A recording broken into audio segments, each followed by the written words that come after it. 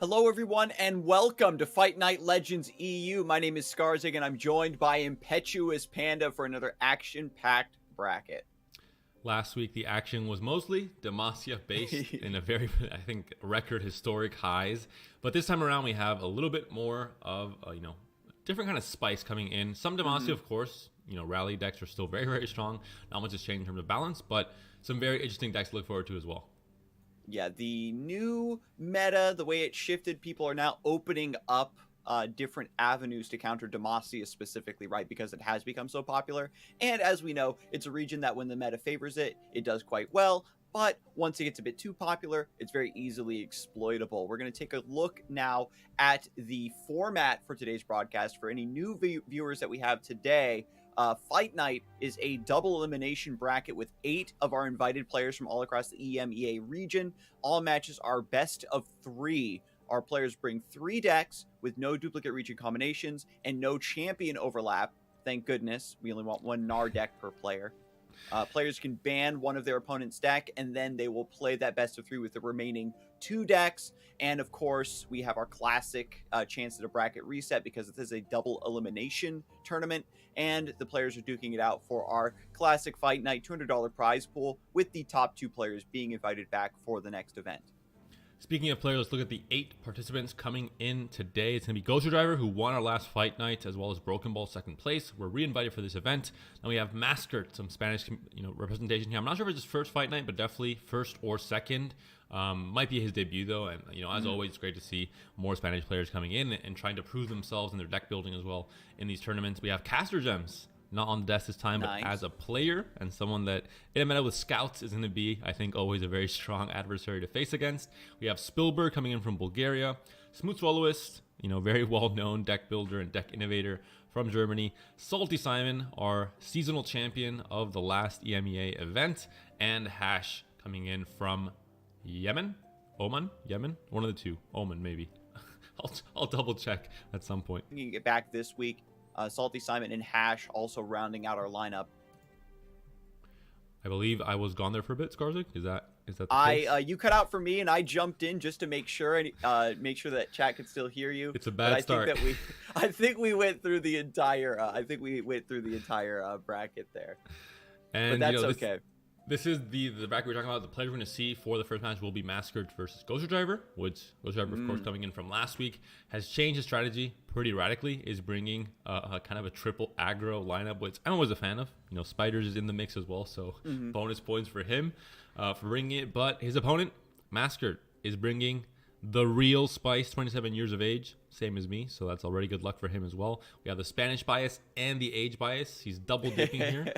And he's brought the spicy deck, so you can't get more biases from me than what Maskert has lined up for today. And he has brought the one and the only Shellfolk, Scarzig. What do you think about this, addition to the meta? Now, Shellfolk has been a card that after it was nerfed, it immediately fell out of favor, and now players are beginning to find its new place in the metagame, right? Whenever like a really control-oriented, value-oriented deck gets nerfed, you have to really get a stronger read on where the metagame ends up before you can play that deck again, because it comes down to what sort of tech cards you want to run. And for this version, Mini Morph and Radiant Guardian are the defensive ideas here. And just with the addition of Petrosite Broadwing and Gnar, you just have a very strong early mid game, carries you to this value fiesta late game, very reminiscent of like Lux Karma from way back when. And I think with this very early curve of units that replace themselves, and most Bandle Tree decks don't really have a problem against aggro for the most part, especially when you have triple Pokestick and double single combat to have a lot of interaction to stop Nocturne Fervors, etc. But definitely a deck that I'm looking forward to watching and seeing how it's going to face up against the test of aggro right away. Triple aggro lineup that you have to face up against. Second deck in Maskert's lineup. It's not done yet. He's not done with the spice. That was only half of it. Braum Galio coming into the fray, a deck that was hyped up at the very beginning of the expansion. It was one of the combinations with Galio. Galio seemed to be very hyped up as one of the champions that would see the most play. Hasn't really been the case. His follower package, yes, very much so. But the champion itself, maybe not so much. So this is definitely a deck that we expected to see a lot more of, I think, when the expansion released. Yeah, the list does pop off, right? When you hit that curve, Durand Architect into Braum is just absolute insanity. I think that this is a list that if you are playing against a list that lets you just passively set up, doesn't put on a lot of pressure, you eventually construct this wall that your opponent can't get through. But against anything with a bit more tempo, you get severely punished for not getting the right draws for your early game. And the biggest problem is that sometimes that wall, you can just bypass it. You have different win conditions that are able to bypass it in some way, and then it just doesn't become very relevant. But that will be deck number 2. On to deck number 3, Shen Jarvan, a deck that I know some people are major fans of this kind of deck. It was kind of the evolution of Shen Fiora, but it became a more mid-rangey, a less Fiora-centric deck that really I think resonated with so many different people that love playing Demacia mid range. It's kind of maybe the most classic version of it. We have seen it pop up here and there in the past in this meta, but hasn't really found, I think, a strong foothold just yet. And this might be the showing that gives it that.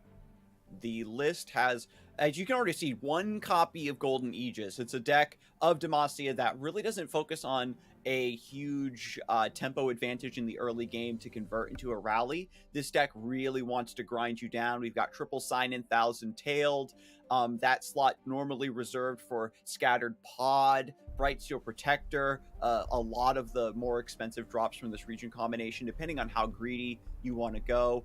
And again, versus a deck that doesn't put on too much pressure in the early mid game, you can set up quite nicely. And, you know, Shen plus Screeching Dragon is a classic combination that just consumes all other mid-range decks.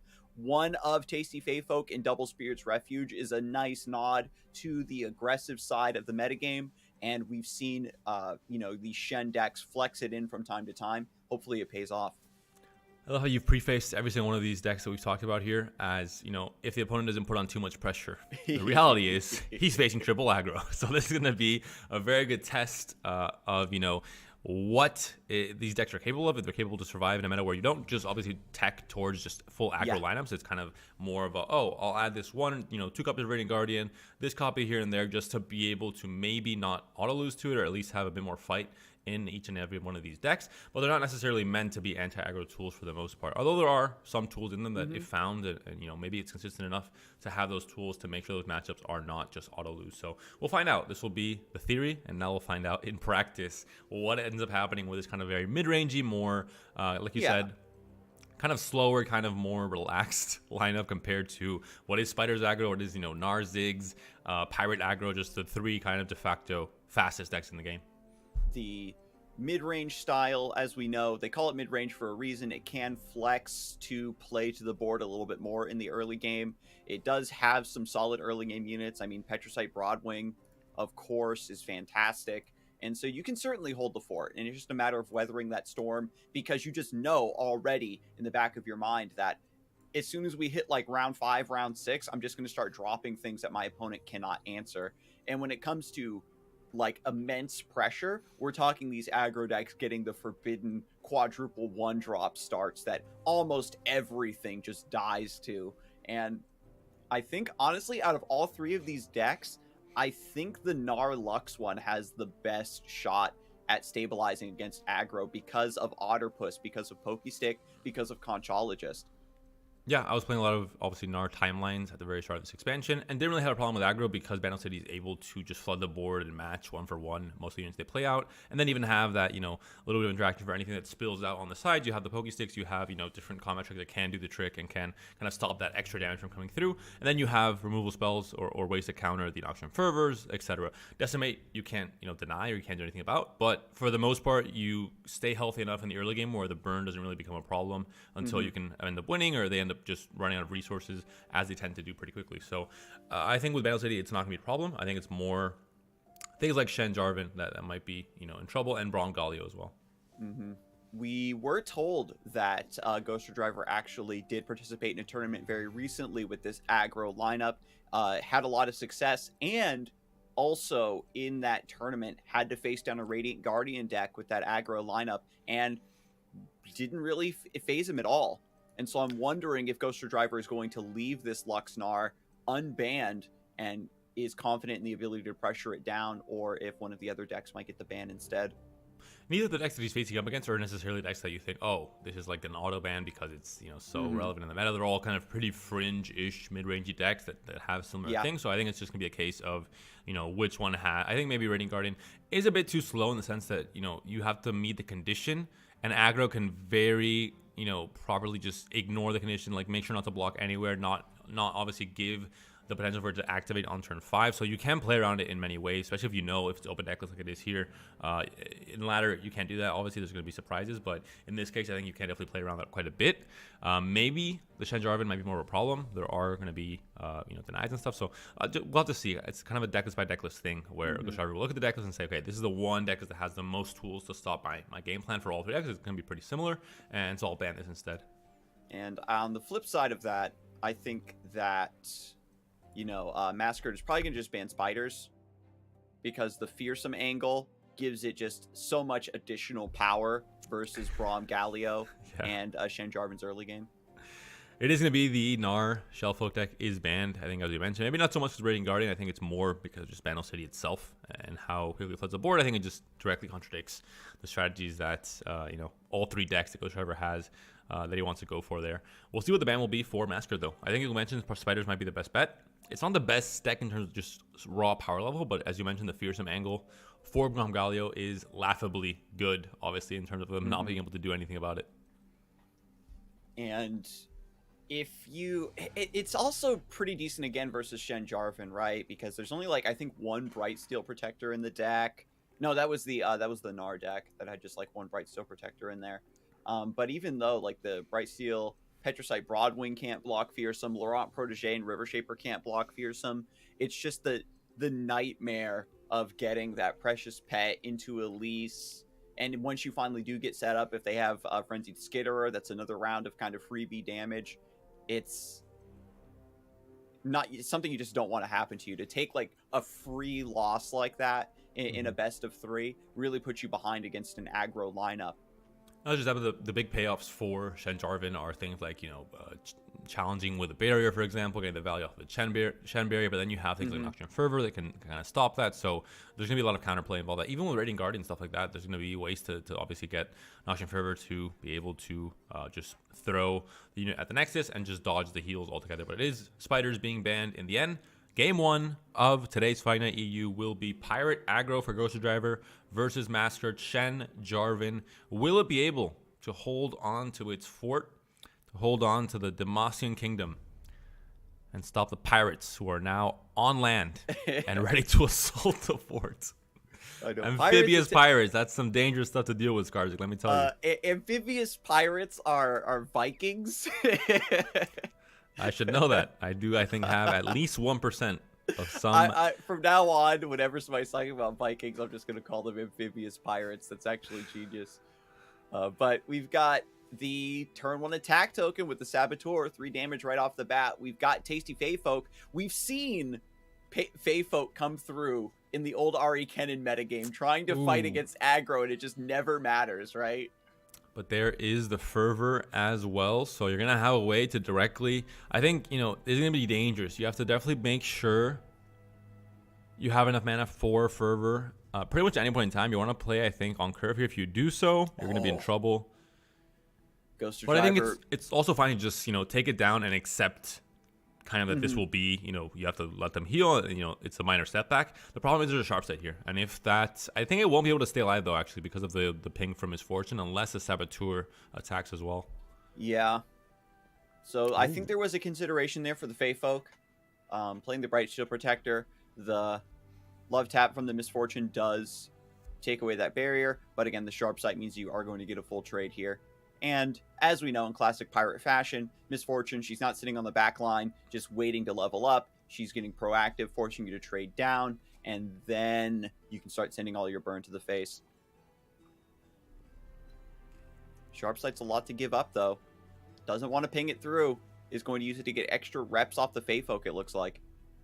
That's quite a bit of damage already connected. 12 HP on the Nexus. Decimate is in hand. Fervor's in hand. There is a single comment, though. That's the key thing. The interaction there to be able to stop damage from coming through. But Gangplank is also going to be a big pickup here for Massacre. I think you kind of maybe just have to push through this heal. Just let it happen while keeping your Fervor safe as a response to a single combat, for example. And then just continue on with your game plan, because you do have enough resources to really, you're not bleeding out. You're not down to 2 cards in hand, for example. You have Gangplank, you have Misfortune, you have a lot of projection, I think, for the late game still. Very, very nice float here. Keeping the Noxian Fervor up, making it so Massacre really doesn't want to do anything with this Feyfolk, but does let it go through. Here, yeah. This is the problem here. I mean, if you're expecting... Yeah, this is exactly what you wanted to see. You get that extra card out of the opponent before you sidestep. Oh, this is a big punish now as well. And you have Stone Comet as well. That being said, this is a lot of what you had in hand if you were Masquerades, and then you're down to Shen and some combat tricks. So now you're kind of in a top deck situation where, like I mentioned, it isn't a Spiders deck that it's already running out of fuel. There's no top end whatsoever. There is a Gangplank, and there is a Misfortune still, and there is a Sentry that can stun the lifesteal at some point as well. And now that there is no River Shaper, etc., you know, Masquerade is really going to be hurting for resources. If Ghoster Driver gets some other very cheap top decks, continues to develop wide, Masquerade being forced to play a very singular unit like the Sign and Thousand Tailed in order to draw more resources means that they are potentially going to be tapped down, won't be able to defend as consistently. You're happy to trade here possibly if you're Ghost Driver, but 5 mana still there. Combat Trick's still there. This is what this deck has done for centuries. No. Constantly just, you know, pass, wait for the opponent to Shellfolk attack. is carrying. The double twin discipline so strong. The +3 HP, getting so many reps off this lifesteal. And just carrying to the late game here for free. And now Shen is going to make this heal for even more. Ghost Driver getting boxed out here by the one copy of Tasty Shellfolk in this list. And what this deck has always done, even with Fiora, it would just make you be scared to attack because they were holding on to 8 spell mana to 6 spell mana, and you were thinking, you know, what's the worst they can possibly have? And the answer was always everything. You know, if you were attacked, they ended up spill that spell mana into sharp sights, into single combats, and you would end up losing those trades. You didn't barrier effects even. Ghoster Driver still getting some cheap units off the top here, trying to go wide around this mid-range deck. Because the stat lines are already in Masquerade's favor, we don't have the normal cadence of having to take sort of off turns in order to keep the HP total high. And now with Gangplank coming down and getting answered immediately by the Concerted Strike, I think that's going to be a scoop. Ooh. Heavy consideration here. Letting the strike go through onto the Screeching Dragon to get the Fury proc. I think you want the heal first for sure. I mean, you're not really needing to have those extra combat stats on Screeching Dragon's going to get the kill anyway against any one of these trades. And at this point, this is where I think it's GG. I think this is the point where you were able to, I mean, absolutely. As an aggro player, listen, this is a tingling you get in your body when you know that your fight is over. You've done what you could. The cards have been played out, and there's no chance of coming back. And that was the exact moment. You know, the moment that comes down, the moment you're out of fuel, you have nothing really left in hand, and GG. And that was test number 1, has now been passed by Masquerade. Had the luck of finding the exact 1 or 2 copies of that tool that he has in his deck, the Faithful, and all the combat tricks to be able to just, you know, make that tool even more effective in the last few turns and just really box out Ghost Driver completely. Yeah, not even just the combat tricks with the Twin Disciplines, but also the single combat to counter the Noxian Fervor. So you're saving 3 HP and also healing a little bit more after your opponent has spent a lot of mana trying to sidestep that lifesteal, which just, you know, you really hate to see it. But with that being said, Pirates has historically been on the weaker side compared to like modern aggro decks. It's just very solid, very punchy at what it wants to do in the aggressive side of things for rounding out a lineup. So if you switch to a different aggro deck, we can very easily see a 2-0 as long as Pirates can pick up a win somewhere down the line. We'll see now. Braum Galio, test number 2. We'll see how it's going to do. We have Mariah Warden. We have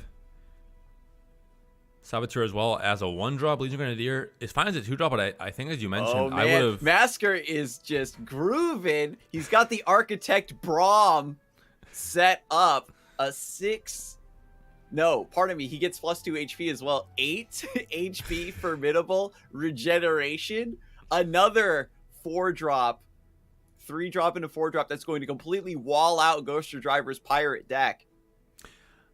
I'm not sure if I would have tried Mulligan more aggressively if I was Ghost Driver, just to find more 1-drops, as you mentioned before. I think keeping the Grenadier is not a card that necessarily for me feels like very flashy as a 2-drop. I think it's barely even finding its place in this deck, to be honest. Yeah. But it will be Mariah Warden coming out instead now on turn 3 with the attack token. Still, you have a chance for Saboteur off that great top deck, so still going very wide on this first attack. This is where most of the combat damage will come through, and now, you know, the rest of it is going to mostly depend on burn for the most part. I like it here, playing the protege, putting tough on the Broadwing, getting some cheeky blocks here. And when you're pirates, like, you've got the one elusive unit that could maybe squeeze through some damage, but you've got to swing with everything, right? You've got to push through as much damage as you can here in the early mid game, and then once you start losing control of the board here at round 4, round 5, you just start converting to a burn game plan. It's basically your only hope. It's an outcome we've seen time and time again. This list does not have any healing in it. That being said, the hand is quite good for going wide still and just getting more damage. You're going to lose combat trades on the next turn, yes, but you have a chance to go wide here. And, well, I guess not so much anymore with the challenges coming in. It's going to, make your board a bit smaller here. We're going to have Island Navigator this turn, possibly Mariah Warden next turn, with also having Spell Mana for Noxian Fervor. But you're getting close to the end of where you're going to sneak in damage through combat. I think Ghost Driver might even go for Noxian Fervor here to deny the 3/3 to Mascot. I wonder how much that actually matters. Or if there's going to be a better target for the Noxian Fervor down the road.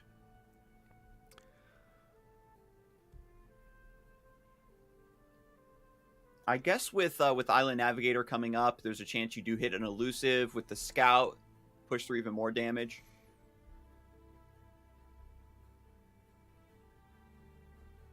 The Scout effect itself obviously not very helpful here because you're just not winning the trades against the wall that's being set up here by Masquerade. So I think Mariah Warden is the better choice. Hoping, like you mentioned, for some kind of Saboteur or, some kind of play effect that has damage alongside it, like Crusher Corsair, or even just an elusive, but instead finds a Boatman. And now we've got 7 damage worth of burn in the hand. We're +1 on the board here. So that's 8-9 out of 14, theoretically. A couple more Decimates is all you need. Ghost Driver playing towards that out. This is, of course, the final possible swing. All these trades are bad for Ghost Driver, so that's the last time you're going to go wide, as wide as this. No solo combat here to deny the 2 damage coming in. Not that greedy for Masquerade, knowing that there is still 3 mana up, and it could be punished by a Fervor. Oh, he's considering it maybe. Again, because there is no healing, just taking that 2 damage feels a little bit, scary. But now we've got a 4 HP unit, which is actually pretty nice for Ghoster Driver. As a target for the Noxian Fervor, it's a little bit harder to disrupt. Now, is there anything Ghost Driver can do in his play patterns to try and force out as much mana as possible this turn to deny the Solo Combat denial on the Fervor? I don't think so. I think with Solo Combat in hand, only 2 mana needed.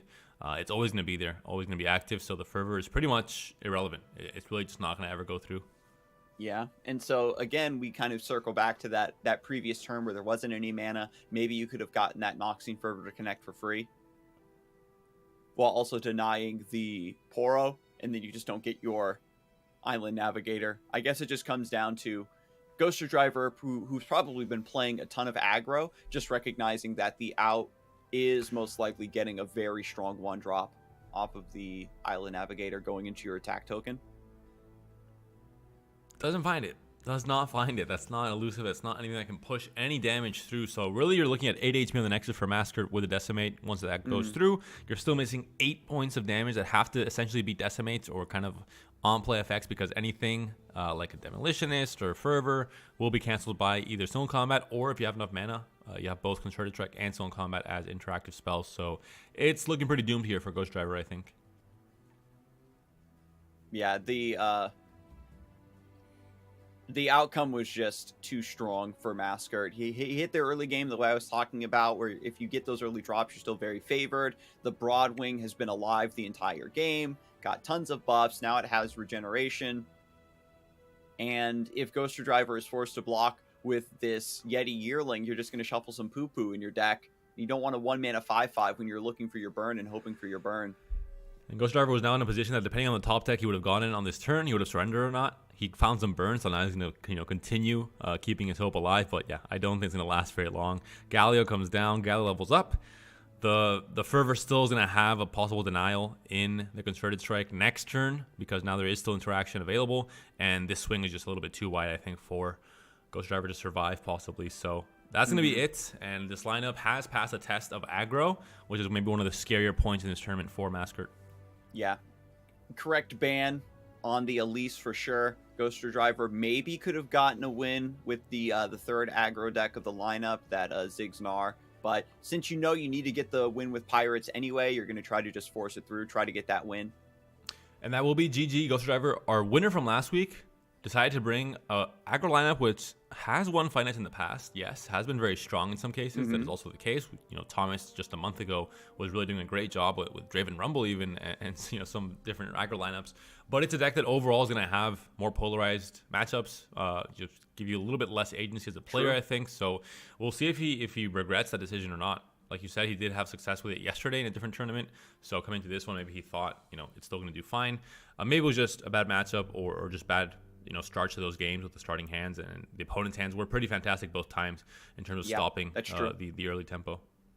But with that all being said, we will be able to jump into Broken Ball's game. That first set was pretty short, and Broken Ball was the runner-up from last week, running that signature Lulu Jinx that really was terrorizing the other players in the bracket, and in the grand finals actually had to be banned just because he was really channeling some protagonist energy that day. That's one way to say he high rolled. Okay, so I we're going to jump right into that match very, very soon. It is going to be Broken Ball versus Smooth Swolus, so we do expect some spice on Swolus' side as well. We can go over the decks really quick as well, as my face gets very illuminated. It will be, for Swolus, will be Noxus Bandle Tree, Yordle Arms, Yordle Arms Rally, and Yordle Arms PNZ. So, unfortunately, not the spice that I was expecting. I think this is a pretty unspicy lineup for the standards that I would expect from Smooth. But for Broken Ball, it will be also Noxus Bandle Tree with Yordle Arms, Lulu Jinx, as you mentioned, but Draven Scion featuring Vi. That is a little bit more spicy. Draven Scion back in the mix, huh? I mean, Rumble Draven has been doing so much work lately. Players are starting to reacclimate themselves to that discard Noxus package. The Risen Rider having that fearsome angle so strong against a lot of decks right now. And Vi, just an excellent anti-mid-range bomb play. We are in game number 2. Broken Ball is currently, well, very close to death at 4 HP. But I'm guessing the Bandle Tree is going to be the major win condition here for Broken Ball. And that he's trying to just survive. It's the only win condition. He's at 4 HP. His opponent's at 20, so he's definitely not doing it through combat. Nice. So we've got a Scholarly Climber off of Loping Telescope, I imagine. And because it is a multi-region follower, comes down with Spell Shield. It's just doing a lot of work here. Broken Ball getting the hot head as well off of Mare, if we're reading the board state correctly. And potential for wider developments. Bandle Commando getting Owl Cats. Is there some sort of world where Broken Ball can get a Yordles and Arms here, completely flip this board on its head? The key thing is looking at the Bandle Tree counter for both of these players. That is the major thing here. Obviously, Smooth has gone for a much more aggressive start. It's at 8 right now for Broken Ball, so 2 regions off. We're not entirely sure which regions those are, but it looks like there's... Oh no, he's winning by 1, and that's going to be it. Unless Broken Ball can get... Wait, how did the round start thing go with Bandle Tree? It's the way Bandle Tree works. If both are at 10, it's just a tie. Oh no! Oh no! That's not the answer I wanted to hear. Yeah, there are certain effects and landmark countdowns where if you're receiving the attack token, your effects resolve first. But for Bandle Tree specifically, it's just oh no! Broken Ball's down to 2 HP. He might just die to a double poke stick combo. He's gonna die to mushrooms. Where are these mushrooms coming from? So, is there any chance Smooth cannot win this game on this round? He had to have gotten a last follower from the region he needed. That was 9 unit mana. Is that possible? Yes. I mean, there's some... Yeah, is it likely? Tanky no. boys. And maybe... Broken Ball has to meet both conditions. He did spawn the Idle Navigator, so he was missing Build Water. And he has to hope that he had either... We've got Hot Head for Shurima. The hard ones to play are usually Ionia and like Freljord and stuff. Last week, Broken Ball did bring Bandle Tree, but it was an unoptimized version that he had submitted by accident. So Broken Ball can do it this turn. If he needs Ionia, for example, he can play the Navigator, the Commando, and the Owlcat. Yeah, so in this version, Or he Broken can, Ball because is there's a mayor on running the board. Teemos and Protoporos.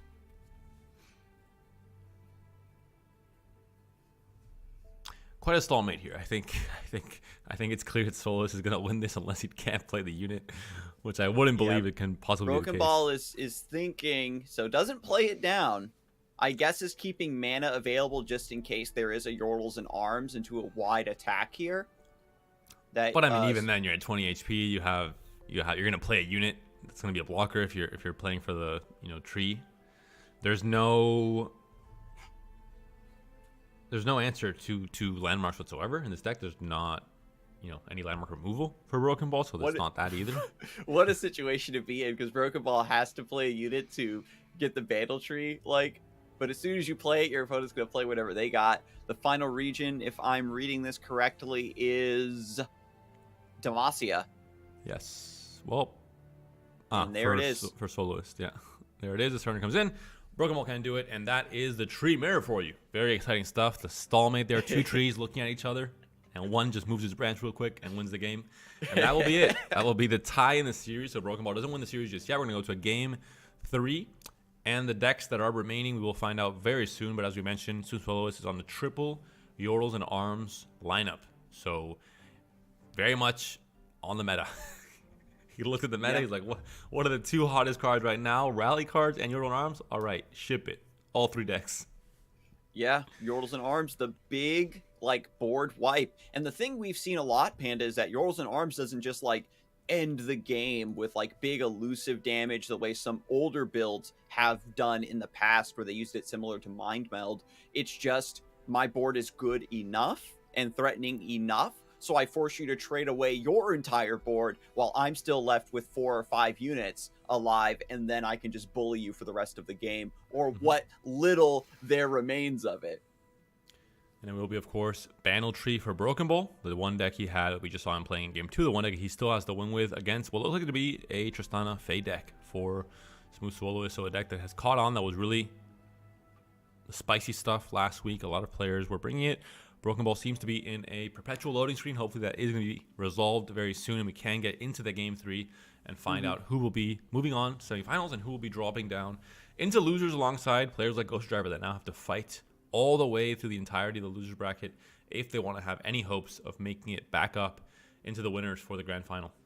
When you're playing a deck like this, a lineup like this that uses the Yordle and Arm strategy, and you run into a player that's kind of playing along the same lines as you, these mirrors and pseudo mirrors can get really dirty, right? If you don't get your proper curve in the early game, you fall too far behind, so then your Yordles and Arms doesn't even matter. If your opponent's behind and they get their Yordle and Arms on a key turn, they can suddenly flip the script on you. So even when you feel like you're ahead, there's still that stress that your opponent could have key cards, take that advantage away from you. And it's surprisingly taxing, I think. I think with Bandle Tree, you don't really expect to win through combat or have any advantage through combat. In the early turns, it's really just all about being efficient about your region plays and just hoping that the real, big aggressive rally or arm turn doesn't come before you're able to put down Bandle Tree and win with it. And even if you have the Bandle Tree activated, you have to actually wait till that round ends. So if that round is an attack token turn from your opponent, sometimes you can't just play Bandle Tree, even if it's going to win for you, because you'll just die in the process. But already starting off with Protoporo, this is very nice. Gets a Freljord, couple points of damage. So Broken Ball is chilling. Against the Demacia variant, though, the Tristana Gnar, we have the rallies, we have the combat tricks, the way to fight for the board. Broken Ball is actually very fortunate, I think, to not have Bandle Tree in the opening hand. You kind of need to chump everything down first and make sure that your opponent isn't able to do any shenanigans where they rally on your big 5 mana Bandle Tree play in order to end the game. You need to do a lot of work beforehand to keep things under control. We would definitely like to have, I think, a few buster shots. There are, of course, in the Fae decks going to be some key engines that you'd want to, if you take down, they slow down, the inevitable turn of Rally and Yordle and Arms quite a bit in terms of how wide that board is. So having those key removal spells, it's a lot of your own game plan as well of playing out the different regions, yes, but I think it is always going to be worth it because when you have all these engines kind of uncontested, you're playing your own solitaire if you're smooth, it can get out of hand very quickly. the Bandle Commando, so important here for Broken Ball to get that Owl Cat to achieve the Ionia condition, because you're running Teemo in the early game. We don't have that Kennan for the free Ionia, and with the Gleaming Lantern now coming down, no threat of Sharp Sight, Broken Ball is going to get the Owl Cat, but Smooth Swallow is saying, I don't care if you get your regions, I don't care if you get this extra chump blocker, because I am going to snowball with Grandfather Faye, Gleaming Lantern set up, and just get a wide threatening board. Telescope also offering up some nonsense. And the attack with the hot spider there, offering obviously the trade that would benefit the Smooth and Lantern surviving at 1 HP, but then you have Pokestick backup, so that's kind of saying, hey, if you want to take this trade, you want to block some damage, you can go for it. Damage isn't really the win condition for Broken Ball. I think he knows this as well, which is why he's going for that play. Just trying to find some avenue to take down this Gleaming Lantern with the Pokestick if possible. But there's a Buster Shot. Now you have at least one clear answer for Tristana. Answering her immediately on curve. No quick attack means that you just have favorable trades all across the board. Pokestick once again threatening this Gleaming Lantern. There's a weird cadence, right, with these backline synergy decks. You want to get set up, but you can't really start swinging on your opponent until the rest of the work is done. And with Tristana taking out of the equation, Smooth really doesn't want to trade into, this smorgasbord of chumps that Broken Ball has assembled here. And we're talking about no real aggro potential from Broken Ball, but all of a sudden with a full board and a Poppy coming down next turn, he can sneak in some damage and suddenly start making Smooth make some less than desirable plays where has to maybe force some trades, has to reduce his own board and make his own Yordle arms come in later, giving time for more of these regions to be played out. Obviously, Poppy is going to be Demacia. You're going to have Grumble Slug already there as well, so that's 6 regions already accounted for in this starting hand. Another Telescope. Getting another decent blocker. The extra attack points from Grandfather Faye matter a lot, because now you're able to trade up into this wide board, offset a little bit of that Poppy buff that's coming through. This is the difficult fork in the game plan for Broken Ball, where he can't maybe play out Poppy next turn in full attack to reduce his entire board, but maybe Smooth has so many tools to repopulate that it's not even worth it. It's better to just make Smooth just have these awkward plays and maybe find a place to play Bandle Tree now instead. It might be an option, but it looks like Broken Ball is going to go for the Poppy first. This is the issue, though. You attack with this, and sure, the entire board trades away, but it's just going to be the same thing again in 1 or 2 turns. With Bandle Tree now showing up perfectly after this potential swing that forces Smooth to trade down, the timing is fantastic here. Especially with 6 regions already in play, with 7th in hand with the Grumble Slug, and a very cheap region at that as well, with the Attune as well, giving you a chance to have the Pokestick mana available at all times. So this is looking pretty strong. Trickster development from Smooth, still gonna force another block. Ooh, very interesting. Broken Ball just gonna get the buff here on the back line, sending Poppy in solo. No, I think there's also just good trades all around. It's gonna have to be the trade with the Lantern if you want to clean 1 for 1, or you're gonna have to have the support of a Pokestick or some more, different spells in hand to kill this Poppy off even. And if Broken Ball really wants to, if a 3-1 steps up to the plate, would need to be the Owl Cat to play around the Pokestick. Because there's always the worry, right, with the Gleaming Lantern, that if Broken Ball does go for a full swing here, trades, forces like 4 or 3 things to trade down, then there could be a cheap redevelopment into a Yordles and Arms. And that's great for Broken Ball. You were maybe thinking that it would be awkward to play out Bandle Tree if there wasn't a trade that committed there, because you would be kind of stalled out this next turn, but now it's perfect. Poppy gets traded out, you have a space for Bandle Tree, you have 5 blockers to stop any kind of... You can go for maybe Yordle and Arms and Rally this turn, so you have to be careful if you are Broken Ball, but getting this Bandle Tree down now, this turn, essentially means that if this turn isn't necessarily, scary, there's only really 1 attack token turn that Smooth has left, which is going to be the one in 2 turns from now before Bandle Tree is activated. So here comes Tristana, hitting the board. She's a 6-4 with quick attack. Levels up. Going to start granting impact to a lot of these cheap units that are developed. And it's just a Pokestick, maybe hoping for another Buster Shot, maybe hoping for a Ravenous Flock off the top here. Still has mana for Bandle Tree, but the potential of this turn for Smooth is so threatening that you just need to keep the mana open, probably just for House Spider, to have more blockers against a potential rally. No, I think Bandle Tree is coming down for sure this turn. I mean, the Pokestick here is already saying, you know, hey, I'm not going to kill off any of your units because I know you can just, you know, replace them very easily and have a full swing anyway. So it was kind of like you mentioned, the small chance at having the Ravenous Flock activated, but Range of Resolve does end up stopping that. I think now is definitely still the turn to play out Bandle Tree. I think you have to, because I think you know if you're Broken Ball that you have a very small window of time where you're going to stay alive. Eventually, there's going to be too much pressure coming in.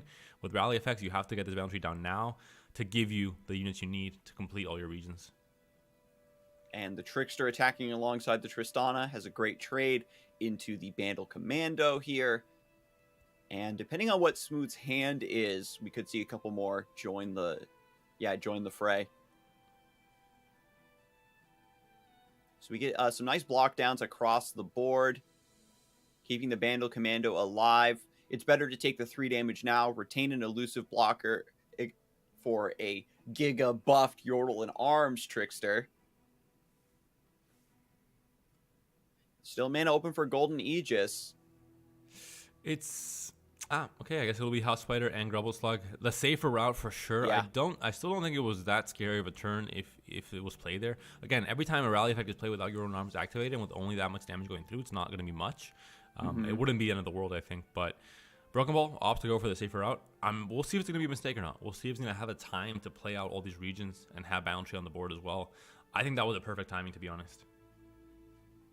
Yeah, the read even against a Golden Aegis there, I think that you take, 3 or 6 damage there, you get your Bandle Tree in play, you're working towards an inevitability-based win condition, because the way these two lists are constructed, by employing Demacia, Smooth Swallow-ist is consistently going to have better trades across the board.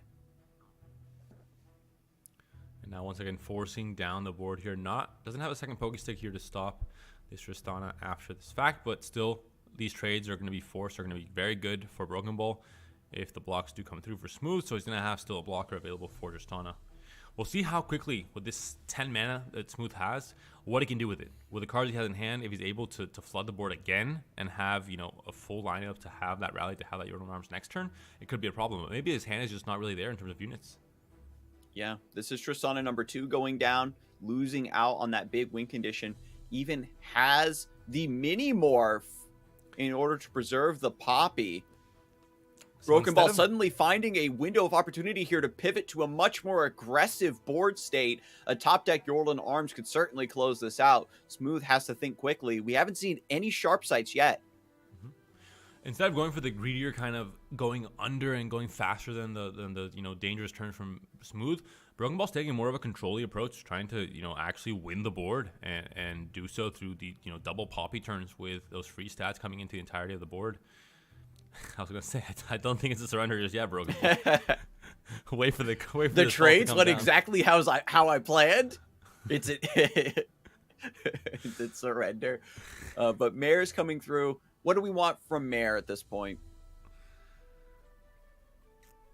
Anything that can flood the board quickly. I mean, it depends what the hand looks like for Smooth as well. We don't have Caster Vision right now, so we're not entirely sure if he has those rally effects. If he has Aloof Traveler grabbed off of the Mare, snipes the Bandle That's a Tree. problem. That is a big problem. All of a sudden, the win condition is gone. You have to hope to draw into the next one. You don't have a way to cycle in your hand right now, and you're down to only like a 1 and a 2 drop. So the fuel is suddenly gone from Broken Ball's hand, and he's gonna have trouble.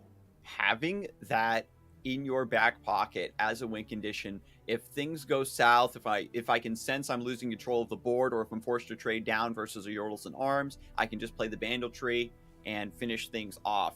Right now, Broken Ball is at 7 out of 10. Another big switch in momentum. That Bandle Tree being gone, the top deck being a Ravenous Flock, the Gnar coming down just completely shifts things now to Smooth's side of the field. Some lifesteal as well to make sure that 11 HP is not a problem. All of a sudden, Smooth is now the one in control, the one that has a way to get more resources for this late game. Yep. Feyfolk off of Fey Sprout gets +1/+1 as well, and as an extra point of attack from Grandfather Fey, Gnar striking through, getting a Pokestick, allowing further control of the board by taking down this Poppy or the Bandle Commando, and then drawing more cards. It looked like Smooth was, after that second Tristana was answered, losing control of the board, but you can see how easily this Bandle City deck can just start refueling with Mare also discounting these dual region followers and champions. The top deck is not terrible here with the Pokestick. You're able to fish for more. You're able to, even damage the next if you think that's maybe a viable route. But with a 6-3 Tasty Faithful on the board, I don't think it's going to be possible. I don't think this deck has enough burn without going into combat to actually be able to end the game at that point. So we'll see. This is just giving Smooth more and more time to get his stuff in position. Has once again a full board, has a chance for Yordle and Arms and, rally effects next turn. So the Aloof Traveler was really the key point of this game. Completely changes the outcome, I think. Sniping that Bandle Tree. We've seen it happen time and time again, where your win condition gets sniped, and then Bandle Tree specifically having to just wait and draw and get the Bandle Tree it really sets them behind. This is the sort of deck that usually is just taking advantage of the fact that not a lot of decks run direct landmark removal, so you don't really need to worry about getting your second Bandle Tree. Your chump blocking ideas are so strong for keeping the board under control in and of itself. Smooth has a wide swing here offered on the open attack. Doesn't need to give the opportunity for the Yordle and Arms to be passed, but goes for their own Yordle and Arms instead. There's going to be a chance here to play out, the defensive Yordle and Arms as well from Broken Ball to stall things out.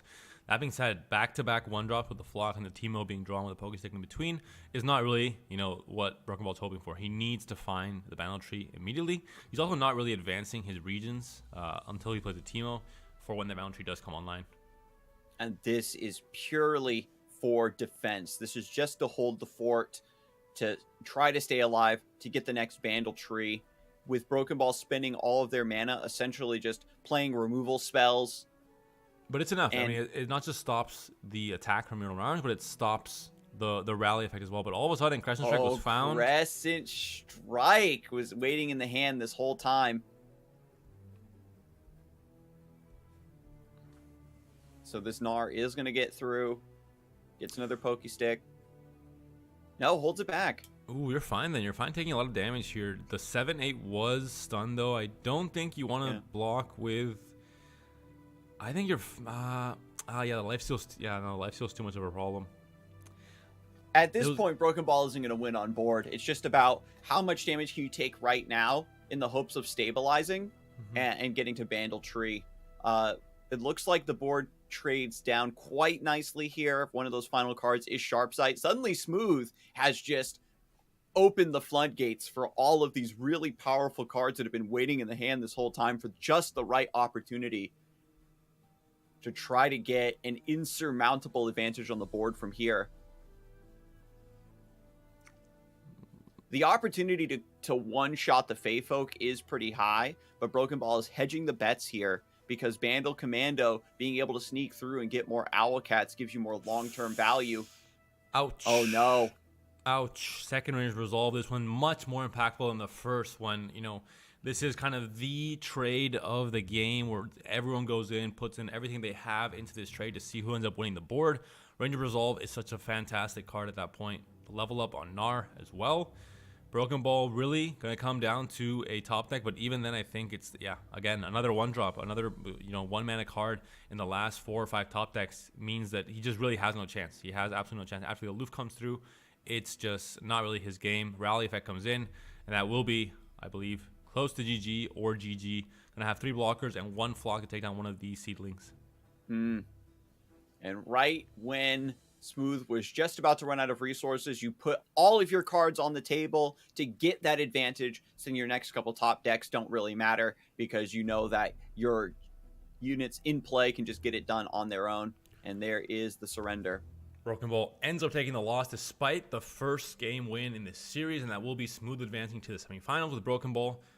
Like Ghost Driver, are 1 and 2 from last week, now having to fight the entirety of this tournament through the loser's bracket after losing out in round 1. And that happens in Fight Night. Again, the A players that are coming in here are all experienced players that know exactly what they're doing. And even if you were favored last week, if you had a good result last week, doesn't guarantee the same results coming in today. Especially with the lineups that we're seeing here with, Triple Yordle Arms being one of maybe the scarier lineups you can put together in this current meta, and Smooth kind of taking advantage of that and saying, hey, you know, if this is the really hot stuff in the current meta, it's for a reason. I'm going to try and play as much of it as I can.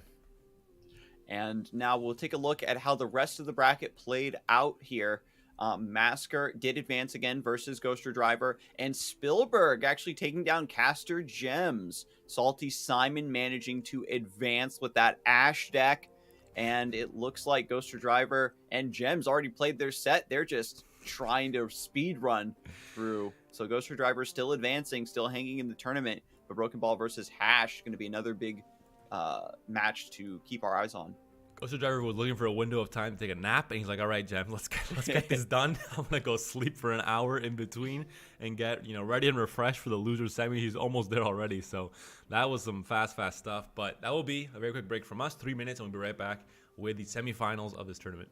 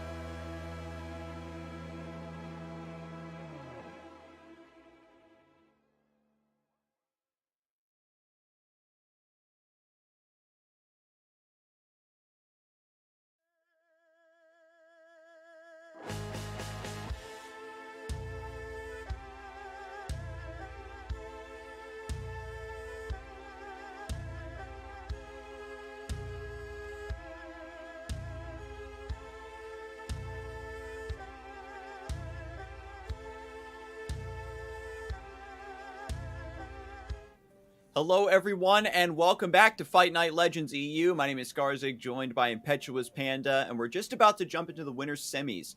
We've got Smooth Soloist, who just took down Broken Ball in the last set, the number 2 player from last week, up against Salty Simon. Smooth Soloist, very strong player from Germany. Salty Simon, EU seasonal champion from Sweden, still trying to break his very specifically Fight Night bad luck curse.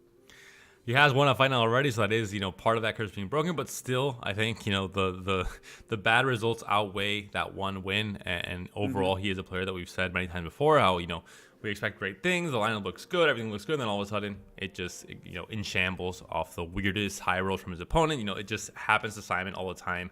But we'll see if that's going to be the case here today as well. He is bringing very interesting decks. He is bringing a champion that we haven't seen in oh so long in Fight Night or really anywhere at all, to be honest.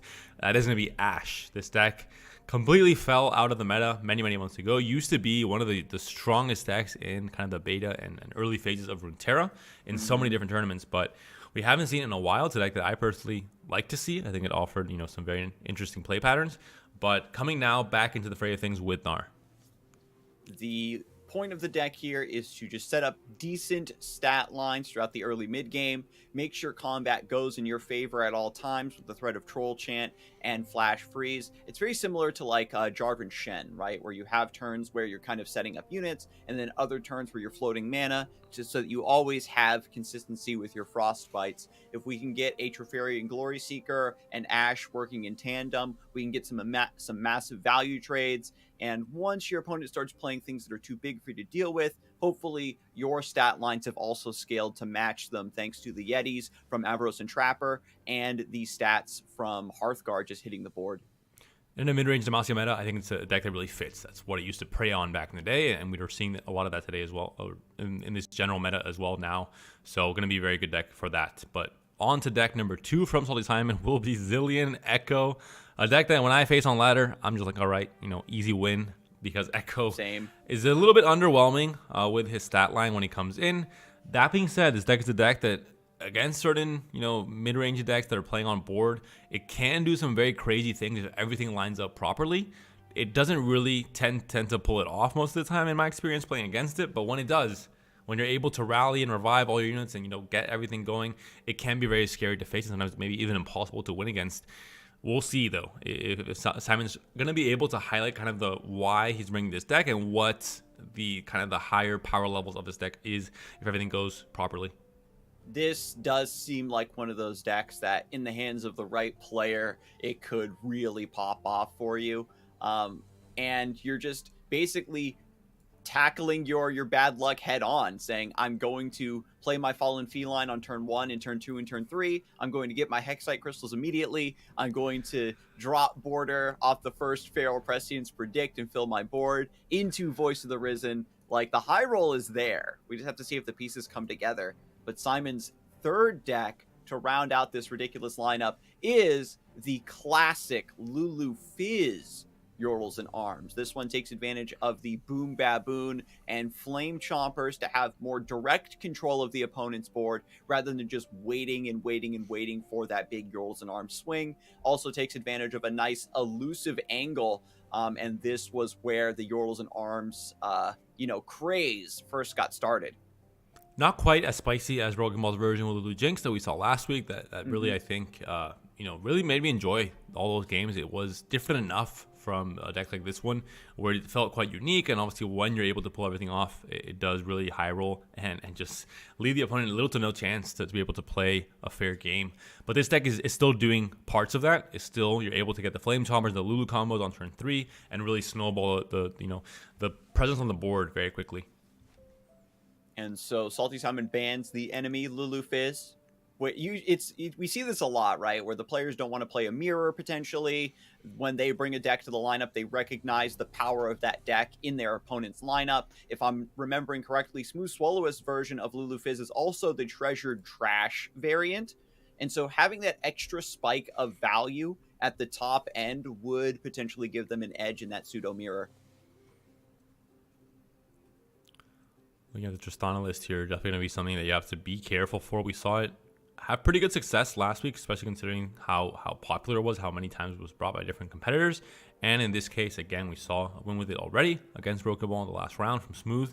And he's going to try and get it again this time as it is. Echo Zillion takes the ban. Definitely the first time Echo's banned in a tournament. But, we're here for these historic moments in Fight Night. Seeing Echo banned out, that means that Ashe and Gnar and Fizz Lulu will be the decks that Simon has to fight with in this series, hoping to get the 2 wins here.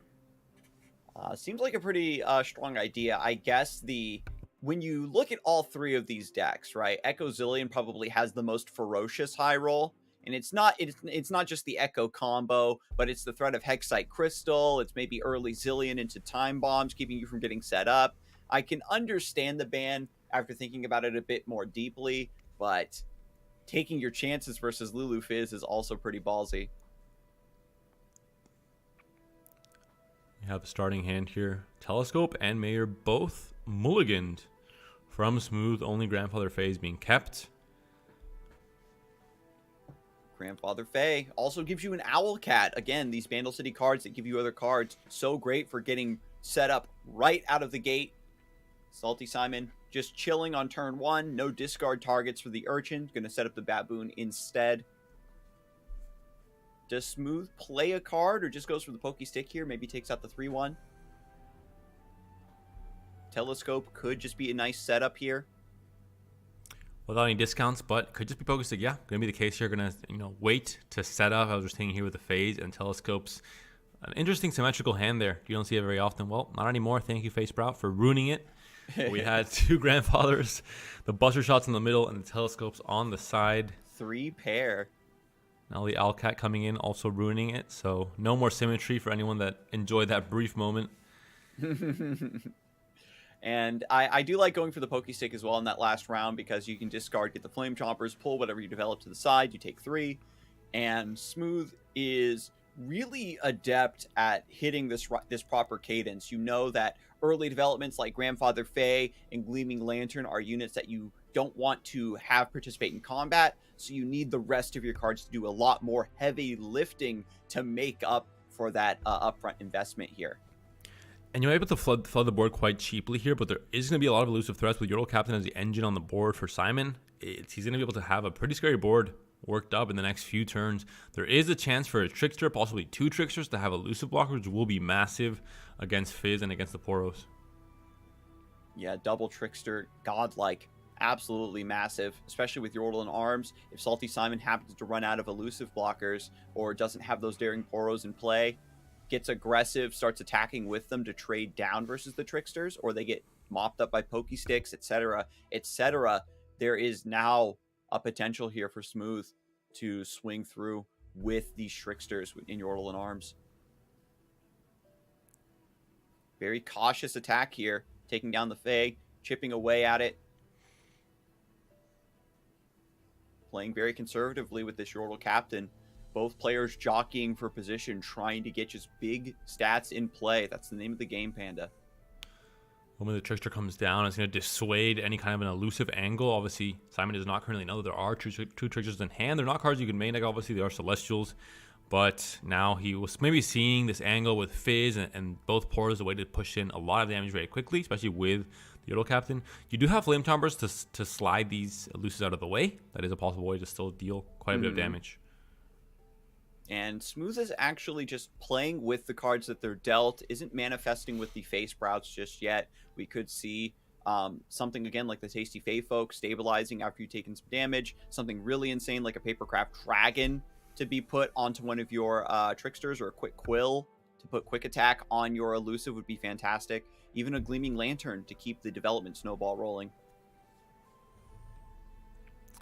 Looks like you're accepting the Fizz to be traded off here alongside Flame Chompers, so maybe not even looking at the elusive angle with the Fizz, knowing that you might not have enough spells. Looking at the current hand, you only have the 1 Mystic Shot. It's not really a Bird Speed spell even. It's going to be more where there's going to be a chance for an answer from Smooth, so maybe I'll just give up the Fizz right now. Still traded that 1 drop for a Telescope. Yep, and the wide developments continue. Just the Yordle Captain giving this bonus stats. And Grandfather Fae giving +1 attack is great. Offsets the +1/+1 from the Yordle Captain. But the more that Salty Simon just stabilizes, right? Only 17 HP here, generating tons of extra units and chumps with the Daring Poros. Smooth is not going to be in a position to rally or play Yordles and Arms because the board is just so behind. And here comes Lulu off the top. And this is going to be a big swing, a lot of value from the Lulu as well, especially. So Simon has done a very good job of finding the right window of time with the Yordle Captain as just a stat machine, able to play out all these very cheap units, all pretty much 1 mana, Telescope 2, and the Flame Chomper for free, and now have a wide swing that doesn't really rely on elusive, just relies on pure stats and just having much more units than your opponent. So here's the first swing, bullying down. Grandfather Fae has to go in, and you'll notice that Smooth Swallowus does not have 4 regions in play yet to even discount the Buster Shots. So couldn't just directly answer that Lulu without giving up a lot of mana, then more than he was willing to, we'll say at the very least. Cracks are beginning to show.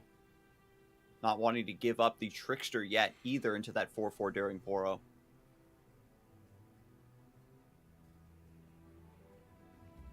Face Sprout gets Loping Telescope. We get to look in the box once again. She Who Wanders! Don't do it to him. Don't do it to Salty Simon. We're not going to make it that far. We're not going to make it that far, Scarzig. The hover, though. This is such a spooky hover. Oh, no. Don't. Simon is the only player that this would happen to. Moon Silver is a much better pick. Discounting Yordle and Arms, discounting Golden Aegis.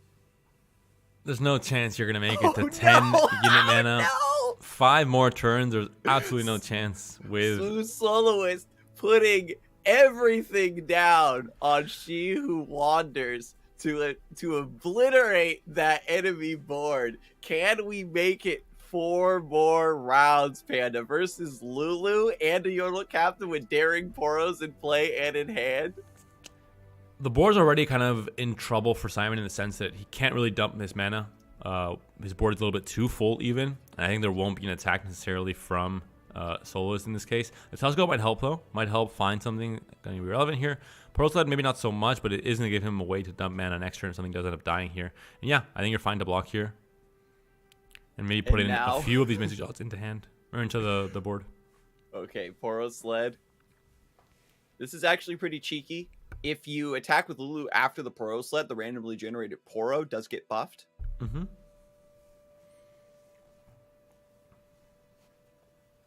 And yeah, just fantastic developments. The Poro also gets buffed by Yordle Captain, so you're getting a 2/2. Buster Shot coming down for full mana cost, 4 mana onto the Lulu, which is obviously going to be the most important engine here. And she is down to 3 HP due to the trade last turn into the 1/1. Very important. And now it's, again, Smooth Swallowist has literally just played Ionia, Bandle City, Targon. There is no other region here to help out this effect. And if you're Smooth, you're actually pretty happy with these swings, right? If they're just swings like this that you can chump down, you're confident that with your combat tricks you can still stabilize. With no Yordles and Arms, you maybe aren't worried about, you know, an actual lethal swing, not having to worry about rally. So Smooth is salivating right now. She Who Wanders getting ever closer. Until now you were happy, but now your unit generation in hand has kind of gone dry now at this point. You're going to depend on the Face Sprout and Tristana as the units you can play out now. The open attack on your next, on your turn 10 turn, will be the massive one. Simon can't possibly expect She Who Wanders to be the play, so we'll see what he ends up committing to if he's going to have a chance for an open attack. But Pokestick onto the Trickster for now. We're going to still keep the +2 unit advantage on the board for Simon for his next attack token turn. Yeah, I think I was going to say, I think you have the Ranger's Resolve there. That is a big pickup. It's too risky, I think, is if you Ranger's Resolve, there's going to Mystic Shot or something. So I guess it makes sense to hold it, but it's a real shame that Tristana now has to fly solo and bring this board back from the brink. You're just going to chump block her at this point because you can't really use both Mystic Shots. The Ranger's Resolve would be massive at stopping that, obviously. And you want to use this to go face next turn. So it's going to be just a necessary chump block on this next turn coming up. And then potentially hoping to go as wide as possible for an open attack, ideally, if you're Simon. And then finishing it off with burn. Double Yordle Captain also going to allow Simon to get a resilient board versus She Who Wanders. This unit, we didn't get a chance to actually say what it does, Panda. For those of you who haven't seen this card in 1,000 years, it obliterates all units with 4 or less attack points from your opponent's board and in their hand. No overwhelm. Followers, I should be more specific. It doesn't hurt champions. So the 5/5 Yordle Captain would be surviving at the very least. He's gone and buffed it up. And this one will as well. You have the chance for the triple Yordle Captain setup here. With the Poro as well, you're going to be able to trade off the 3/1 Urchin and just play maybe even the Flame Choppers from hand even. For 2 mana, you have mana to do it all. And you're not going to have an incentive to develop next turn. That's the one good thing at least. Papercraft Dragon just being played out as a 3/3. You can see how dire the situation has become for Smooth. You can swing with the Papercraft Dragon if you want, because it does trade into the 6/6 and the 5/5. Otherwise, it's just going to be a good quick attacker. But no, just holding it for pure defense. There is a line, right, where you swing in so that Salty Simon is tempted to maybe develop before they attack, because now the open attack is just so good. Yeah, and there's no chance to, because there's a 6 wide board, even, doing this, maybe there's still 2 mana left, and there's no units left in hand regardless. This is the correct play, of course. You could go face with a Mystic Shot, but if you're taking away a blocker when you think there's not going to be any more units played, and there's enough space anyway, you're going to deal more damage with this 4 attack Euro Captain or 5 attack, etc. So, is there development here? On the open. No, Simon, don't do it. Just attack. The attack comes through. There's only one blocker aside from Papercraft Dragon. That is Tristana on the 6/6. There's nothing to interact in hand. The Vlad emo comes through. That will be GG. Simon just barely dodges something he didn't even know what was in hand, but he'll find out. He watches the VODs later that there was a She Who Wanders ready to come onto the board. Yeah, and again, the triple Yordle Captain made that board really resilient anyway. With the She Who Wanders was the play that was just hoping to be a massive blowout versus Simon's board, but having that extra resiliency on the board, especially against a deck that goes super wide versus a singular 10 mana play. The only other 10 drop I think that has ever seen play in Targon is probably Aurelion Sol himself. I think it comes down to that one turn where Simon was able to get that huge advantage on the board very quickly, and then just snowball that. Shout out. But in the end, no lantern really, or we weren't able to get a lot of value out of it, and I think it just slowed down Smooth Soloist game plan a bit too much. We didn't have that usual thing where they just go crazy and just the board's constantly flooded with blockers.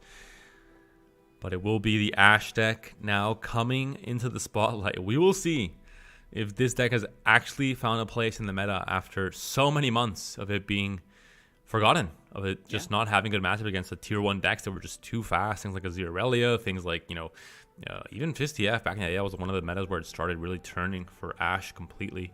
Yeah, lack of protection for your champions.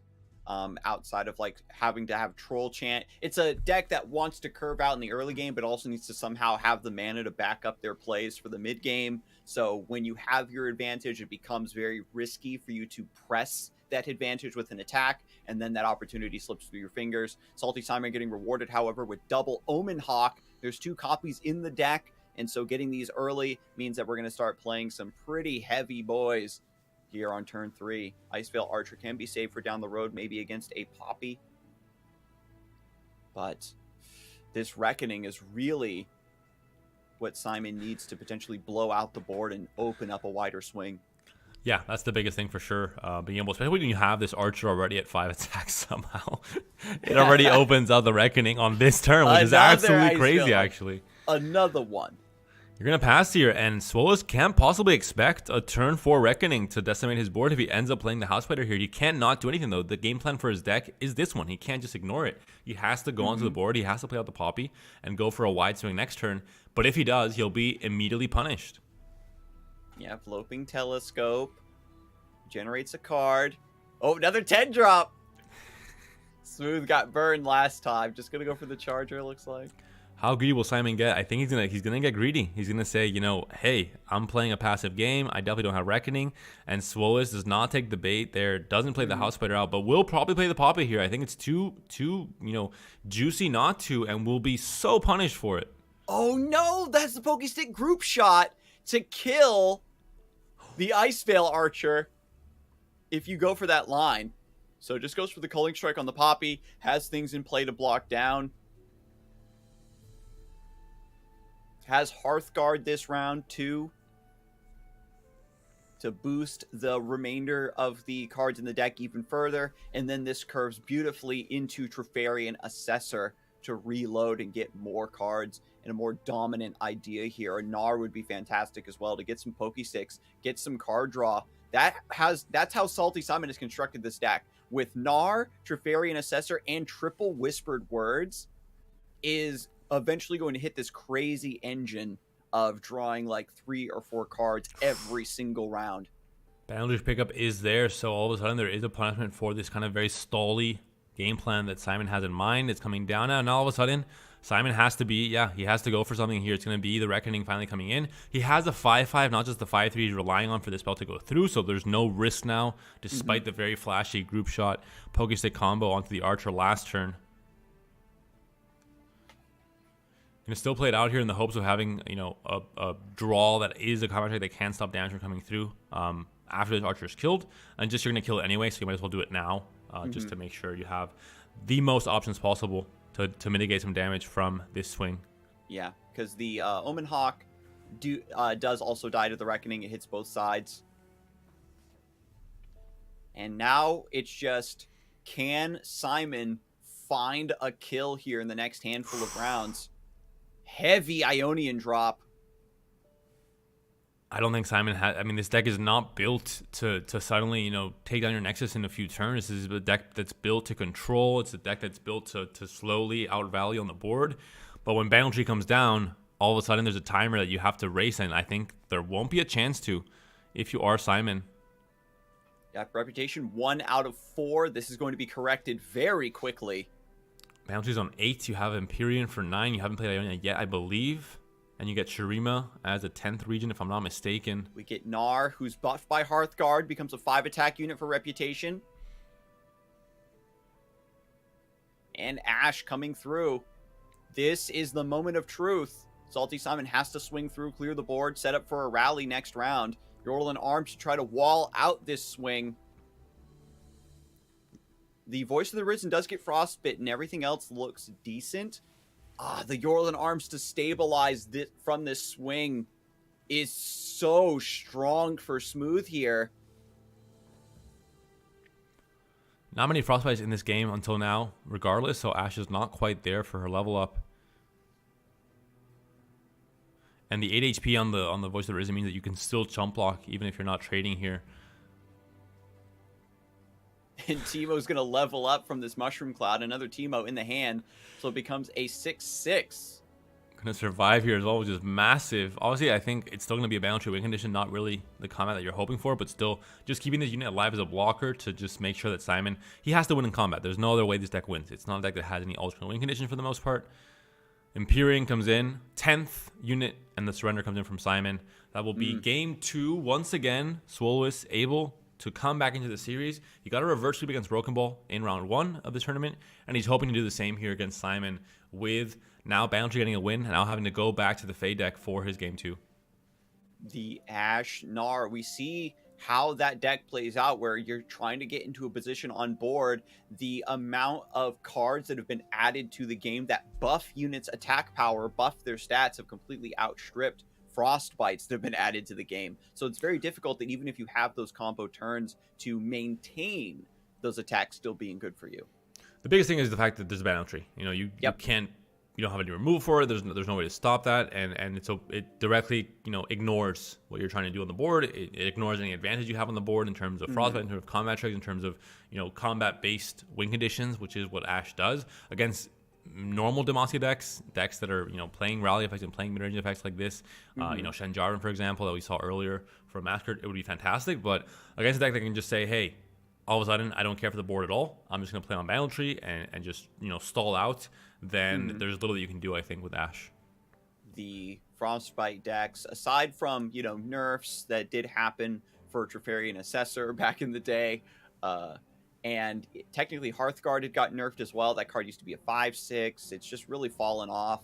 And the meta has always had this undercurrent of, a lot of chump blocking, even like in the Bilgewater days with Go Hard, up through Targon, getting a lot of Celestials that would chump block you out, and a lot of burn as well. And these are things that Frostbites just do not like and do not deal with very well. The Reckoning we saw had such high potential there to blow out for Simon, but you also need to take your time setting up 2 5-attack units to guarantee that play. And when every single one of your plays needs an extra round or two to kind of reinforce itself, it opens up so much time for your opponent to take that window of opportunity away from you, or find multiple ways to also counterplay what you're doing. And even then, when you're able to Reckoning and clear the board, back in the day, that used to be you clear the board, they have a very hard time redeveloping that board. in today's world, that's not the case. Bandle City is able to just, especially against decks like these that are kind of the meta now, you kind of have to, consider that you're going to be facing them a lot. If you're playing a deck like Ashe, you kill off the entire world of Reckoning, fantastic. If you can get like a big swing because you have a full board, even better. But if not, the upside is not really there because you're able to just reflood very quickly, very cheaply with so many different cheap units that you have in Bandle Tree, and have Bandle Tree as a way to get more value for the late game as well and get more units to play out as well. Now, I just wanted to quickly take a look at Hash's lineup because Salty Simon was able to 2-0 there. There is some Yordle and Arms, but also a lot more Demacia like Pantheon that Frostbite is able to beat. And I think it's obvious that Salty Simon was anticipating a lot more Pantheon in this current meta. It's all over the ladder right now. And so if you're playing Frostbites into a deck like this is Hash's Yuumi Pantheon, then you're able to take away a lot of that early aggression and the way they curve into the Zenith Blades for Overwhelm. So it definitely makes a lot of sense there. There is a chance that Salty Simon might take a really unfortunate loss in Game 3. And moving through the lower bracket, we have Ghoster Driver on Aggro and Broken Ball also on some Yordle and Arms decks that could also end up being some pretty bad matchups for his lineup, unfortunately. And clarification, we are still waiting for the Game 3 to start. There's just a reconnect happening from Smooth to get into that Game 3 of the series to see who ends up being the victor. We saw, as I mentioned, Smooth felt comfortable losing Game 1 of that series with Broken Ball and then just coming back and winning the next 2 games and advancing to the semifinals. We could see the same exact thing happen now, where the last deck remaining for Simon is a bit more of a gamble. I don't know exactly how much faith he has in bringing Ashe to this tournament. I don't know if he's been testing it. I was told he played it yesterday as well in the Master Runeterra tournament, so maybe there's obviously a reason. I do think it makes sense in an idea where you're saying, hey, there's rally decks everywhere, there's Demacia everywhere. We saw, players last week, there was, so many different lands where I saw Demacia in every single game for like 3 rounds in a row. So if there's ever a meta to think, how can I punish mid-range decks? Ashe has always been one of those. Troll Chant, Frostbite effects has been a clear way of walling out decks that only can play through combat. But then you're facing things like Bandle Tree, and all of a sudden, that's not the deck you're trying to face. It's a deck that has an alternate wing condition that you can't do anything about with how your deck is built. So we'll see if Simon just had maybe a bad read on this current meta or just bad luck with the lands the players have brought today. Yeah, the Ashe decks, that's what they want to do. They want to exploit the meta game. It's like a weird anti-scouts, where scouts rise up when the meta shifts in a certain way, and they can do what they want to do without disruption. And then Ashe comes up to kind of counter that shift in the meta by being an anti-board based strategy. The cards like Reckoning, we talk a lot about Bandle City being weak to Fearsome. Again, these units with very low attack, and it means they're also susceptible to Reckoning as a board wipe. Also catches up things like the Darkness, a deck, again, that has been very popular on the ladder, but hasn't really broken into the tournament scene quite yet because, again, Bandle City just putting on such consistent pressure, threatening you with the Golden Aegis. It just means that unless you're getting Catalyzer Vagar, you can't keep up with those curves. You can't cover the combat tricks as well as you would like. So Ashe Gnar, I think Gnar on 4, Ashe on 4 is really where the deck wants to land. And even the double Homenhog did look good. But now we're finally getting into Game 3. So thank you once again, all the viewers, for your patience while we got that sorted out. Oh, no. Right away, this is a problem with some decks like this one where you mulligan and you do not have a play until turn 4. At the moment, you're going to hope these top decks can save you. Otherwise, against a deck that's able to not just play on curve, but, play even under the curve with being able to play things for 0 and having more units on the board that they should have at, the first few turns, you could get into a lot of trouble. And this is what we were talking about. When Simon plays in Fight Night, only things like this happen to him. Unfortunately for everyone involved, because you're seeing triple Hearthguard, double Reckoning, and Ashe in the starting hand. And there was the mulligan away from the Glory Seeker, the 2-mana 5/1 with Challenger, trying to find a way to maybe get some extra combat tricks or something to back it up, maybe put it back in the deck so it can get buffed by an Omen Hawk, come into play as a 6/2 so it survives Pokey Stick. Smooth is just swinging in here. Gonna have to take 5, gonna have to leave both of these engines uncontested, really. Portal with the impact as well, so taking 6 on this turn. Going to take less now because he is going to be blocking the lantern instead. But down to 5 HP, and his opponent has such a huge lead that you're not going to catch up here. Your opponent is +4 on unit advantage, has Yordle Arms in hand for the next attack token turn, is going to set up this next turn with the 2 more units he has left, and Ashe by herself can be ignored. She's going to attack here, and you're going to say, I don't care. Go ahead, hit me for 6. Last Cone Seedling comes through with Barrier. Not even at this point. Gets buffed by the Grandfather Fae. Gleaming Lantern's going to take the, oh no.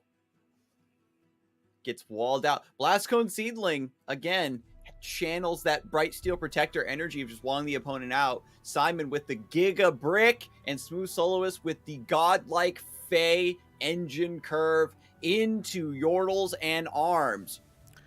Reckoning does nothing in this case, and this is a non-game. This is a game that just has not been played due to things that happen in card games. The variance just piles up in such a terrible way that you're just locked out of the game completely no matter what decisions you make. And that was the case here, unfortunately, for Simon. A hand that really could not have been worse. You full mulliganed, hoping to maybe obviously not consider this might be the punishment for doing so. And it was the case here where you can't do anything about this loss. Going to have to try and regroup mentally, go into losers, hoping to be in a positive mindset, which Simon, I think, has accomplished in the last few months. Has definitely changed that, where he's able to have a loss like this and then come back and still make it to grand finals and still make for a big push. Yeah, there's the line where you play Hearthguard and you have Flash Freeze available, or you have the double Three Sisters here, but I think it's still exact lethal, right? Yeah, I think the math doesn't really check out here. Yeah, so you're still taking 17 here around the sides. And the Sharner comes through. Solus once again gets the reverse sweep on his opponent, advances to the winner's final with what could be predicted as one of the stronger lineups in the tournament. Taking advantage of a triple Yordle and Arms lineup, taking advantage of everything that is maybe not broken, but definitely very, very strong in the current meta. The Fae deck, of course. The Lulu decks with Yordle and Arms. Anything that can flood the board quickly and then capitalize on that flooding with the rally effects and with Yordle and Arms is going to be very strong. And that seems to be the case here with Smooth's lineup. Yeah, and again, that hand, you can't beat any deck with that hand unless you're playing against something that just does not do anything. It keeps passing against, like, Spooky Karma, I think, is the only deck that's not going to kill you if you literally don't play anything until round 6.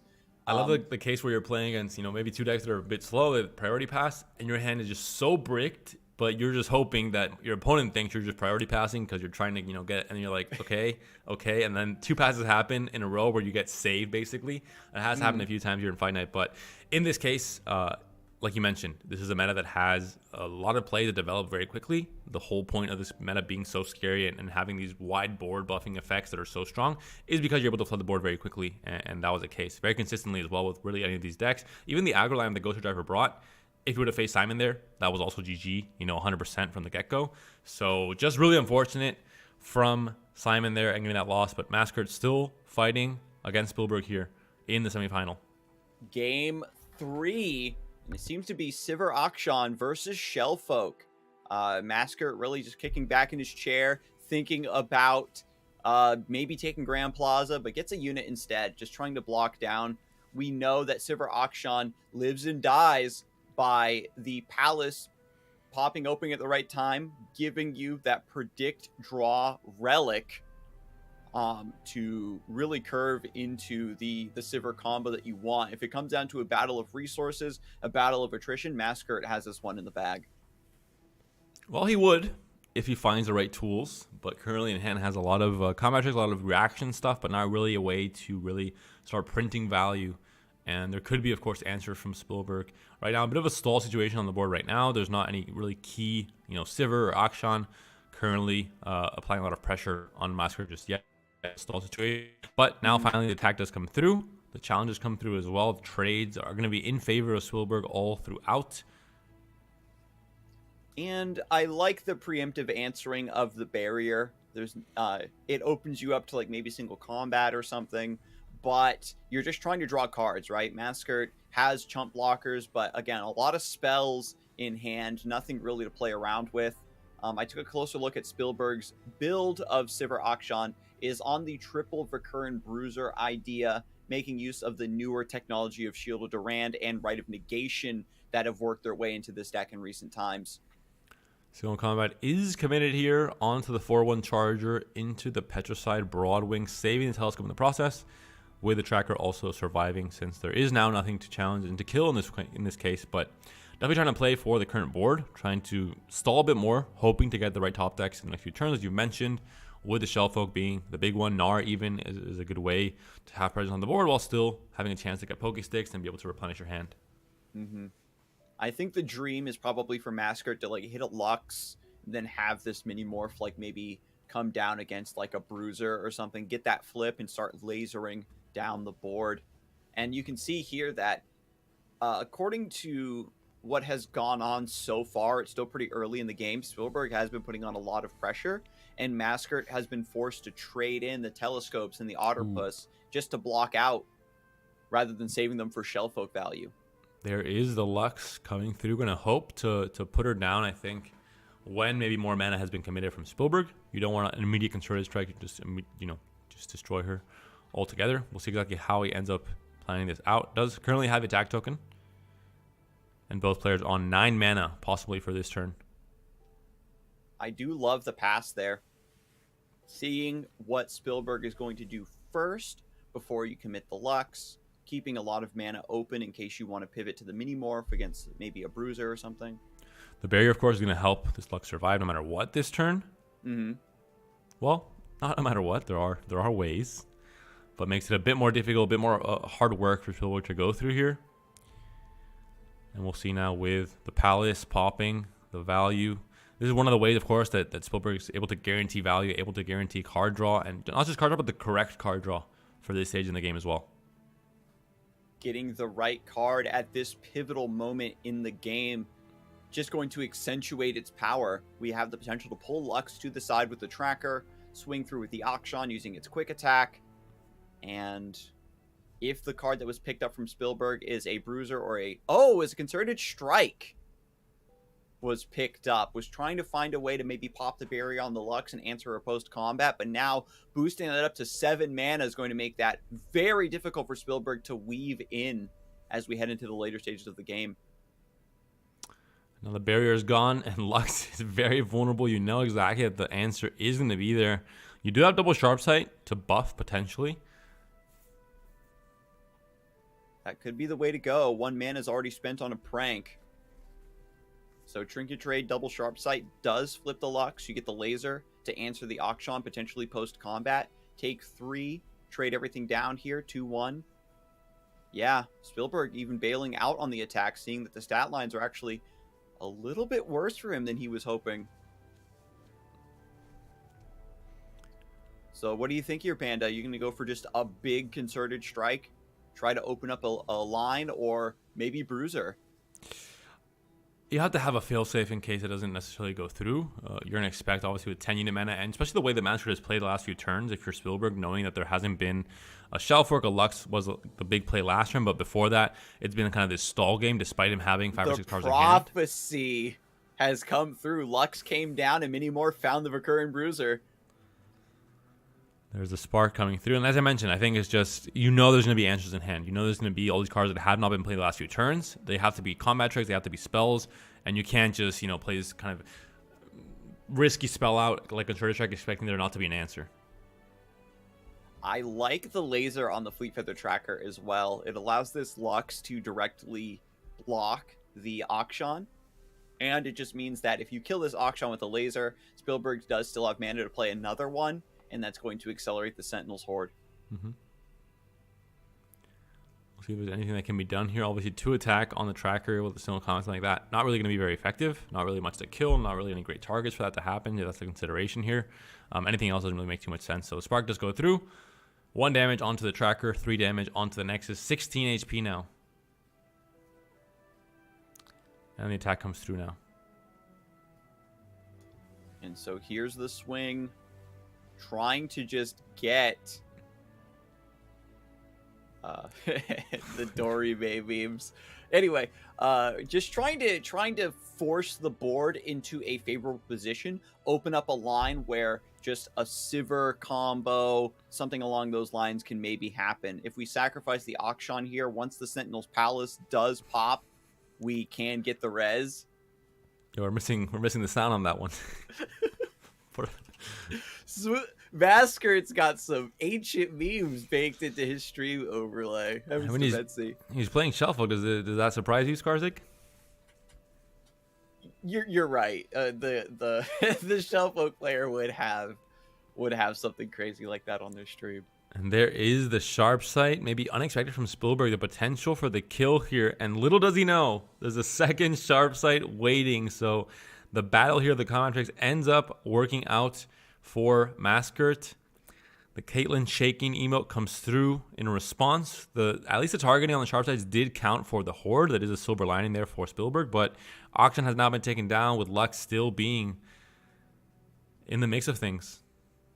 Yep, and now we've got Pokey Stick. Maskert's really trying to shift gears here, hoping for maybe a Shellfolk to refill this hand. All of the resources had to be spent just on defense and controlling the board, but now, with both players suddenly running low on resources, Spielberg is the one that might be able to jump out ahead here, thanks to the value of the Sentinel's Horde and maybe Sivir coming through.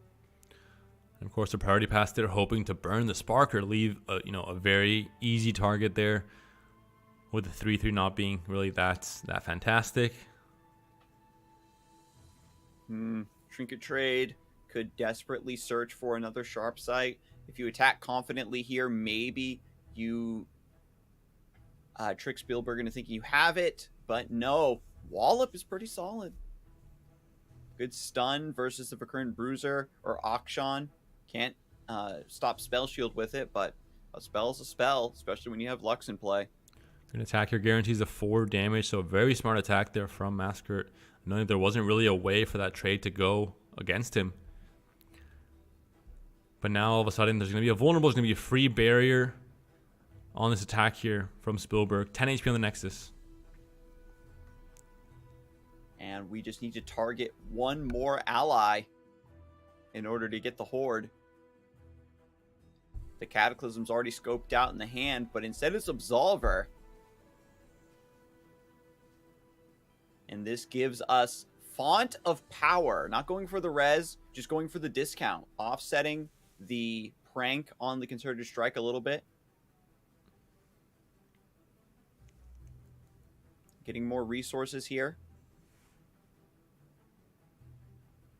Things are looking okay. Spielberg drawing into more value. Without a Shellfolk in play, it means that getting these value-oriented draws are massively in Spielberg's favor, because Masker is getting bullied. Right? It has to trade everything down constantly. The wallop off of the Trinket trade, saving the Lux here, is the only thing keeping Masker afloat right now. Whenever we see these Sivir Akshan decks start to scrape the bottom of the barrel, it is the Palace of the Warlord, the Sentinel's Horde, that is giving them those extra resources they need to find wins in these desperate situations. And I'm not sure if Master can top deck anything that's going to maybe save him or accelerate his own game plan, or the HP on the Nexus for Spielberg going down. Even if you find Shellfolk without the right resources surrounding the card, it doesn't really just do it by herself, obviously. Yep, so we've got Shaped Stone. This is going to fix the trade against the Petrosite Broadwing into the Concerted Strike to try to take down this Lux.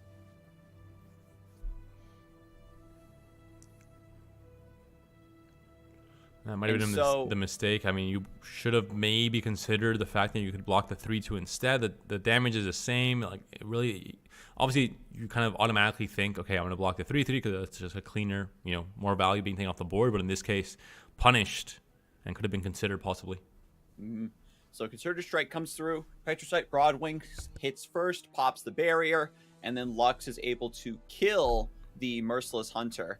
This setup here, unfortunately, means that the wallop has gone to waste.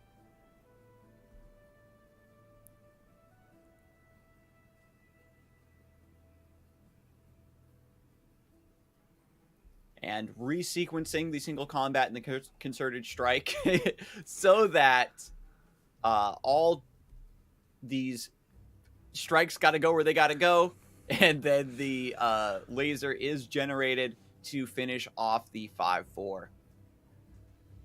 Lux stays alive at 4-5. Masquerade able to solve the puzzle, which was not easy in terms of what had to be done on that trade, on that attack from Spielberg with all the different pieces of the puzzle. The concerted strikes, we've seen, players in the past in competitive events screw it up. I think after a certain point in time, that was, players learn from those mistakes and learn not to make them. But the Gnar pickup is big, but the Sivir pickup is also massive from his opponent. Because now we get the Pokey Stick generation to get more card draw. We get to swing in here versus the Sivir because you can see your opponent's hand. It's just a cataclysm. You got to go down to 8 HP here. But then Pokey Stick sets you down to 9. Anything small that you summoned for Lux, she can just laser it, and it overwhelms to hit the Nexus. Really doomed here. What a close game. I was expecting Masker to really run away with this one, but it ended up not coming to fruition. Quick attack on Sivir does offset the strike for Gnar, so not going to get a discount on the Pokey Stick here. You've got to kill the Sivir, right? It's just that Gnar is going to transform if you don't kill him. What if you draw a Pokey Stick? That's true. You just put the Pokey Stick on the Nexus right now. But no, pops the spell shield on the Sivir. So she can't share that spell shield across a wider board in case Masker dead draws the next couple rounds. Lux becomes Prismatic Barrier. The perfect draw, and that's going to have to be GG, I think, at this point.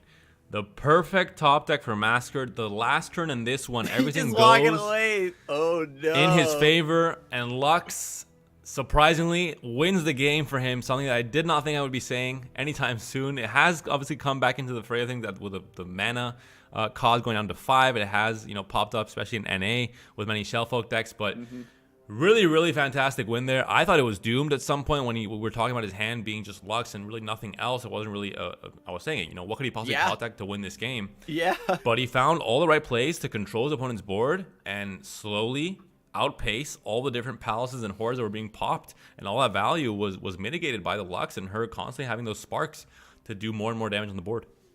Just such a massive HP pool, very difficult for her to remove, makes her very consistent to be able to be a good carrier for things like Sharp Sight and Concerted Strike to control the board further alongside those 0 mana final sparks. It was the battle of value, and even without a Shellfolk in sight, Lux shows that she complements the value-oriented style of that deck perfectly. What a game 3 for sure.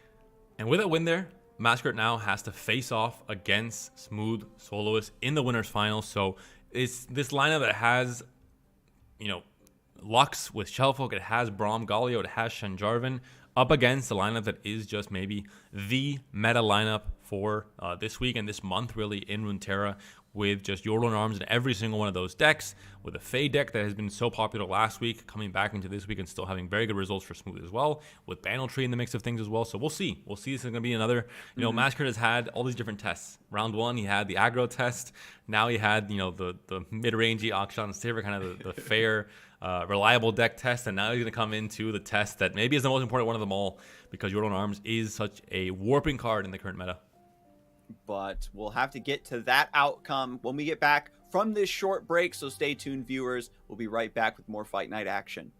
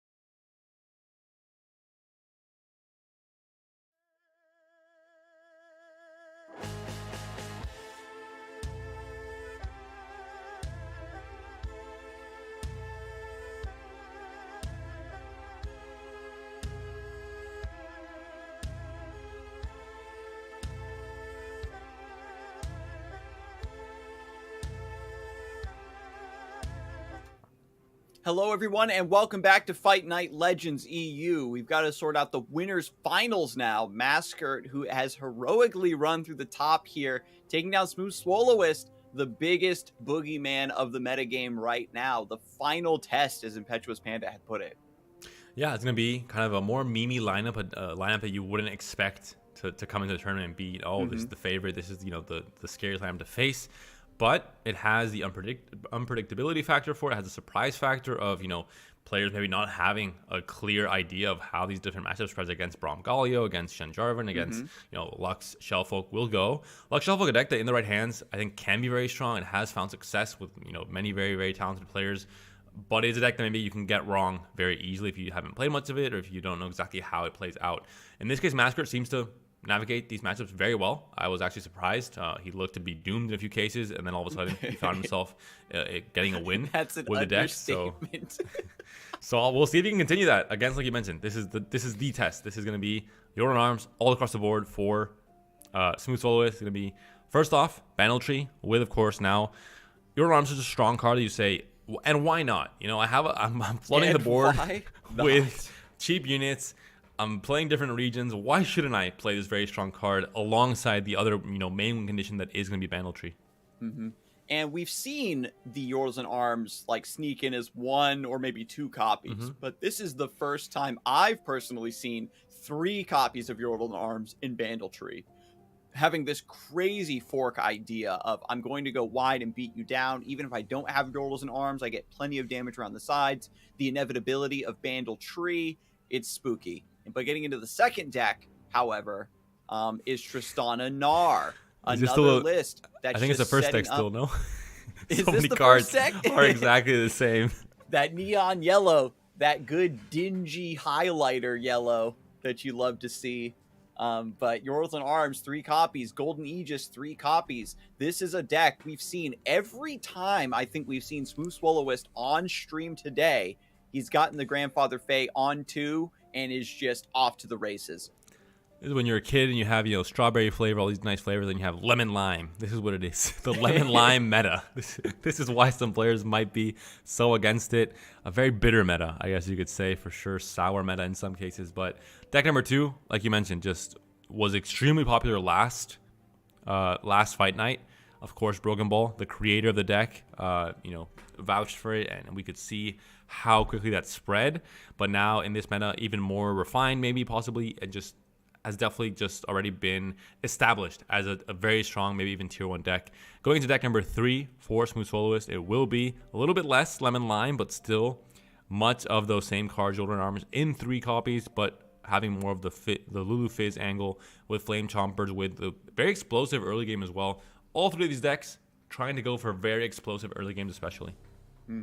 And with this version, right, again, harkening back to the older styles of Yordles and Arms, have a much stronger elusive angle. You play against a lot of decks, right, that can maybe just chump you out on the board and maybe stabilize, play to some later win condition, maybe a Bandle Tree of their own, but having that additional chip damage with the elusive units, having a little bit of burn with the mystic shots and the get excited, really changes the style and diversity of threats you normally play against in these Bandle City decks. We've got the one of Treasured Trash as well at the top end. This is a card that flexes in and out of the list depending on the players, depending on how they anticipate their matchups in the meta to go. And fortunately, we haven't had to see Smooth Swallowist rely on this forbidden technology yet. But and Smooth Swallow is very, very cheeky inclusion, obviously knowing that I am going to be subtly calling out players for going too meta, for not bringing enough spice.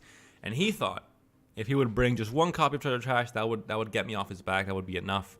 But he was wrong. This is not enough. We need more spice in these lineups, especially from someone like Smooth, who is a deck innovator first, in my opinion, or at least in my impression of him in my mind, and a competitive player after. I think he's built so many fun and interesting decks and ideas, but he has passed on to the dark side. He has brought triple Yordle and Arms, 9 copies of this card in his current lineup, and he may be cursed for it. Who knows? The gods in Runeterra, they work in mysterious ways. Sometimes they cast for blessings, sometimes curses. We'll find out very soon if that is going to be the case, and if Mascurt, with his more spicy lineup, is able to climb this mountain and potentially win yet another series that he doesn't look to be favored for in paper.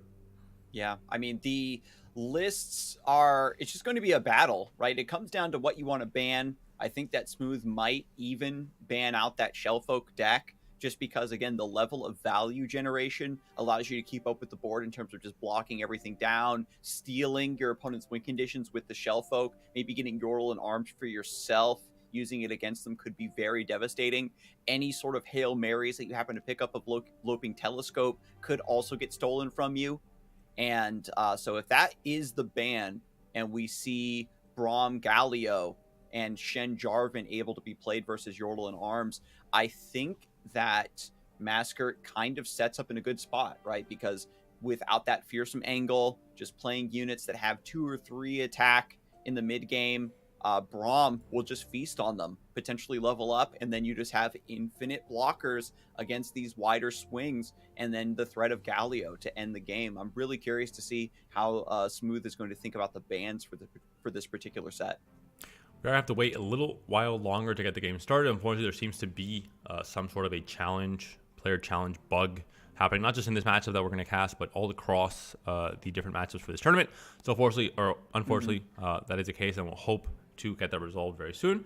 But we can, of course, continue stalling. That is maybe not our best job, but part of our job as well, Scarzig. We are very good at this. I don't know why, but I'm gonna go ahead and mention the meta situation when I know it's happened to you as well, casting events, where something like this happens. You have to stall, and I think our audience here at Fight Night is very refined. We've been through many tournaments together, and everyone knows the in and outs of production. We call out production when we need to. They know everything, how it works behind the scenes at this point. But in some bigger tournaments, some players that maybe are not, they're new to esports, they don't know exactly how it works. And casters are on the desk, and they're talking because they're having to stall. They talk about really anything. And someone says, can they stop talking? Let's get with the games. Let's get this started. As if we choose to, let's just be here for 10 minutes and game starting. No, wait a second. Let me finish this point, which is obviously not the case. But I'm always very amused when I see those comments. Not going to happen here today, of course, because Fight Night. We have some veteran esport enjoyers in our chat. They know all the rules, I think, of how this works out. That is always a pleasure, though, when they're like, they're holding up the game, and it's like, no, there is no delay of game. We even see it in sporting events for your European footballs here. They do the same thing, but Fight Night, we love to buy time. That's what I do. I'm a long-winded fellow, as they say, but I guess this maybe opens up an opportunity for us to refamiliarize ourselves with Mascurt's lineup.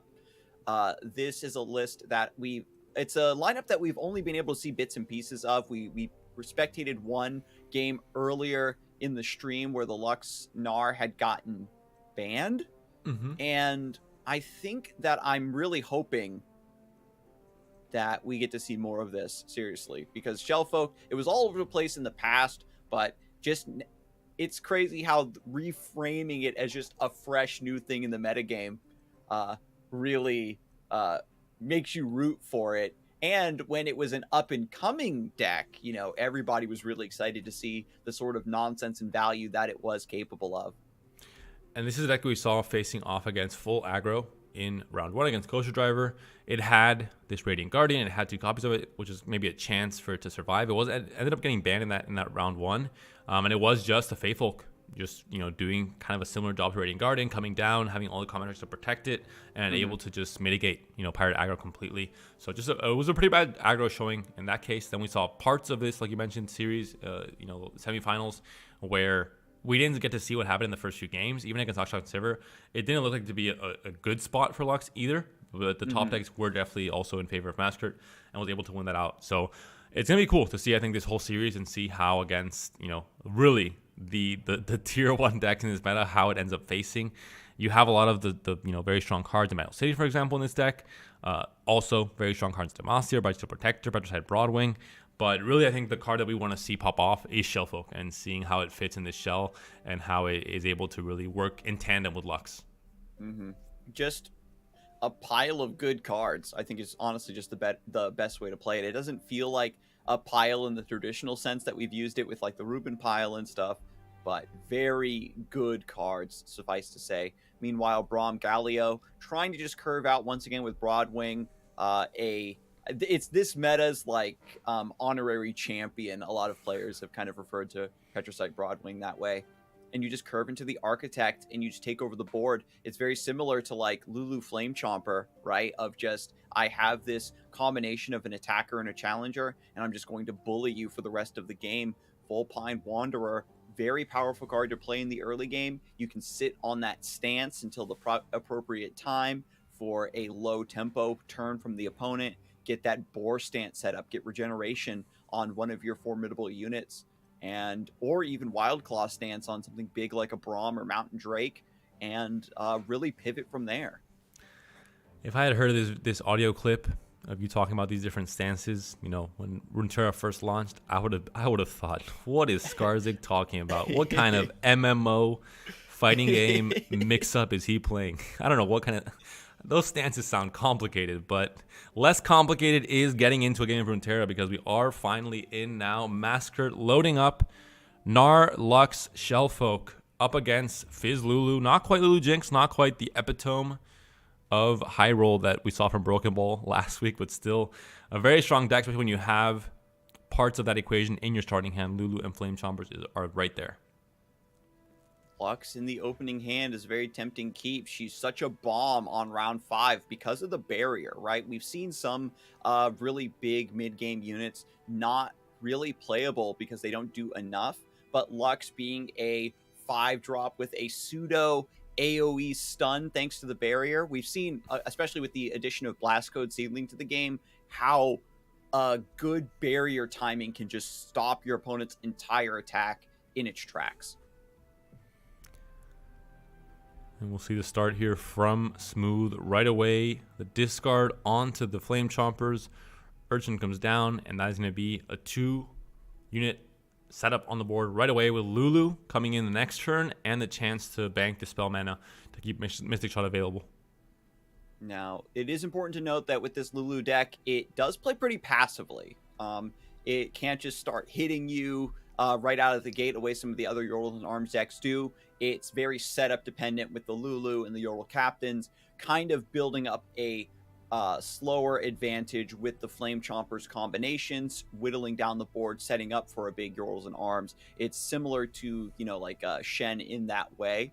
But Massacre hits the Petricite Broadwing, gets a freebie versus the Flame Chomper. It could be a Mystic Shot just to get this HP down to 1, meaning the only strike for 1 doesn't kill the Flame Chompers. You can clean it up with the Pokestick. It would be the time to use it now if you don't want to burn that 1 spell mana. Especially now that Lulu comes down. This is obviously the clear indication you have to kill this off right now, or it might just go for an open attack next turn. Getting rid of that Flame Chompers is so good. Now this Lulu can't bully the board the way she wants to. the buff from Lulu would count as temporary HP for the Flame Chompers that would just heal it back up. But now Masker is running low on pressure. Has chump blockers, but the Concerted Strike is still far away. Not a lot of big attack units in play to take advantage of it. Finds the opportunity to play Gnar with no mana for Get Excited up. Possibly a risky play there, but I think it's fine if you want to dissuade the Lulu from attacking. You want to maybe block with Gnar, get the Poké Stick, and kill off the Lulu in this case. There could have been a Boom Baboon from hand into a discard somehow into the Flame Charmers into a kill on the Gnar, but in this case, not going to happen here. Doesn't have that combo in hand, and it will be a potential trade here onto the Lulu. Since you're blocking with the Gnar, you're going to get a Poké Stick. I kind of like maybe trading into the 3-2 with the 1-1. Yep. To maybe set up that clear. It is 7 damage connecting onto Nexus now for Masker, so down to 13 here. You're gonna have to be careful. I think we talked about it so many times before. It's not so much the damage you're taking here, but all of a sudden when your arm is played, if your opponent has a full board, any amount of damage on the sides, 2 units connecting with the buffs, it's pretty much GG, even at 12 or 13 HP total. And so now Lux hits the board. Masker holding the Poké Stick takes a little bit of damage in return for having a spell for the Lux to keep backing her up over and over again. And now starting to get the threat of these lasers coming through. Here's a prank, scouting out. 7 mana Yorls and Arms seems balanced to me. Gonna prank the Mystic Shot though. This allows you to keep your barrier up, lowers the interactivity of Smooth Swallowist. If you keep the board under control, then the Yordles and Arms is a dead card anyway, so very, very heads up to prank the Mystic Shot instead.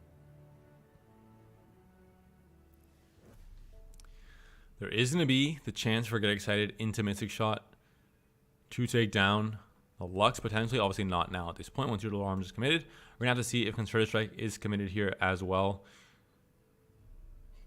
Yeah, the Concerted Strike isn't going to take down the Yordle Captain confidently because of the threat of maybe another Poké Stick or a Mystic Shot, getting rid of the Otterpuss.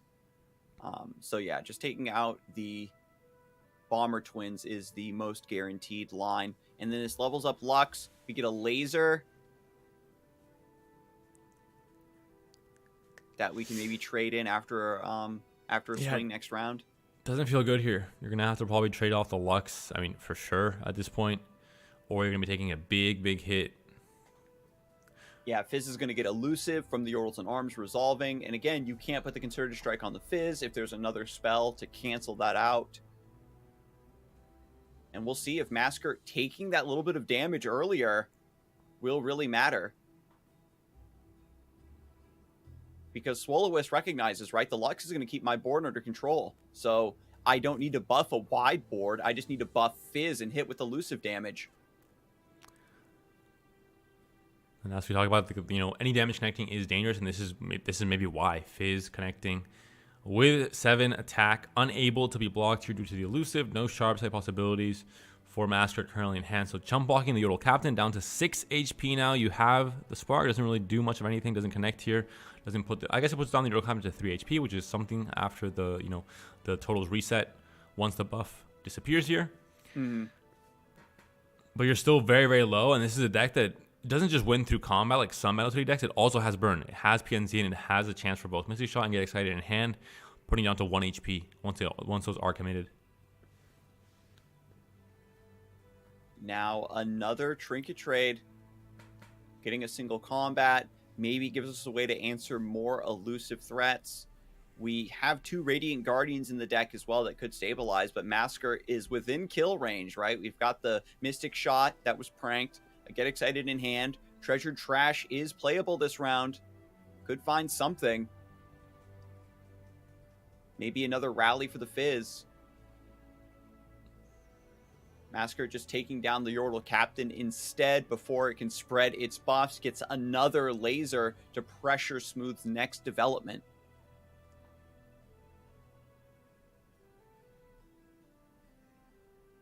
And this is the power of this champion. The Fizz is in danger. Unless you have a burst speed spell from these treasure chest cards that were pulled up, and you do have it there. We have a jettison. We have ways to stop this final spark from connecting. It could have been a bit of a gamble though, not keeping any spell mana up. Let's see, is that a Fallen Reckoner? Yeah, Fallen Reckoner puts can't block on the Otterpuss, gives you some long-term value. We've got the oh my god, I can't actually remember the name of this guy. Eager Apprentice. Yeah. Nice. Thank you very much. Eager Apprentice refills. I wasn't really confident that was it. It just my brain was telling me that was the answer. I'm like, okay, I guess I'll say it out loud, but I wasn't really sure. Your brain works in mysterious ways when it comes to, you know, obscure Runeterra cards that you read a few times. Eager Apprentice is probably one of the strongest cards in the game that doesn't see play. Yeah, I agree. I think it could find its home in a certain deck, but it hasn't really ever found a spot due to Zonite Urchin maybe being so strong.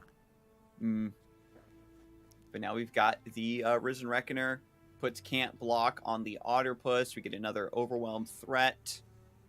Deal some chip to the Lux. Pass comes in. Nothing else deemed playable there from Smooth. Maybe just not really giving the chance for Master to have any more counterplay. The attack is committed here. You have Fizz. It doesn't currently have Elusive. There is going to be a Portal Cannon that can be used onto Landmark there in hand that is going to be useless to try and get Elusive on Fizz right away. And what you will is have... nice here is that, you know, the Otterpuss can't block because of the Risen Reckoner, so you get 3 damage in. But actually opts for more Elusive. Because we have this Mystic Shot in hand, Smooth is just trying to deal as much chip as possible, trying to get it in before the Radiant Guardian hits. There is Prank plus Pokey Stick and single combat to get another laser, though. It's correct to play this out, I think, because, you know, there was a chance to just mini-morph, and then all of a sudden your attack doesn't really do anything. The Fizz would stop trying to work, and just, yeah, it would not be a great swing. So I do like the Portal. I do like trying to push a little bit more here onto the board if you're able to. Draws another Lux. We've got Prismatic Barrier to get some value trades, but the elusive units just keep coming. It's very obvious that, you know, Smooth Swallows is playing towards a burn out. So Maskert not really even worrying about a prank from this position. I guess you could go for it now. Double prank that Mystic Shot, make it even more expensive. Scope out and see what they have. If the prank is held, maybe you save it for a post-telescope, right? You're looking for perhaps Concerted Strike. I mean, Crescent Strike, pardon me.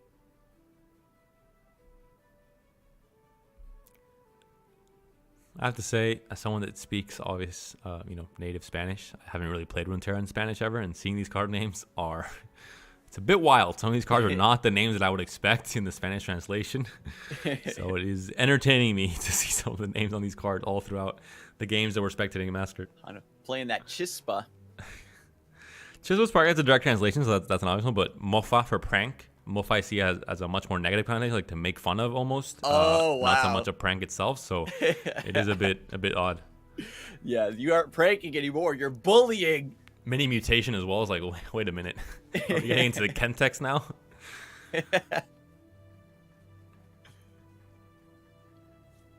Pranks the messenger. Means that if you play this to draw a card, you're going to have no mana for anything else. So perfectly covers, right? Doesn't have 7 mana anymore to get that final burn out. The problem is that the game is not necessarily ending next turn from Masquerade's side, so you still have a chance for a top deck. You still have a chance to maybe take things slow. You want to try, obviously, to push through as much combat damage as possible on the board right now. And then just have that burn as something that cannot be denied, obviously, cannot be stopped whatsoever. So just going to go as wide as possible here. If you're smooth, playing out your entire hand. Now you have Flame Chompers as a burst speed blocker, possibly, if Excited is played, or a fast speed. And there it is. Found the right amount of developments and swarm. No single combat from Maskert to try to stop a little bit more damage coming through, and now is in range of Get Excited. So Swallowist was able to find the way through in this game. No Radiant Guardian coming through to rescue Maskert with the single combat here. And again, it wouldn't be activated, right? The double timing lethal just even. wasn't there. You have Get Excited, and you also have Mystic Shellfolk Stick to deal 3 damage. So 2 ways to do it. In the end, Soloist does it through the Get Excited. Enough damage coming through on both those big attack turns. The first one, where you're able to sneak in, 7 damage onto Nexus down to 13. The second one with Fizz, this smaller one here at the end. In the end, the burn damage goes through. So I think really smooth showcase exactly what this deck is trying to do in a normal game. That's what the win conditions look like. You go wide, you have elusive targets, you have a go wide possibility with your own arms, and you also have the chance to, if you're not able to do it with that strategy at the beginning, the first few rounds until round 6 or 7, you have burn to end things off as a failsafe, which was the case here. The key turn, I think, was actually where you didn't block the Bomber Twins, right, with the Otterpuss to set up for that Pokey Stick, because you wanted to save the Pokey Stick to have mana for Lux, taking that 3 damage there, and then Otterpuss ended up just not getting an opportunity to block for the rest of the game because of elusive threats and also because of the Risen Reckoner. I think Master had a few chances to play it safer, to maybe, consider his HP a little bit more valuable, considering he didn't really have heals unless a Radiant Guardian comes down to the board. And then obviously off of that, you can get a lot of crazy stuff happening with strike effects and with, reusing that lifesteal multiple times. But without that, you have to value your HP. There's no way to deny spell. There's no way to stop that burn from coming through at some point. So you can't take back that damage that was taken earlier. And I think he could have done more with his mana to maybe play less efficiently, less for, immediate value, but definitely mitigated some more damage. And I think it also just demonstrates how difficult it is to deal with Fizz, right? When you're playing a deck like this one that wants to answer units through a lot of combat tricks and big lasers, Fizz just does not care about any of that. It's hard to avoid that damage. But already starting off, Equinox from the Telescope, Formidable's greatest enemy. And this will be, of course, your rounds already in hand. You have the usual suspects in Telescope and Mayor to get things going here for Smooth. This will be the Fade deck, of course. Not Bandle Tree, although it's hard to tell sometimes with how the starting hands look, because so many of these cards are going to overlap in every single one of these decks. And then there's just a pass from Masker. Has the Braum here around 4. Floated some mana, now has Troll Chant to back him up. And here comes Bomber Twins. Ripper's Bay, not a good pickup. A blank card, essentially. Can maybe discard it down the road. Braum will make these attacks a little bit more awkward. Obviously not going to get damage through on him. The Buster Shot obviously not quite enough to deal with Braum. Regeneration is going to be a keyword that is hard to deal with for Bandle City. Because usually you have these chip damage that even if you don't trade 1 for 1, the chip damage is so continuous that eventually these HP totals on a unit gets traded off 2 for 1 or 3 for 1. With Braum, not so much the case. I like holding back on the Mountain Drake. I think really suspecting that there could be something that answers it. The Equinox now being employed here onto the Broadwing. Masquerade's feeling really good about this.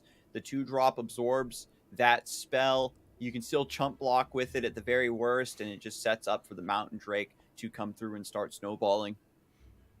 We could even see a single combat here to get some value before this resolves. Masquerade thinking about it. Yeah, because once this does go through, it's a pretty useless unit. No. If you go for Troll Chant, you're still just a tanky boy, and you just don't have Formidable anymore. Lets it resolve. Keeps the single combat for later. I guess with the Braum now swinging through, you gain access to the single combat to use with your Mighty Poro. There's a Blast Cone Seedling coming down, activating the Buster Shots. Braum is now at 3 HP, but you have another 6. Telescope. No! Another Equinox. Masquerade was really hoping that there would be a window of opportunity to get this Mountain Drake set up, but the second Telescope means that Masquerade, who has shown to be a little bit more value-oriented, might forego a development for defensive terms in exchange for just not giving big value to the opponent. And already the explosiveness begins. You have triple Troll Chant, you have double single combat if you want to use them now to try and take down some of these units before they do get buffed. There's a chance to play out both. But you can't really kill anything else, unfortunately. Just the way, I guess with a 0-2, you're able to get a kill. And by putting the single combat here on the 3/3 into the 2/2, this also allows Smooth to put the pokey stick down to clear another blocker. There's still plenty of mana up to also cleanse this dragon. You might even save it, right? Because it's going to potentially trade 1 for 1. Yeah, you're gonna get two good trades and just 2 chump blocks you have with the 0-3 and the 0-2 potentially. You're able to trade with the Troll Chan is gonna enable 2 trades potentially on both the Braum and the Mountain Drake. And this is a rare opportunity to demonstrate how Troll Chant can fix 2 separate trades to maximize its value. Rather than, we've seen it from time and time again, players will just double up, +2, -2 to cover combat tricks to super protect a specific valuable unit. But we'll see if Masker does want to double dip here. Ooh. Went back in time there. Yeah, see, yeah, double protection. Taking a big hit, though. And still dies.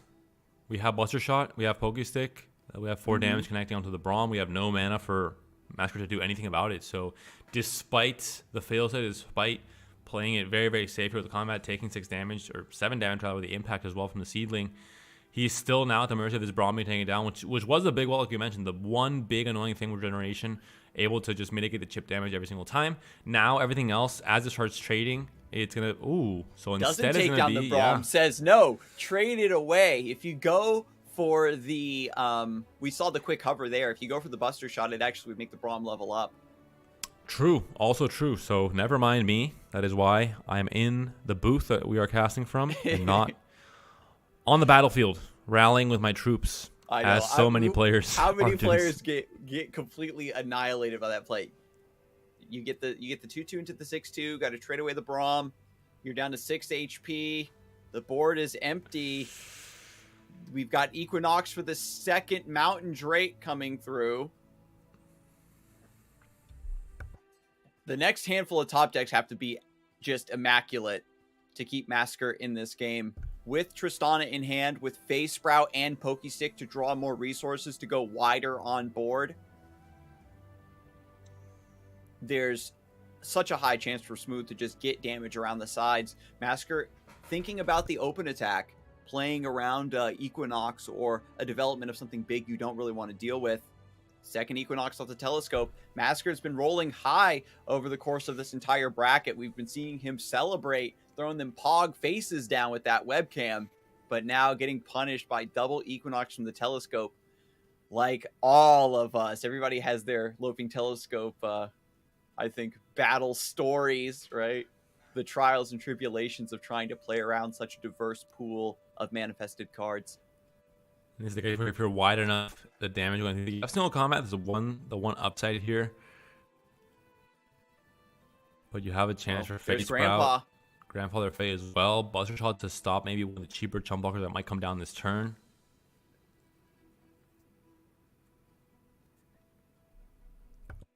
Got a Telescope off of the Phase Sprout. Chance to get third Equinox. Again, just the natural predator of this list. It was, as soon as they added Targon and Equinox to the game, like Swain and Leviathan were really struggling to see play. And now putting that into Bandle City gives them access to that, once again, incredibly cheap way of answering key win conditions. And there just seems not much you can do here. Everything has gone wrong. Double Equinox is a huge, stop on what you were trying to do here. Obviously, the Yordle Arms into Rally, it's kind of memed as like, oh, the typical win condition, but it's for a reason. It's a very scary combo of cards to face in one turn. It's just so much pressure, despite some of these decks, obviously you're centered all around Yordle Arms happening, and you're kind of preparing for it from the very start of the game, trying to mitigate how strong the payoff can be. But sometimes when both those cards are played in tandem, there's really nothing you can do, as we saw it there. The first attack, you survived fairly well. You were able to get combat trades in your favor thanks to Troll Chant. But the next attack, you weren't ready for. You had to trade away your Braum, and then obviously everything else went downhill. Just trying to block. That's really all you can do from this point. Got a 0-6. You've got a Bubble Bear in play. Not doing much. The Architect can give Formidable back to its supported ally, so there is a way to still make use of this big HP pool. but we're in the same situation of how much damage can I take? You still have Smooth Buster developing Able. I mean, again, saying no, 5v3 isn't good enough. I want the 6v3. Even by developing, we get impact from Tristana. And with Buster Shot ready to snipe this 2-2, I think this is what Smooth was really counting on. I don't think you want to go for it. I think you still expect there to be either unit to be played or interactive trick that can make use of that Buster Shot being committed, like the single comment that you see in hand. So I do like just attacking here. You have triple impact. You have rather quad impact coming onto the field here. You have a much wider board as well, and you still have pseudo burn with the 1 damage Pokey Stick coming in. So now Masquerade needs to do single combat in order to kill the Vulpine Wanderer. So that way it does not trigger Tristana's impact to take 3 damage onto the Nexus. Oh, this is risky. We've got the Troll Chant to back this up, I suppose. Okay. Well, Pokestick will do it here. A lot of considerations to where you block on this turn. I think in the end it's not going to matter regardless. I think especially the impact is the toughest thing. You can Pokestick the Nexus with the way that this all resolves, or you Pokestick the Dragon, and then Tristana survives the single combat and you win that way. Rangers Resolve also. Or there's like 7 solutions. Rangers Resolve. There's no difficulty in finding lethal here for Smooth Also considering. important to note there, the single combat is technically a strike while attacking, which also double procs the impact. So, yeah. There was just... Tristana just double bombed the Nexus there. What a wide development. Double Equinox took away Masquerade's entire chance to even begin setting up a game plan. And it was a valiant fight, but it looks like we finally have an answer to, where this lineup, what test ends up getting stopped at. And looks like that one is it. Both games were quite rough. I think everything did go pretty much in favor for Smooth from the get-go. In this game, especially with double Equinox, even more so. But, these are top decks in the current meta for a reason. I think they have just so many things you have to be careful about that when you're playing, more fair or more, I'm not going to say they're meme decks because they're decks that have found, I think, some amount of success in tournaments in the past, months, especially the Shellfolk with Lux. But definitely going to have a hard time against triple Euro Arms. And I think, Masquerade can't be too surprised with the result there. The 2-0 getting dropped in the loser's bracket. Smooth qualifies now directly to the grand finals. He is now 1 series away from winning it. But there are still a few players trying to fight for making it back up to the grand finals and invite to next week, but also hoping for a bracket reset and maybe taking the trophy away from Smooth's clutches. But Salty Simon and Spielberg will be the next match that we have to sort out. Both of these players still trying to fight their way back up from the lower bracket. So stay tuned. After this slightly longer break, we'll return and see if we can figure out who's going to challenge Smooth in the grand finals.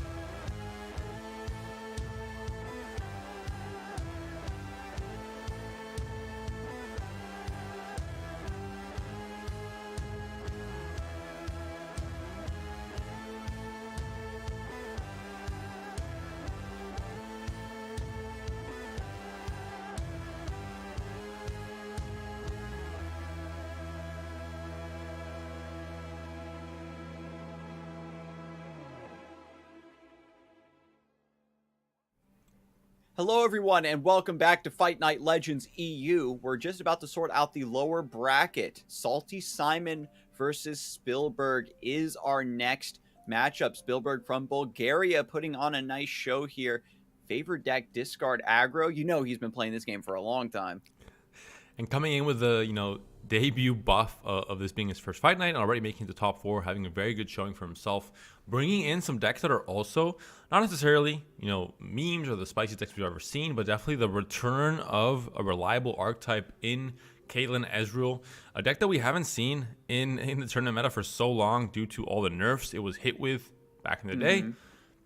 Kind of shinier and newer toys came out, and people just opted to play with those instead of coming back to this deck. A deck that I love to ladder with. I think outside of, straight up aggro decks, maybe the deck that I enjoyed laddering with the most, or definitely one of the decks in the last 2 years. More with Draven, of course, than Caitlyn, but still a deck that, do you really think has a place in the current meta? Do you think it can really find its way back?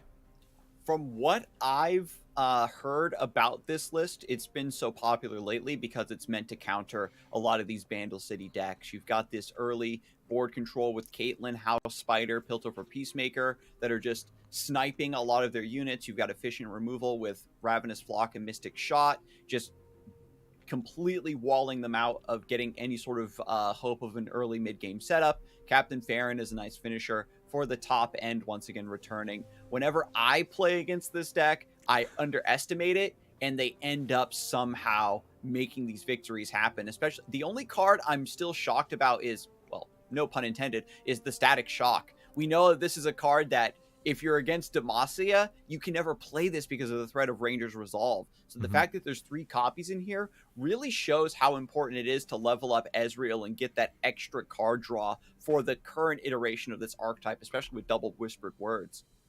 And the second deck in Spielberg's lineup is going to be Yuumi Pantheon, a deck that we have seen in the past few fight nights here and there. Not a deck that has become extremely prevalent in the meta. I think it's a deck that some players have catered towards, some players that it fits their playstyle of buffing this one very big unit and finding a win condition that way. We saw, I believe it was Broken Ball last week, trying to do it with obviously the Saga Seeker giving it Overwhelm, and all of a sudden with Cataclysm, you're able to end games in 2 turns. But if you don't find that combination of cards, the deck seems a bit lackluster. It seems like it has a lot of ways to get countered. But Spielberg has made it into the top 4 with this deck until now, so it's been going pretty well for him. And we'll see if that ends up being the case for this next series as well. And his third and final deck will be Akshan Silver. We did see this a little bit in that one game that we casted when he was facing off against the player. I believe it was it Masquerade, I think? Yeah, it was in the Masquerade, semifinal, yes. Number 2 or number 1, I guess. But just the classic Akshan Silver. Yeah, the newest idea here is Shielded Durand, Rite of Negation in the deck, of course. And it's just mid-range good stuff. Vicurin Bruiser in this build, not opting for Screeching Dragon or Radiant Guardian, just really trying to make things come together naturally. Having Vicurin Bruiser as a sort of backup Sivir is the way it's typically employed, just means that the keyword sharing win condition is really where Spielberg is trying to focus. And hopefully it'll come together with the Absolver, right? AoE Overwhelm is classic anti-Bandle City technology. And looking at the lineups from both these players, once we get into the ban screen, it's gonna I'm gonna hope we don't see any kind of like Ashe versus Caitlyn Ezreal. Not because I don't want to see it, but because it's gonna throw me back to the play patterns like of a year ago that I enjoyed considerably more than the current meta. And I'm gonna think, where did it all go wrong? Was it with Bandle City's release? Because I just missed those games. Ashe Noxus my favorite against Ezreal Draven. It's too painful. Now you know how I feel when players bring Nightfall to fight night, and I go, "Oh man, what a good deck! What happened?" But I'd say the same about Deep, but we haven't seen Deep in a fight night in like a year and a half, unfortunately. So. That is, what we're in, but it's going to be the case. It looks like we're not going to have a ban screen right now. Normal challenge and just the challenge structure overall in the client seems to be a little bit buggy overall for many different reasons. We're going to just try and go into the game and hope that at least the game works, if not the challenge screen. Simon did end up banning Caitlyn Ezreal. Sadly, I did want to see the deck in action, so now, Simon, I hope you lose. And Spielberg banned Lulu Fizz from Simon's lineup, so Ashe is still going to be there. But with Caitlyn Ezreal banned.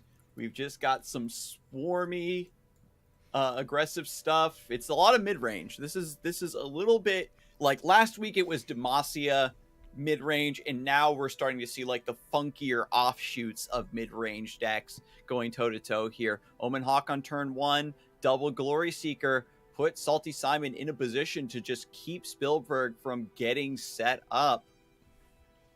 Can only play the Auction, but if you play the Auction, it's dead. If you don't, you're taking 6. So a typical decision here for Spielberg to make. This is one of the key things with the Glory Seeker coming down, especially against decks that play very valuable 2-drops, even like engine-like 2-drops.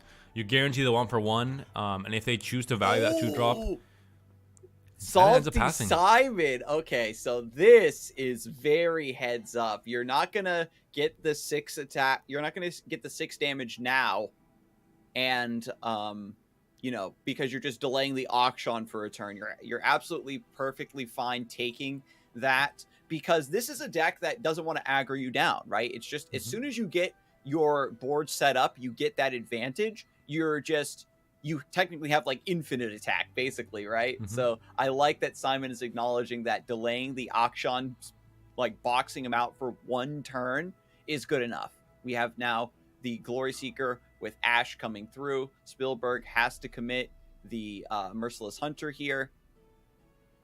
Gonna have to force a Shapestone to kill off the Glory Seeker if you choose to go that route due to the Frostbite from the Ashe. The Auction can't trade into either of his units unless it also has possibly a Shapestone. So gonna be a pretty good attack here from Simon. Definitely a good setup and definitely a good matchup overall, or at least a matchup that caters towards what he was maybe targeting, which is decks that have to play on the board. Decks whose win condition revolves fully around combat and around winning the board.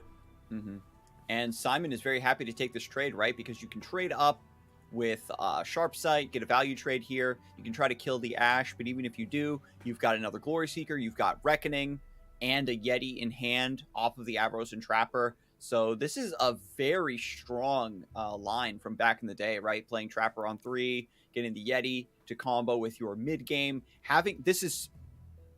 It's all coming back to me, Panda. Let me tell you. This is the risky thing. When the stream ends, when the cast is over, you're going to shut down your setup and just going to stand. You're going to sit there thinking, damn, where did the good times go? Because when you can play a 1-mana 5/5 and float that mana to have your combat tricks also available, you just keep the pressure going against your opponent. Ashe finally going to go down thanks to the vulnerable from Merciless Hunter. Sandstone Charger going to be the one to go through. And he recognizes the Reckoning is going to be the backbreaker. Doesn't care about trying to bluff mana, keeping the Ashe up, getting the Hearthguard set up for the long-term value. This means another top deck of another Ashe. She's going to be even tankier, more resilient. Treferian Assessor. So important to get the Hearthguard buff because it means your Assessor will draw 1 card off of itself. We'll see what the commitment is here from Spielberg. Has to, navigate certain lines that you haven't had to navigate in a long time, playing against a deck like Ashe. Salty Simon's making it easy on him, though. Again, just not having any spell mana open, letting Spielberg take that trade, just get the Ashe out of the way. When a unit is granted vulnerable, it becomes like you're getting such diminishing returns of having to repeatedly rescue it from combat over and over again. It's better to let it go down and just get a fresh one. And the prophecy, here we go. Yeti comes down, Treferian Assessor buffed from the Hearthguard. By giving up the Ashe last round in order to set this up, we're rewarded by being able to draw 2 extra cards. This is massive, facing off against Auction Silver and finding a way to fuel up your hand at the same rate that they will with the Palace and with the Horde popping. Unfortunately for Salty Simon, the hand is looking very spell heavy for Spielberg. And not just that, but if you have a Sivir on the board, if you have a Bruiser on the board, okay, these are units that you can play around, you can revolve around with a spell heavy hand. But having only an Auction at 2/1 and a Treasure Seeker isn't really ideal for even making, getting value out of Concerted Strike, for example. So we've got Shapestone, maybe going for Auction's Grappling Hook here to pop this Sentinel's Palace. And he'll be punished. There's going to be a flash freeze. Warlord. Sorry, getting it mixed up. Too many buildings. Ashe, Auction the Cat Burglar. Scarzig, I'm going to admit to you, I'm not going to say how many months, but for many months outside of Auction's release, I never said if it was the Palace or the Horde. I just said the landmark. Oh, that's so smart.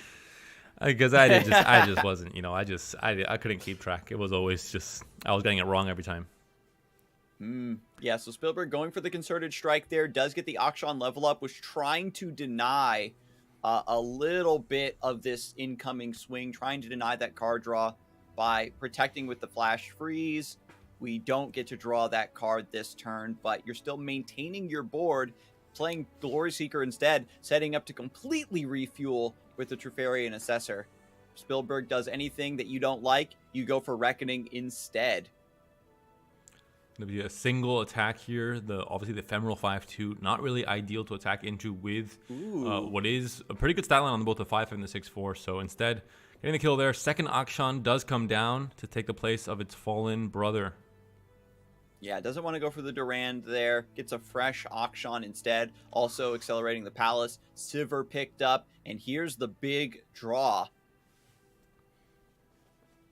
Again, when you're against Sivir, turning it into a battle of resources is pretty rough. No Troll Chant there. A huge attack next turn, though, with the Ash's Frostbite effect as well coming into play. Yeah, because if you swing in with Sivir, you have the Troll Chant. She absorbs the -2 attack. It pops the Spell Shield, but you can still give +2 HP to your friendly. And then she survives that trade regardless because of Shield of Durand. So it was a pretty strong attack regardless. Going to play Ice Veil Archer, trying to also catch up the Sivir here. She will survive the Reckoning, but this leaves you open for perhaps Culling Strike or something down the road. We could maybe see an Ash here. Even just a challenge, I mean, is enough, obviously. Exactly, just Frostbite into challenge. The Reckoning is just kind of there as a super failsafe. Your board is so strong right now that Salty Simon probably isn't even considering Reckoning lines anymore. You just get your pure dominance here. Well, I think it's Reckoning just so maybe you just win the game or push damage, not really caring about the Sivir. You're at 18 HP. Your opponent really doesn't have much of anything. They have quite a lot of mana to work with here, but it's going to be the Ash instead, overriding the Archer. Getting a big board here. Another Frostbite. That's... I think she is about to level up, actually, off of this swing. Considering the play and how you override the Archer, I think that's what Simon's going for. I think it is a level up. I think it is possibly just a lethal swing, depending on what blockers are going to be in the end. And here we go. Yeah, if you're dragging both of these out of the way, that means there is going to be no blockers available. Level up on Ash. Both Moses Hunter and the Sivir can't do anything here. We saw Shapestone come in before. And none of these cards in hand, despite them being spells, despite them being, saved up in hand, and really, Simon thinking, what can these cards possibly be with 8 mana still up? Maybe double Shield of Durand and Golden Aegis. Yep, Shield of Durand. And Shield of Durand only gives HP. No attack. And that's going to be lethal. Ash does what I think Ash was intended to do in this lineup. I think this is now finally, Simon... things going to Simon's plans and not what we saw earlier today. And that will be the win against the Demacia deck that is playing for the board, that only can play for the board. Doesn't have any Bandle Tree Wing, and doesn't have any alternate ways to bypass and say, oh, the board's clogged up. All right, let me go to plan B. That's not the case here. Sivir Auction can't really do that. Has to go in. Maybe Overwhelm is the plan B, but even then, you have counters for that with the freezes. That was very satisfying to see. I'm still just basking in the glow of that OG Ash combo. She was buffed, you got to remember as well, very recently, so she levels up with 1 less Frostbite. It really helps out because a lot of these modern builds don't run that many Frostbite cards any longer. Troll Chant is completely usurped Brittle Steel in the build, and you're relying specifically on Flash Freeze and Ash herself with Ice Veil Archer. Sometimes it doesn't line up, but now that Frostbite is out of the picture, Spielberg can try to find a through line with the Targon deck here, the Targon Demacia. Echo Zillion versus Yuumi Pantheon, a matchup that I did not expect to be casting today, but that is the matchup that we have been rewarded here thanks to Simon bringing a deck that I think many would have counted out going into this tournament. Echo Zillion, not a deck that you tend to see much of it when you do, at least in my case on ladder, I kind of, don't really have a hard time with it if it just does its normal thing. But when it high rolls, when it gets things going, and in a specific map you are maybe aiming for in a tournament setting, it can be strong. It does have a very high cap on the things it can do. And so the Mountain Goat was traded into the 2-3 in order to get a gem to set up for this Wounded White Flame this turn. Salty Simon has hit a lot of predicts here, basically completely rigging the early draws in order to make sure you have the right key cards you want for the matchup while also building towards this Echo. Has seen his blade now for the Wounded White Flame. The usual start here, going all in on one of these key targets. In this case, it will be the Wounded White Flame.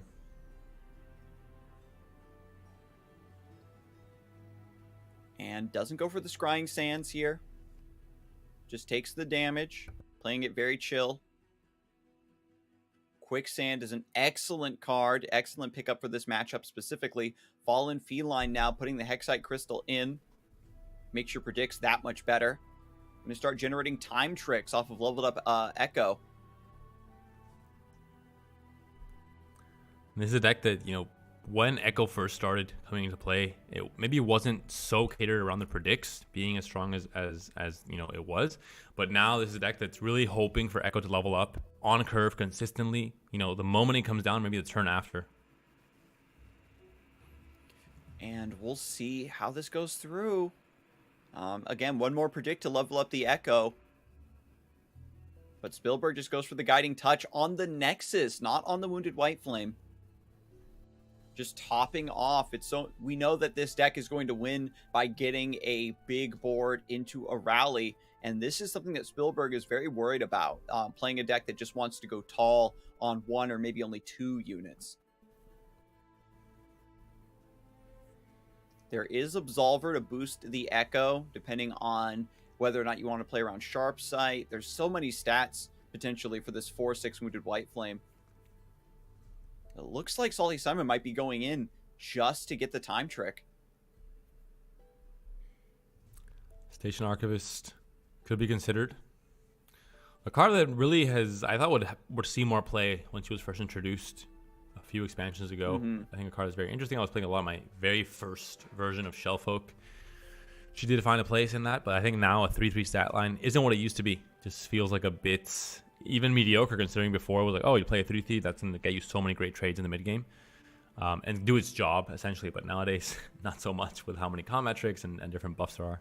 Yeah, and then the fact that the card that you get is fleeting, it means that you have to be running a deck that's full of very specifically cheap mid-gamey spells, and when you're forced to have a lot of extra mana open to cast the spell you get off of Archivist, it means that the 3-3 stat line is further diminished when you're doing it later into the game. There's the Echo level up. It's been quite a while since I've seen it, so glad to see it again. Yeah, and again, Spielberg just took the damage from the Echo. Didn't want to play around any nonsense. Now we get Chronomancer, another feline off of the top, maybe trying to get these Hexite Crystals stacked up. I think this is not quite the matchup for them, though. I think against something like Aggro, I know Salty Simon played against Ghost Driver in Loser's Bracket round 2 and had just a really, really good turn with the crystals, able to stop an Aggro strategy. But in this case, where you're going so tall instead of going wide, it doesn't really seem as impactful. Yeah. And they'll maybe come through later on in the game, right? Because if this Echo gets up and running, you're predicting the lot anyway. So you just kind of get them for free. And they are direct damage to the Nexus. Could really help.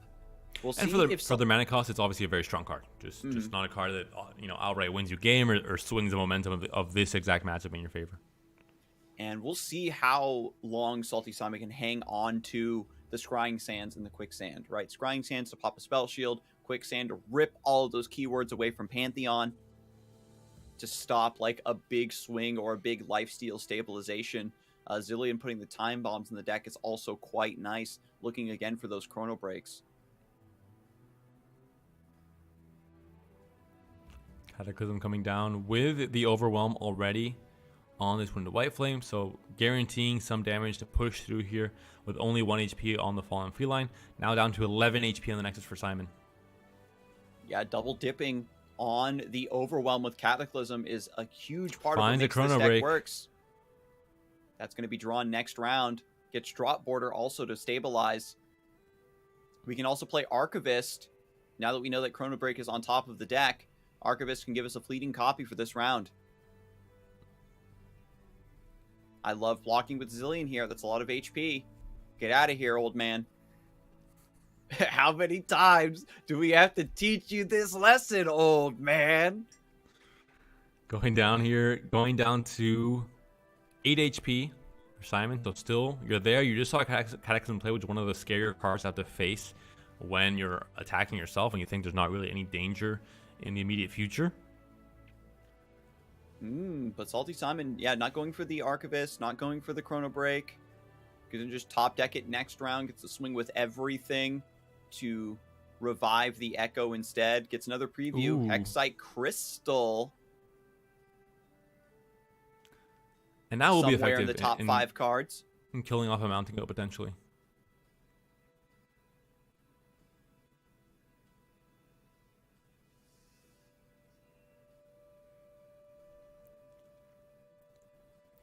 It's gonna be a full swing here.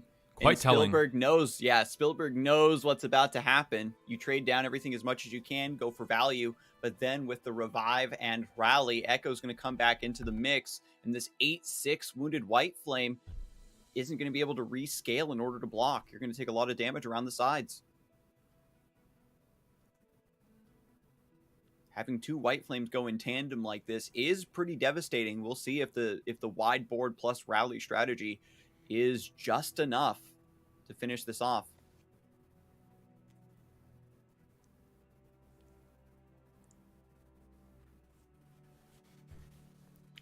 Maybe thinking about Absolver to get these trades in his favor, but there's going to be, obviously, I think you have to know there are going to be combat tricks in hand still for Spielberg. 6 mana to work with, has Sharp Sight.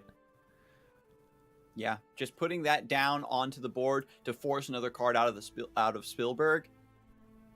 And that is going to be Guiding Touch. Boosts all the way up to 9. We could see the Absolver's return, putting more attack onto the Echo, forcing another card. And the Silent Combat's going to hurt here. If you opt to go for that. To stop the Overwhelm.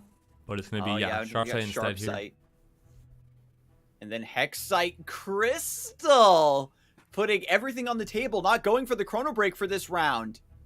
Echo's not going to die. Everything that goes away is not really that threatening. Echo is the one that you really want to revive, but with Hexite Crystal wiping the board, you get to keep your Chronomancer, you get damage on the Nexus, and that is met with the single combat. Scrying Sand, 1 remainder. Still not enough to protect the Echo, unfortunately.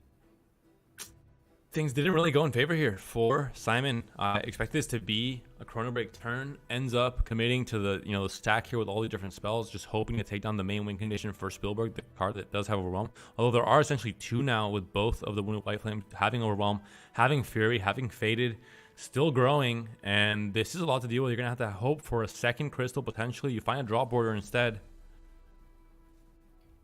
Reinforcing the board, get a little bit more Overwhelm blocking. Fallen Feline looking for another Hexite Crystal or Mystic Shot.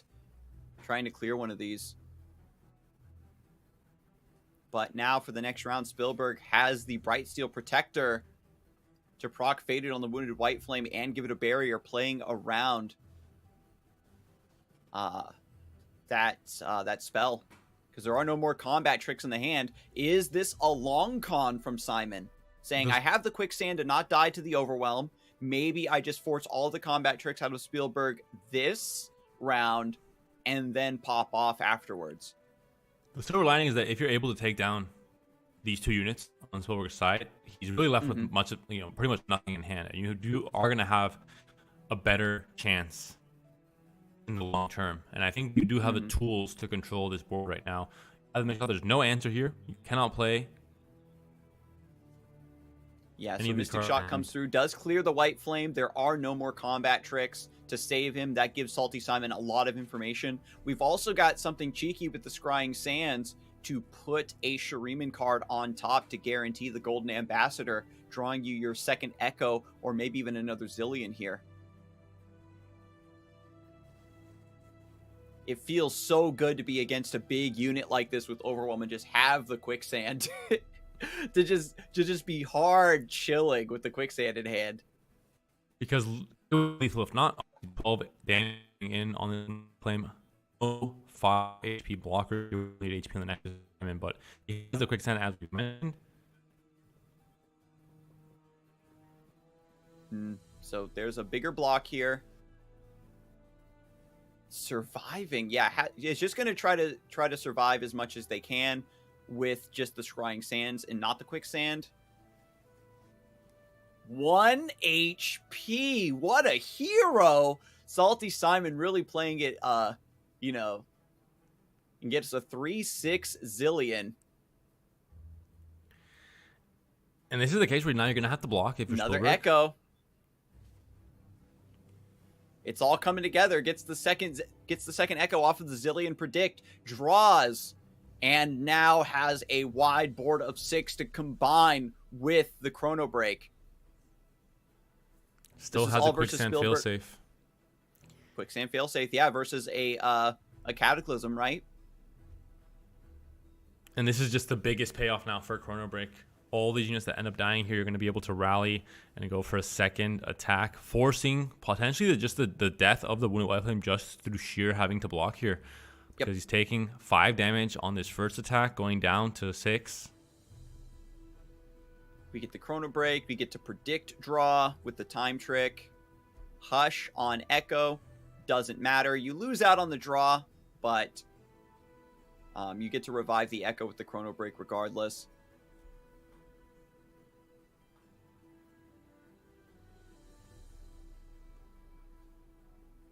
This is what we're talking about. This is one of the cards that maybe the only reason this deck is even considered to be played here by Simon. It's a card that has, again, in a meta that rally is very good. Why not play PNZ rally as well?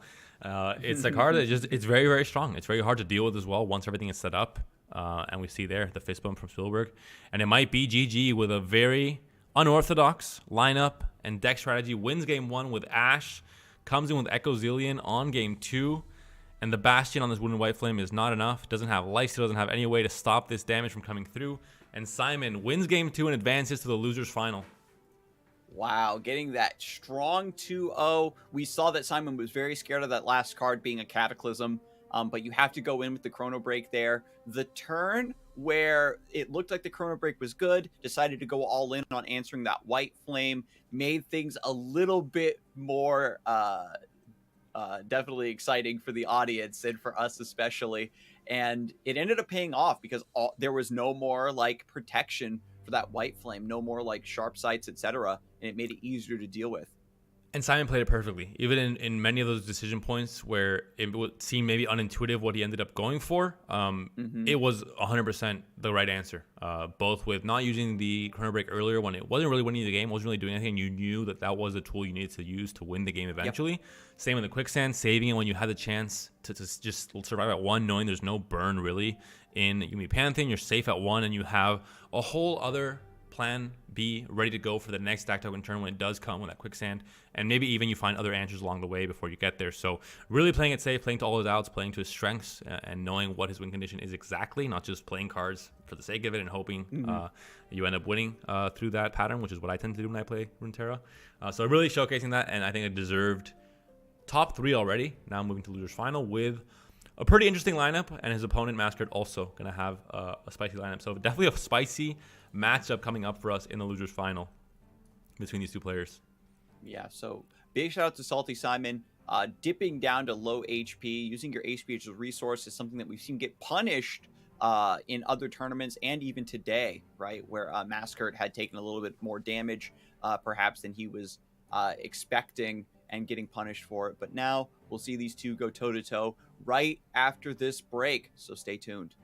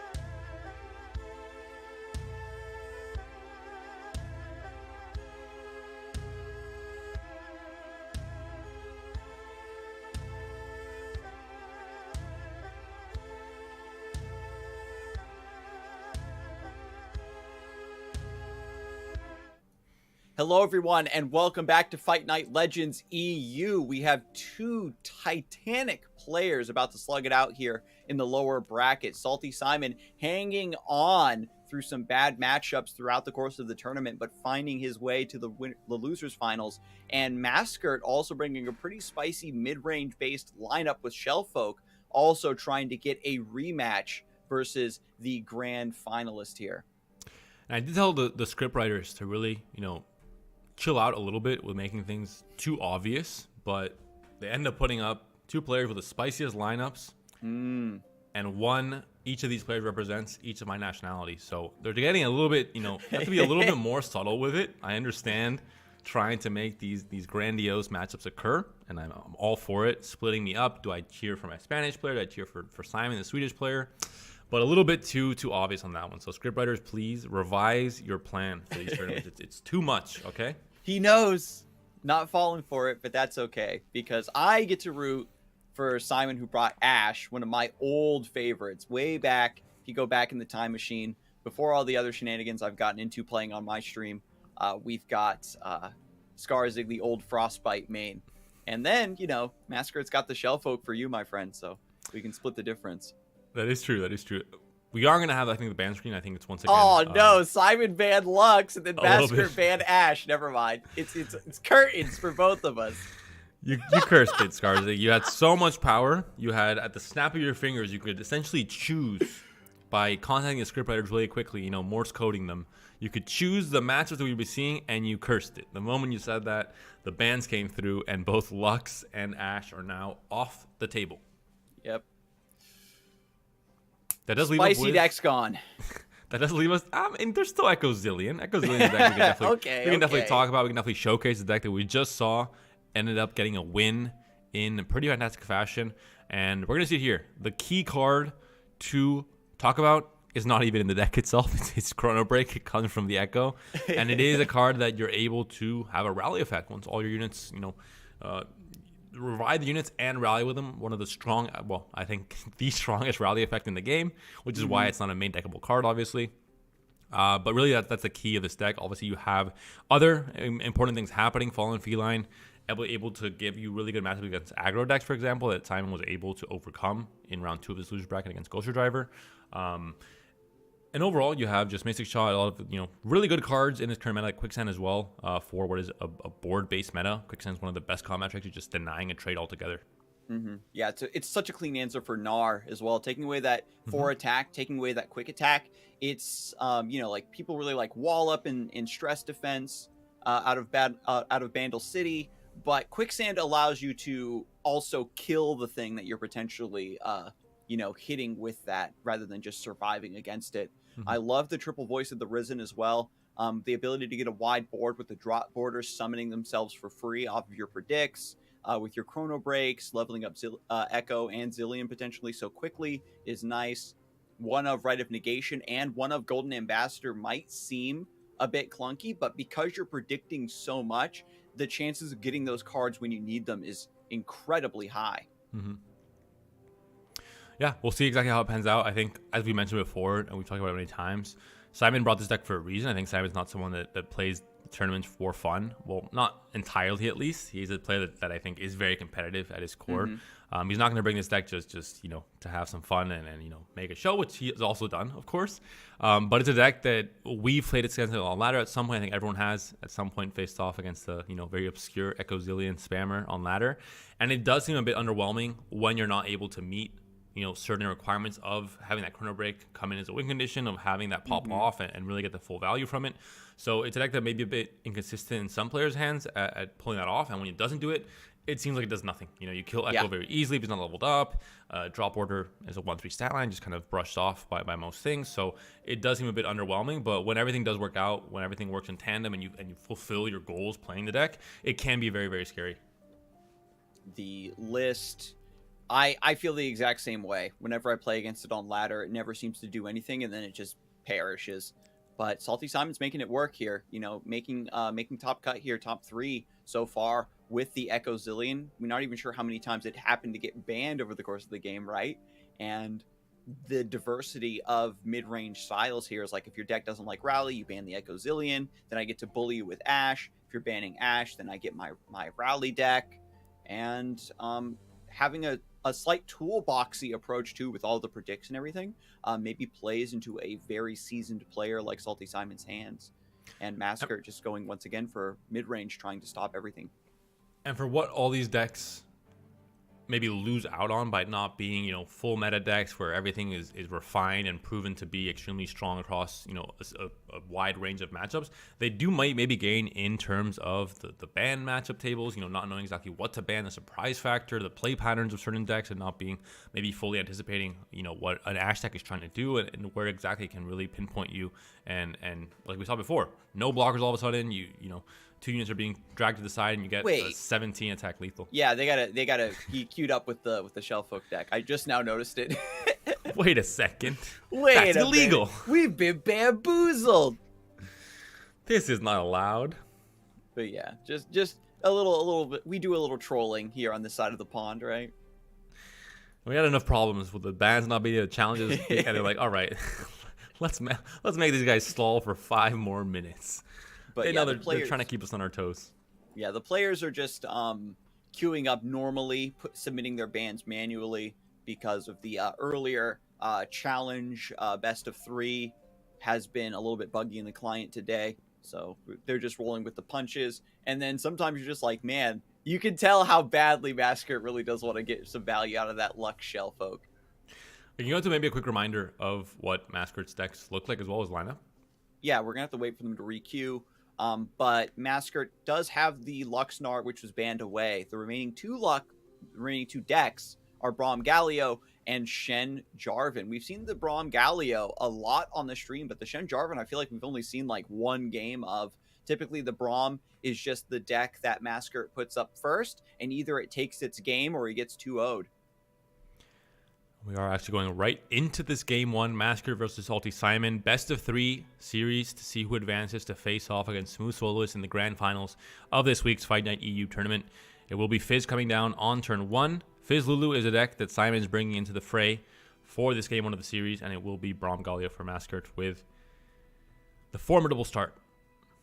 I really like playing the Fizz here over the Zonite Urchin. The Flame Chomper is not really going to do a lot for you, and you get to save that Flame Chompers as a way to catch Massacre by surprise. You've got second Fizz in hand regardless.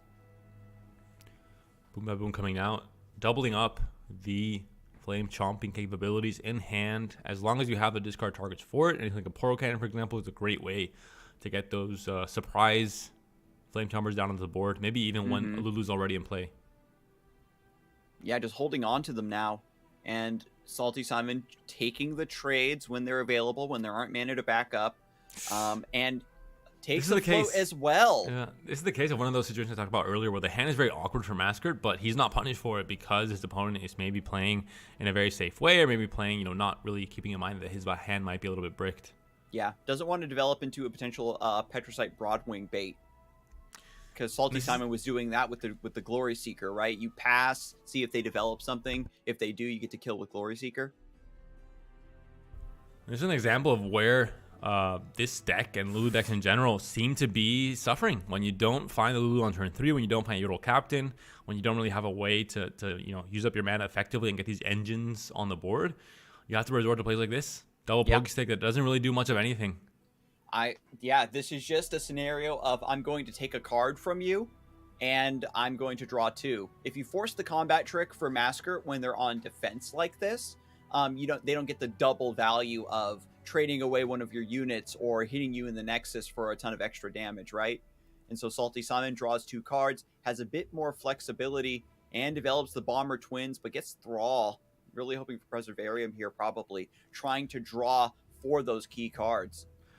I'm going to turn 5, unable to attack on your attack token turn with your opponent still at 20 HP against a deck like Braum Galio that really its weakness isn't in the early and mid game when it doesn't have this, you know, ever-growing HP totals, you know, becoming a wall against decks that have to win on the board. Even with something like Yordle Arms, even with buffs, it's going to be a wall regardless. And yeah, we're seeing it here. Yeah, so much setup, but... Just No needs Lulu. Daring Poros or something, right? In order to get some elusive threats. Even then, it might be too late. I mean, this is a deck that really works off of the tempo, that it's able to pressure and push in turns 3, 4, and 5. Stance being hovered here. Next round, we have Hiara Allseer, which gives you a stance and also reduces its cost to 0. You can put Ram Stance on the Protege because your Petricite Hound has Tough now. No, you can do it the other way if you want, but the 3-2 becomes a 3-1. I guess that doesn't really matter. 2 Pokesticks already outside of the equation. I was very confused for a second because Masquerade's hand is obviously coming from his client in Spanish, but the moment the cards are played out, they become English. So I was waiting to see what Ram Stance would be called in Spanish, and I'm like, wait a minute, it's Ram Stance? This can't be true. But it's because it's now Simon spectating on the board. So I was, for a second, my brain shut down until I was able to process the truths of the universe. I mean, English is just an amalgamation. I'm pretty sure the word ram and the word stance are loan words from Spanish roots, right? Gotta be. Any etymologists in chat? Any historical language scholars in the chat right now? Euro Captain finally coming into the hand for Simon, but it might be too late when you're having to trade off Flame Chompers like this just to push through 5 damage when your opponent is still at 19 HP. It can't possibly feel good. Ram Stance does not target, so Fizz will die to this AoE as well. We've got 8 damage worth of burn in hand. A little bit more, just a little bit more needs to happen for Salty Simon to maybe clutch out a win here. I mean, 8 is great, but 14 is a little bit far from 8 as far as my math works. 6 HP baby. more of burn is hard to find, and actually that's something that has burn as a secondary win condition, not really as, it's not really a, Ezreal Draven from back in the day that had so many different burn tools. So we got the Galio in play now. Big boy with Spell Shield. Salty Simon is still wider, however. Galio's not leveling up quite yet. That's 22 HP out of 25. But at this point, maybe you don't care about the level up. Goes for Ram Stance. Wipes out the Fizz. Wipes out the Bomber Twins. Get excited. Number 1 has been committed with a double buff onto the Flame Chompers. And Salty Simon ended up playing the Frozen Thrall. You have to commit hard to playing this card and saying, hopefully this will hatch in a few rounds and I can find a win with it. But, we'll see if it's a punish. Not keeping it in the hand is discard fodder.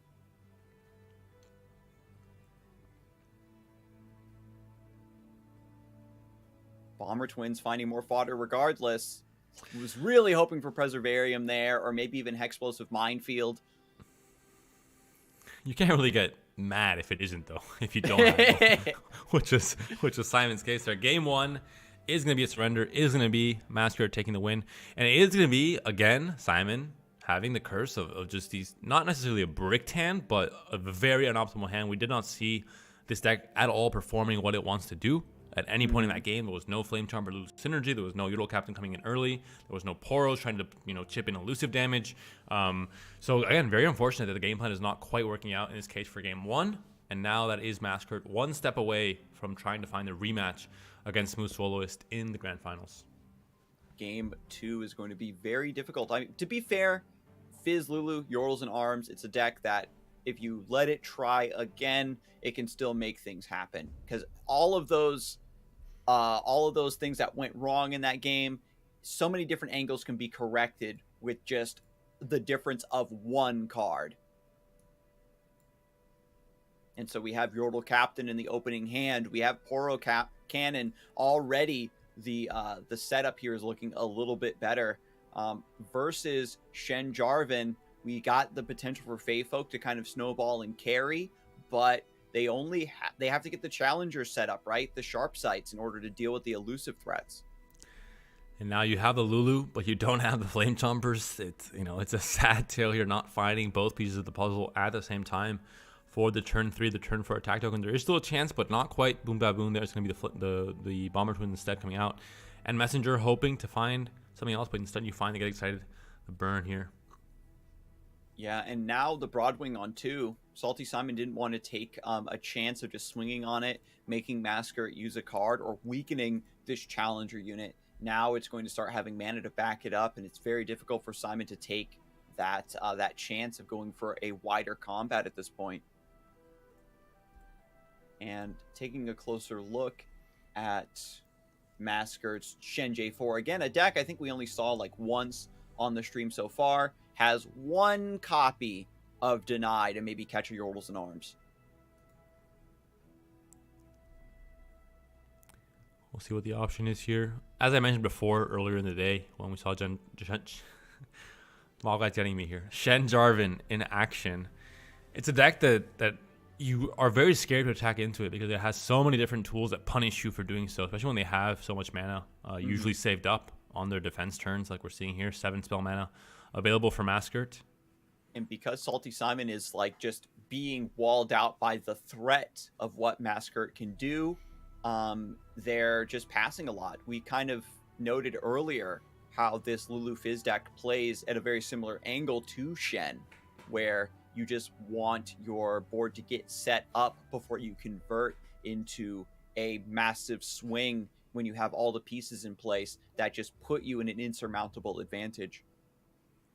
Boom Baboon is now finally fine. We do have now a Flame Chompers available to combo alongside something like the Poro Cannon and the Zonite Urchin. We could see a massive swing next turn. But first off, it's going to be the barrier value being acquired from the Shen onto the Broadwing and killing off one of the telescopes.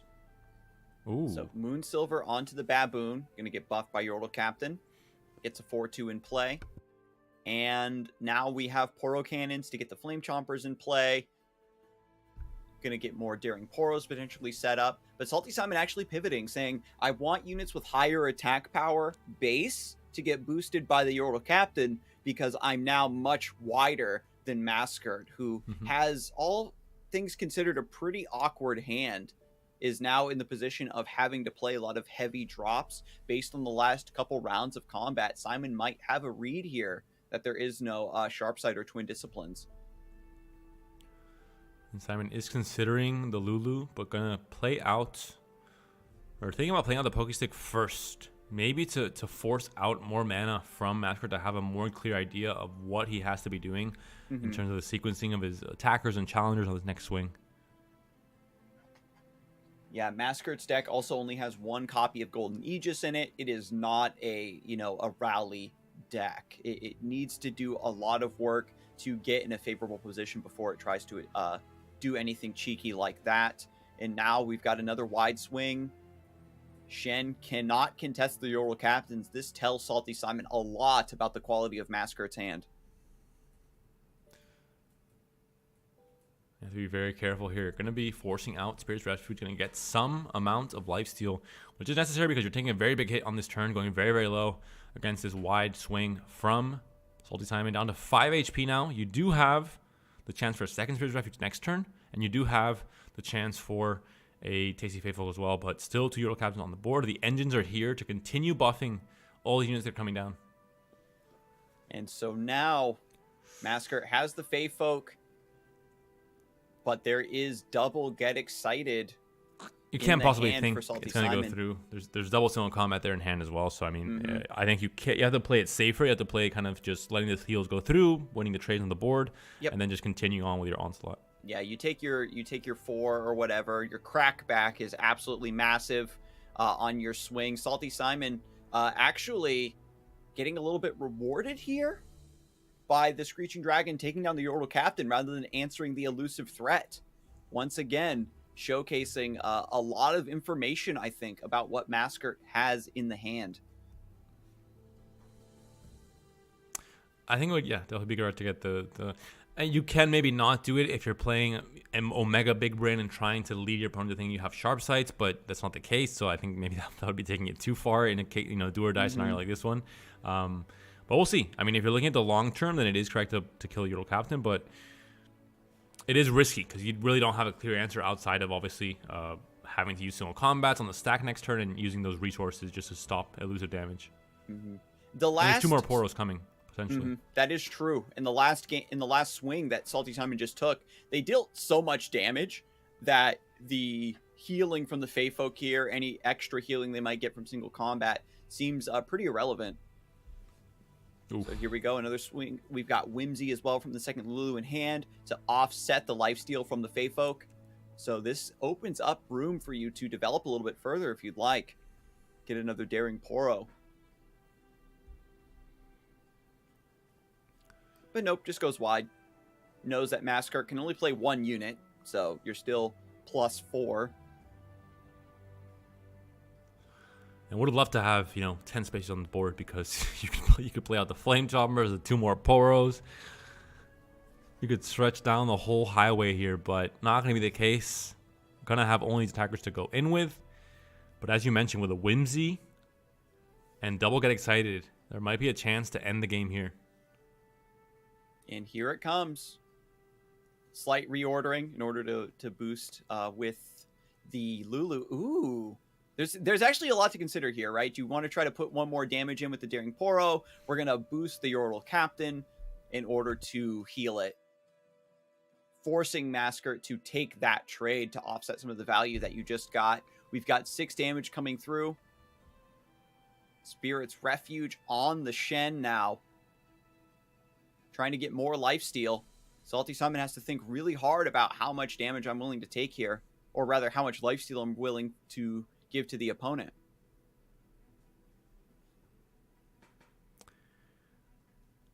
6 damage coming through for the Poros. They heal for 4, mitigating 4 of that damage down to only 2.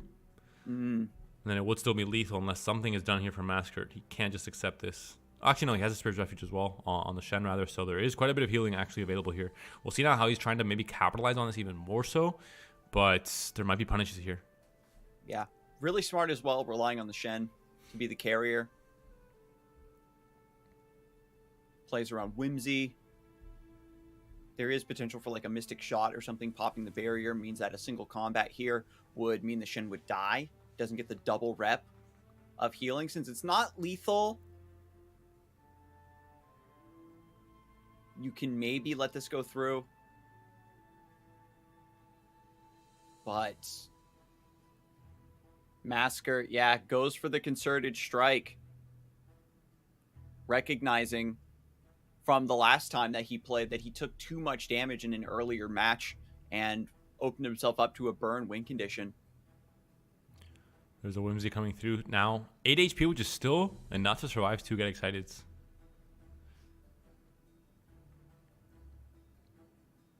But the Daring Poros are still living. That is important to note. So we have this continuous elusive threat and more Daring Poros besides. And the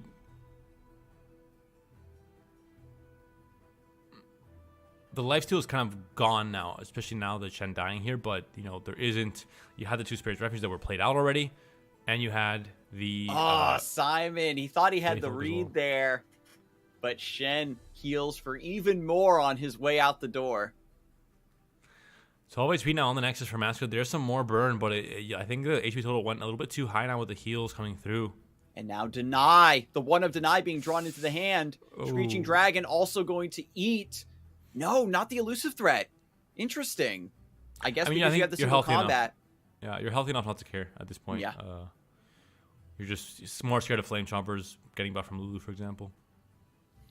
Now we have Deny for the Yordles and Arms. There's not going to be the chance of getting a wide, dangerous swing with that card.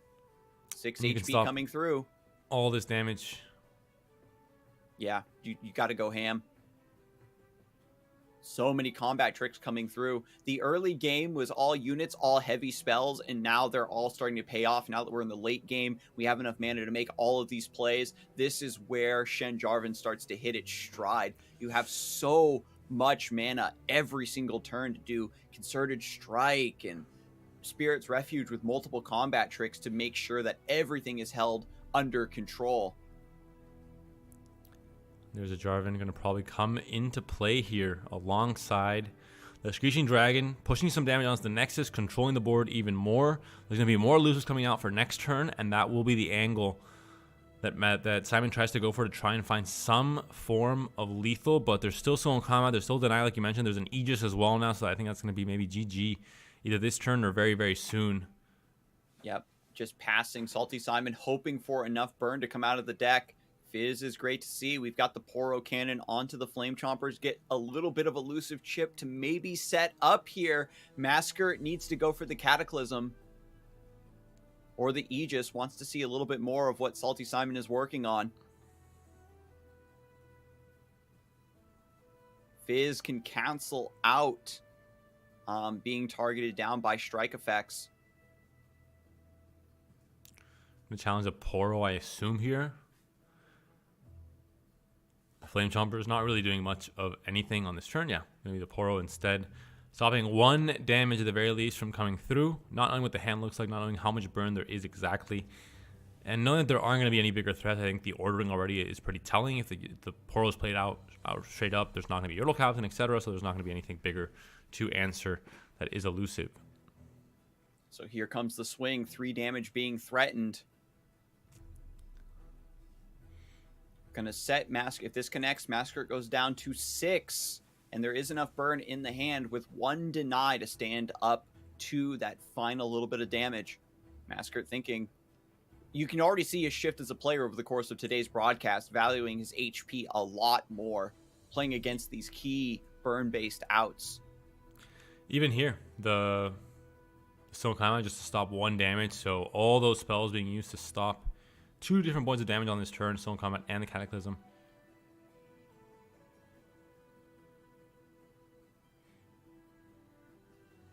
This, we also have to think back to that turn, right, where Salty Simon had used the... Oh, yeah, look, Mystic Shot to cancel the single combat on the Fizz. You have to deny for the Mystic Shot so that the removal does come through on the Fizz.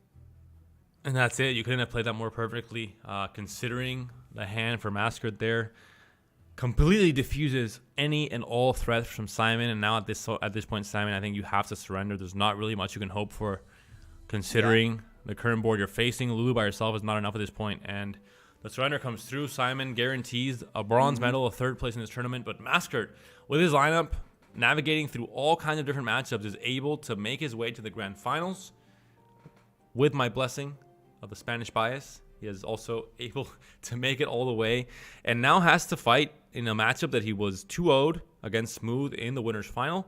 He's playing against a series of decks that are just considered the meta decks right now, the scariest deck to face. And I think it might be a pretty difficult challenge for him to be able to get bracket reset and win that 2nd series as well. Having that extra chance of doing it is... That's what you need, especially as a card gamer. You want the chance to shuffle those cards and go again. But you got to remember, Smooth Swallowist has that extra life coming from the winner's side, has to do it twice. That's a very, very tall order now for Masker. But we'll see if Masker can pull it off after this break. So stay tuned for the grand finals.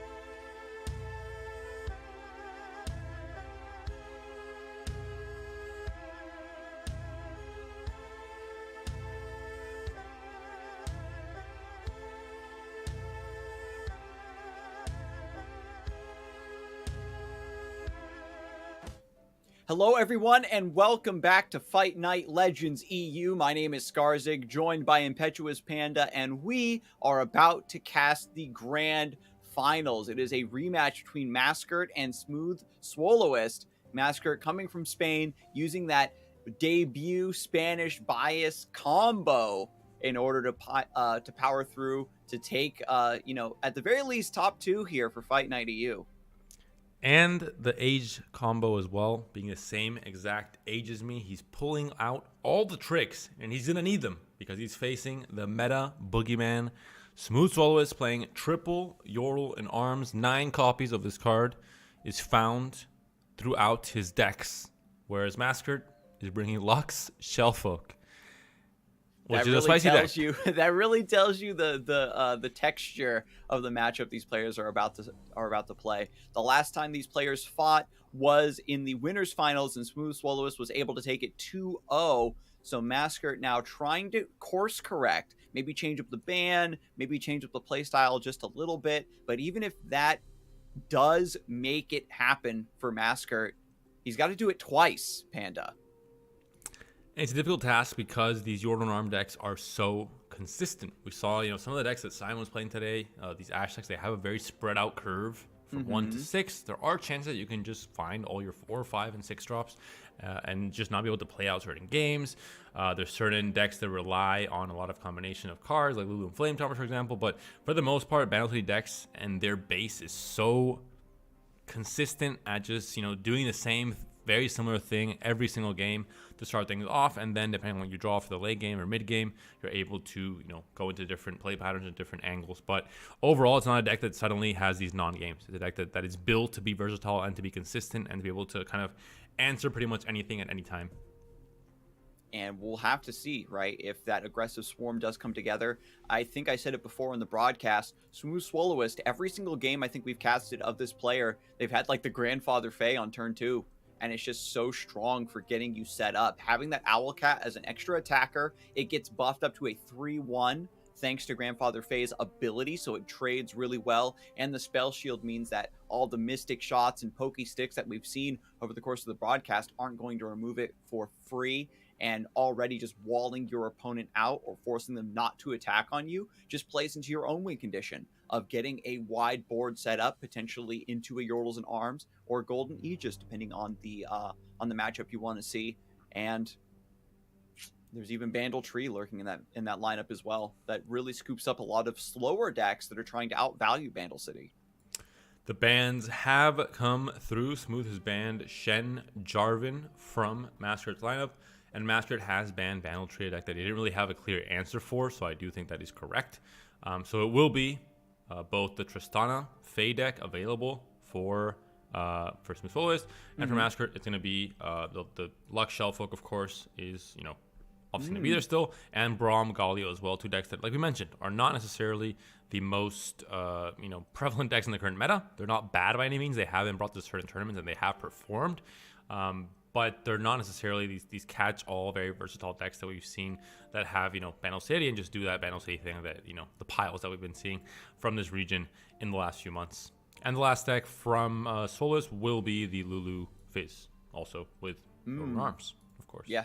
The Lulu Fizz, really strong. Again, having that extra elusive angle really changes up a way a lot of decks have kind of shaped and molded themselves to deal with just generic wide board Demacia style decks, and then having to also account for an elusive angle and a burn win condition really means that you're kind of left with a key weakness perhaps in your lineups. And it's ironic that, Smooth Swallowist, by running triple Yordles and Arms, is still able to pressure the opponent in such different ways across those 3 decks because, again, of the burn elusive combo, the rally combo, and then the Bandle Tree combo. Exactly. There's not just this one condition that you have to win, and when you lose your board, like Scouts or other decks, it's all over. Yep. No, for many. One, because you're able to repopulate the board very quickly. You have all these different tools where cards replace cards, and you have this kind of, maybe not infinite value, it might be a bit, of an exaggeration, but a lot of value I think it's hard for people to really wrap their heads around how important it is for a card to replace itself. It's so massive because of Contrologist, Telescope, etc. It gives you chance to play so much further into the game than you should be able to, and we're going to see that as definitely an upside for all these Jordan Arms deck. They all share the similar thing where they're able to just constantly replenish the board time and time again, despite you working hard to destroy that board and just slow chip away at it. It just doesn't seem to work out in the end. And when we compare that, like as you said, against the Shellfolk deck, they're still keeping up with you in terms of value, but because they don't have the Grandfather Fae and combat tricks to essentially buff those units, they aren't getting the even 1-for-1 trades that they need to wear you down. And so sometimes you are still able to build up that wide board and always have that threat of Golden Aegis or Yordles and Arms. So again, these players have played again. They played before on the bracket, so we'll have to see how they adjust to these matchups as well.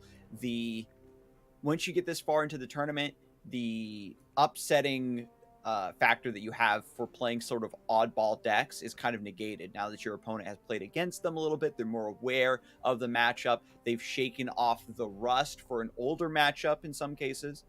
They are much more prepared to deal with your deck. But when you're Smooth Soloist, you're playing the strong meta decks, you're in the driver's seat regardless, it feels like. We'll be going into game very, very soon. Quick reminder for those that have just jumped in or just catching the grand finals right now, Smooth Soloist is playing off of the winner's side of the bracket, has that extra life, has a chance to just maybe win this series, the first series, and win the tournament, or also lose the first series to Maskert, have the bracket reset occur, and then still be able to win that last and final series, especially so after a 2-0 win in the winner's final where you have the already proven experience of having already won, having won pretty confidently. So I think the mental angle as well is in favor of Smooth right now, where he has already done this, he just has to do it again, and he has even a backup to do it, whereas Maskert is the complete opposite. Everything seems to be going against him, and he has to really, somehow find a way to be able to do what some might consider impossible. That's pretty much the long and short of it, right? With Yordles and Arms, especially running such a low curve, your chances of just drawing playable cards, not really having dead draws, is such a huge part of that deck's success. And when we compare that to Maskert, like the Shellfolk deck, it's like, okay, I've got spells but no Lux. I've had to use all of my value generation cards like Trinket Trade and Loping Telescope just to survive in the early game. We don't have Shellfolk duplication value anymore. All of the matches we've seen Maskert win with that deck so far on stream have been on the back of Lux. No games have gone long enough where Shellfolk really even becomes a factor. Have we seen? I don't think we've seen Shellfolk do anything. We literally have not seen one. Has it hit the board? I don't. If it has, it hasn't really done anything in terms of value, in terms of generating new cards. No, I don't think so. Which is unfortunate because obviously that's the most exciting part about the deck for me.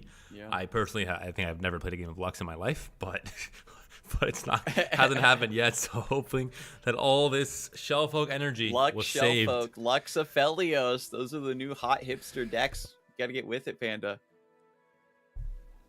I'm a very special kind of hipster. I'm not like the wide, all-encompassing hipster. I'm a hipster in very specific points of the game, but other points, there's some champions that I've never played in my life. But Protoporo, Panda's a guy who knows what he likes. He likes what he likes. But Smooth Soloist has a 1-drop, has a Mare on 3, has the Yordles and Arms in hand. It's all coming together already. Meanwhile, Maskert has double Broadwing, massive potential to keep the board under control and cruise to the late game and just control everything with Lux. We'll see how this plays out. There's a trade potentially being, put up here from Maskert. There's a chance to play out Seedling here on curve. We have a chance for Tristana next turn as well. Playing out a unit here would be a little bit risky, obviously knowing that the chance for Broadwing is there, and you're going to find the Gleaming Lantern in the process. Super strong here, already accelerating this curve. We have Petricite Broadwing, can potentially try to take down this Lantern, but not before you're going to get 1 rep of value if you want to go for the Blastcone Seedling, but goes fishing. Grandfather Fae picked up, discounted to 0, able to squeeze it in this round. Excellent. So now we've got a 2-3 Grandfather Fae, a little bit more resilient. Maskert has second Petricite Broadwing, so can potentially answer both of these engines. Has a Sharp Sight backup as well to try and keep the Broadwing a bit healthier in case there is anything trying to stop it from getting a kill here. But not going to be the case. I don't think there's not any clear ways for Smooth to answer it here. It will be a kill on the Gleaming Lantern, but that's only one engine taken out of the way. There's still a Grandfather Fae on the board. There's still going to be a Tristana or a Mayor coming down this turn, and obviously the discounts on some of these units. So things are not obviously getting out of hand just yet, but they definitely will. I like choosing the Grandfather Fae here. We keep the Petrosite Broadwing alive. You can get multiple reps of value out of it using Sharp Sight and maybe Shielded Durand. But, develops the second Broadwing, wants to go all in. Have your cake and eat it too. Also bullies the Tristana from being developed pre-combat. If Smooth Swallowist does play the Tristana here, which two threatening engine units do you think is best to answer, Panda? I'm guessing Lantern and probably Tristana as well, but you have single combat to mitigate Tristana's quick attack anyway, so it's not, I think, that paramount, especially if you can get a good trade on the Fae, for example, keeping one of your Broadwings alive. I guess that does make a lot of sense, because the Grandfather Fae is giving like attack points to these units, but you have a lot of chump blockers, so the attack doesn't really matter because it's not giving HP. But I am getting word here that the Gamba has come through. A lot of people finally betting some of their channel points on the outcome of this grand finals. 35,000 points on the line bet for Smooth Swallowist, and 22,500 channel points put on the line for Maskert. The stakes are higher than they've ever been, at least when it comes to Gamma points, because we don't get many of these bets coming through. But this time the people are uniting, not necessarily against, because there's more points bet on Smooth, but they're uniting for a cause, at least, you know, in some ways, for better or for worse. People are passionate about what is happening in this finals, and for good reason. It is David versus Goliath, Masker versus Smooth. Mare into Telescope. The target from the Telescope is the final region to turn on the Yordles and Arms. We see the quick hover there.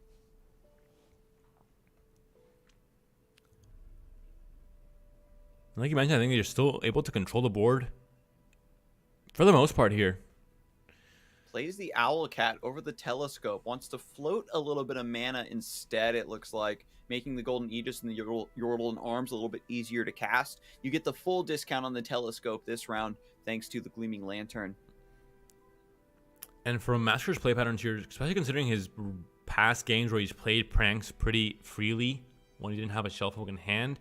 In this case, no pranks have been played. Pretty telling sign that Shellfolk is probably in hand here for Smooth to know this and has the right setup as well. The Aloof is actually a really strong pickup here. Maybe snipes the Yordle and Arms. Oh, you got to take Encroaching Darkness though. Grant all of your units +2/+2. It's OP. the least exciting pickup. Listen, I had some of my peak fun moments in Runeterra playing Encroaching Shadows. All right, don't diss the card, okay? I had a lot of fun with that deck for like 2 days. I mean, people tried to make it work. There was the makings of some like busted hyper aggro deck. It did work. It's just very all in, obviously. So the moment there's an answer, it's like, all right, next. It did work, but just only half the time. It works all the time, right, Panda? It's like, you know, like any Vi decks with Ribbon, they do work, but sometimes they definitely don't, because there's many morphs and, you know, different things that can answer them. These all-in strategies, very explosive, but can, you know, very weak, very vulnerable at their base. So here comes Yordles and Arms again. Smooth Swallowist taking the opportunity here to force the trade down from Maskert. Didn't get the Aloof Travelers. Wasn't able to play anything scary. Can even Ranger Resolve here to keep this Mayor alive? Yeah, and then the Loping Telescope still dies. I mean, it has to be worth like it. You're considering the stat line that this Mayor would have, paying 1 mana to keep that. You know, yeah. What are you saving the Ranger's Resolve for?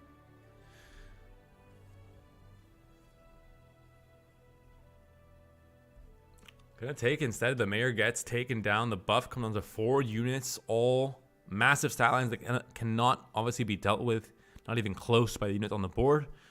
Just gonna have to chump block most of it. Take 12 damage here, which is quite a lot on this swing. But next turn, our savior, the Shellfolk, comes down. You have double prank. You have a chance. You have a way to get back into the game potentially. Yep. And Smooth Swallowus has the messenger.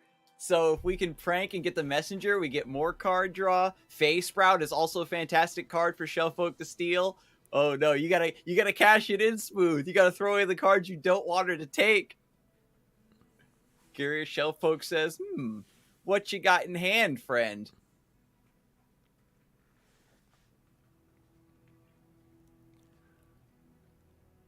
This is a very rare occasion where you've got really great value generation in your hand and you have to use it when you kind of don't want to, just so your opponent doesn't take it from you.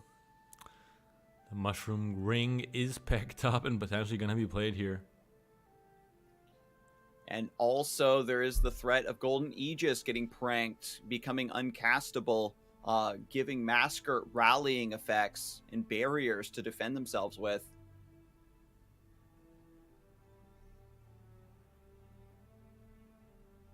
With the Golden Aegis, impact on the Blast Cone Seedling, a lot of threatening capabilities to trade into the Shellfolk. Getting the rally and the barrier now onto the Seedling, you have a chance to still play out Tristana or Messenger into Mushroom Ring to have the widest possible attack. Obviously, you're making use of the fact that this is a turn where Masker had to commit 6 mana to playing a 4/4 on the board to benefit from it with all these massive plays coming up right now. Oh, there's a trinket trade in hand. Excellent. Now we get double Otterpuss, which is discounted to 0, and you can play that in a tune and have more mana. Prank also scoping out what's available. Sees the Ranger's Resolve, takes a copy for himself, makes the trades a little bit better on the board potentially.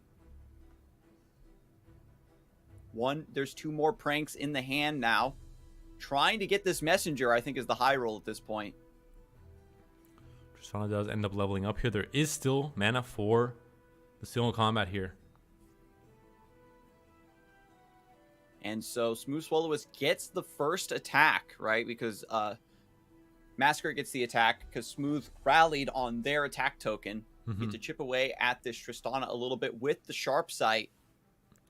There's maybe something that Smooth didn't really consider when he played out Tristana. Seems to be a little bit surprised that was the case. It does end up happening. We talked about it many times before, where rally effects start, messing with the flow of the game to the point where you're not sure exactly where you are in terms of attacking and defending, and then all of a sudden someone attacks, like, wait a minute, how's he attacking? And like, oh wait, yeah, I'm the one breaking the rules and attacking on his turn. And now with no mana, we have a full trade down here. We're taking a lot of damage from the Blast Code Seedling, but this deck doesn't have any burn, right? They have to just get the board in the rally. This is so typical of Shellfolk decks as well, to survive at very little HP and then to kind of get past that curve and then turn it around, similar to Deep in some ways. Maybe that's why I like Shellfolk so much. Who knows? The masochist in me trying to survive at 1 HP. You like the comeback factor. So here we go. Be Messenger being played. Buster Shot, also a nice pickup. But Masquerade's going to make sure to get as much value as possible. Sharp Sight, duplicated, discounted. Protects the Shellfolk. Has eyes on the Buster Shot now. Going to prank, wants to get that too. Another Sharp Sight, why not? But no, Buster Shot, keep the board under control. Because they're both playing Bandle City, it is also potentially going to get discounted for Masker. And now these really important spells for manipulating the board, keeping yours alive, answering the Shellfolk, are now not castable. I love how Smooth is trying to win the game. He's hovering over the cards he has in hand. He sees Mushroom Ring. He's like, nah. You're going to stay in hand. So here we go. 1 more point of damage thanks to Blast Cone Seedling. Shellfolk is not going to go down just yet if these Sharp Sights are employed. Concerted Strike is actually the card of choice. And this is done to stop the 1 damage from the impact on going through. Nothing you can do to stop that Sharp Sight with Range Resolve combo would not be enough. And now you have to Buster Shot the Shellfolk here, finally take down the value engine, but it might be too little too late. Although there is a big comeback that has to occur here, still 20 HP on the Nexus for Smooth. Yeah, it's like you're walling out your opponent, but you still have to Oh, find a way to end the game. And because Radiant of the Guardian on one side as well. That is a big pickup. but we need a unit. We need a unit to play so the Radiant Guardian dies. We need something to die. Anyone, please. A sacrifice. We need a sacrifice. But here's the thing, right? If Masker cannot pivot into an aggressive stance, then Smooth Swallowist might just draw second Tristana, go wide with impact. It might be over. Oh, we found a unit, but it's not. It can't die this turn with a Radiant Guardian. There's going to be a 4-unit open attack next turn. It might be enough with a Sharp Sight backup as well. There's no more single combat. It was used already. The Butcher Shot can take down 1. Yeah, so you can play the Mushroom Ring now, play Blast Cone Seedling. When you play it, you have to choose Impact or Barrier. So it's not going to be just like a safe setup. It just depends on how wide you think you're able to go versus Masker's list. Here comes the Buster Shot, tanking.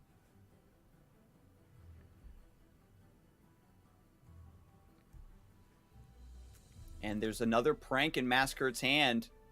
Can get eyes on the next setup. It doesn't really matter.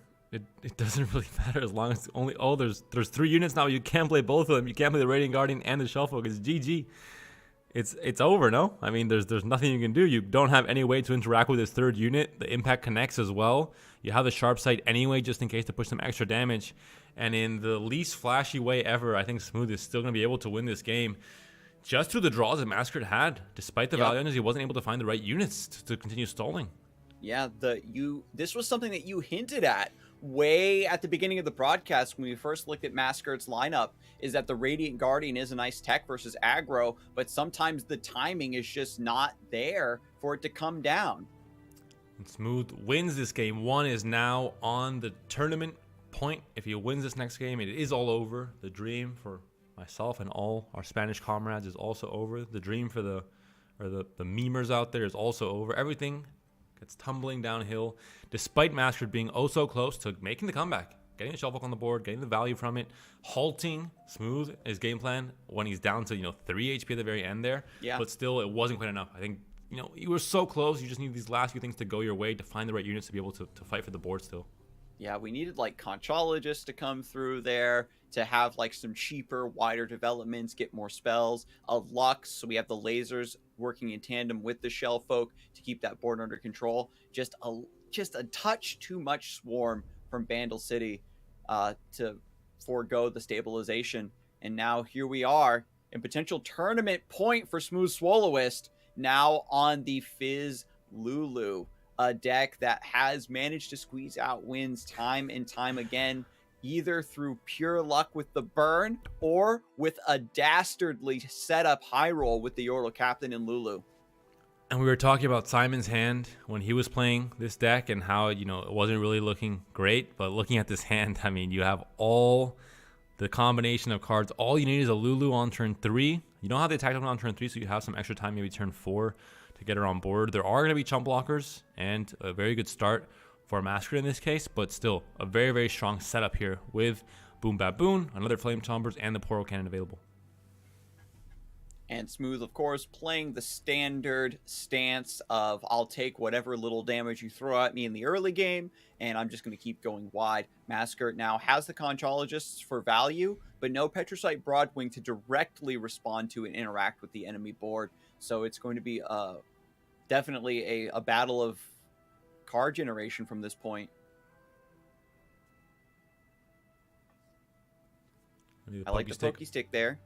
On the Boom Baboon, taking another 3 attack unit. Still 2 damage connecting on the sides, taking 1 damage on the Flame Chompers. If you find the Lulu, if you find a way to buff it, it's not going to be relevant and take the damage, so it's fine regardless. No Lulu just yet, though. No Yordle Captain either. 2 of the key cards for this deck to really function at a high level. And so we've got Fizz. Portal Cannon does let you save Fizz from a spell, but it's better to save that for down the road. Telescope, because you're getting a manifested card, it's better to set this down early so you have longer to sculpt your line of play around whatever cards you get. And here comes Conch. What's in the hand, Panda? Poison Dart. Very strong pickup here. Especially against the Charger, going to directly, the Manifest versus Manifest, both cards that were generated will cancel each other out. with a few mushrooms, you know, as a side effect coming into the deck for Smooth.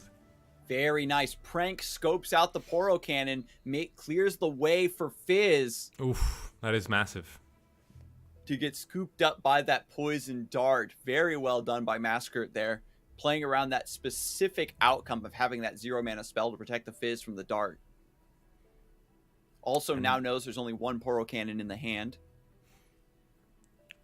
And a very good start, but not really the right payoffs. The turn order and the attack order for Smooth, not really ideal for Yordle and Arms, not having right enough setup and mana for it to do it this turn. And the hand is looking perfect for Master to take over in the mid to late game. Yeah, no power cards here. Luck's going to come down. Massive HP pool allows her to block safely versus pretty much anything this deck throws at her without Yordle and Arms on it. And then with Mini Morph for the Yordle Captain or a Lulu, it's just going to be a downward spiral from there. Smooth knows I just have to go as wide as possible. We might not even see a swing this turn if the Yordles and Arms is going to be the win condition for the next attack token.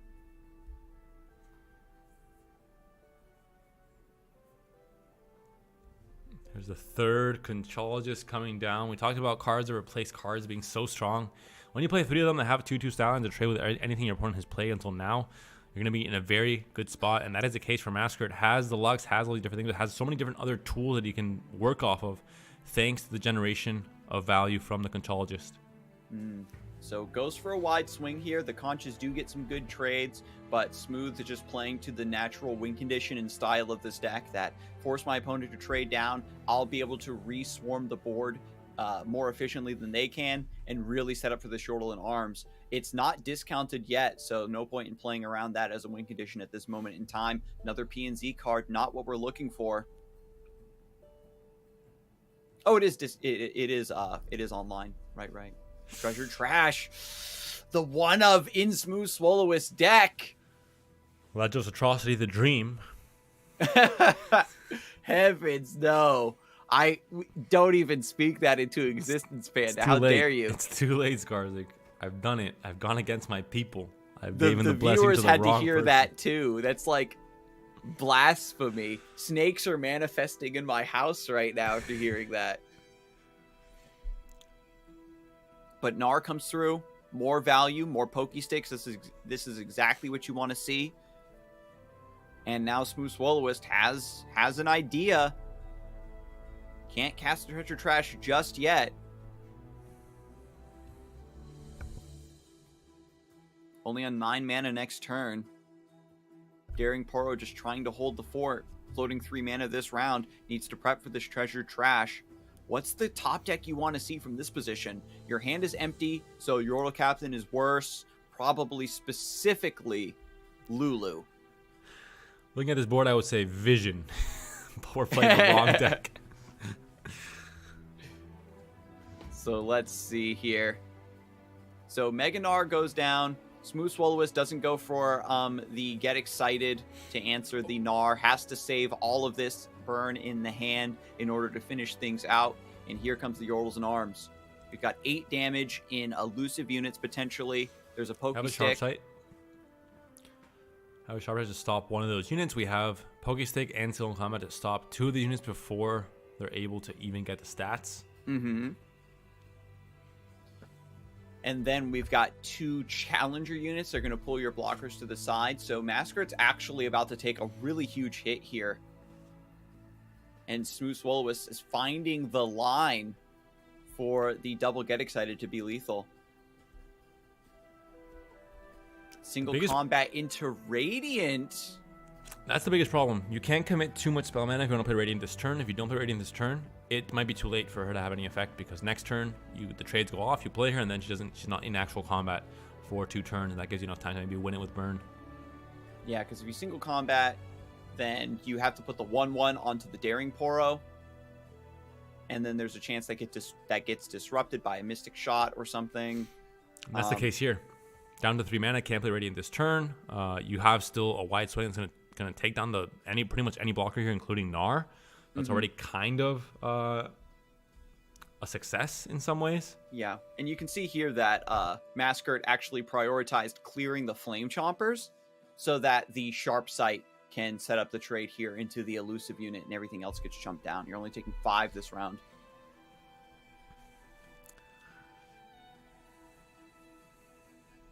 Gnar also does survive that trade potentially.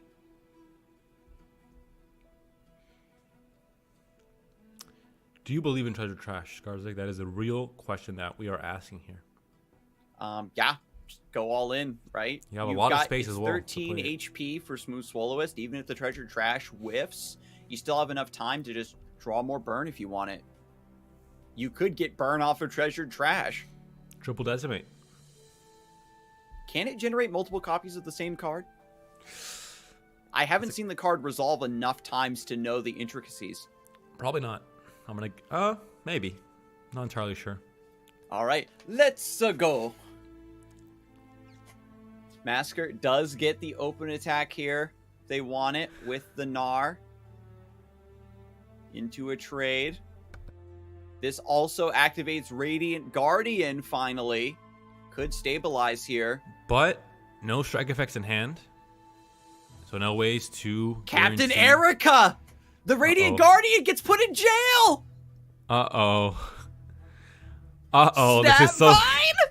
He really high-rolled this one. He really high-rolled this one. Look how tanky these cards are! Is this how you're going to win a Fight Night EU tournament? All right, you know what, Smooth? I'm going to give it to you. This card is enough for me to not get on your back for this tournament because this is at least a flashy way to do it to win the game. Maybe not flash in the competitive standpoint, but at least from my meme-centric standpoint on Runeterra, I like it. I like Riptide Rex. I don't think you plundered this turn, so...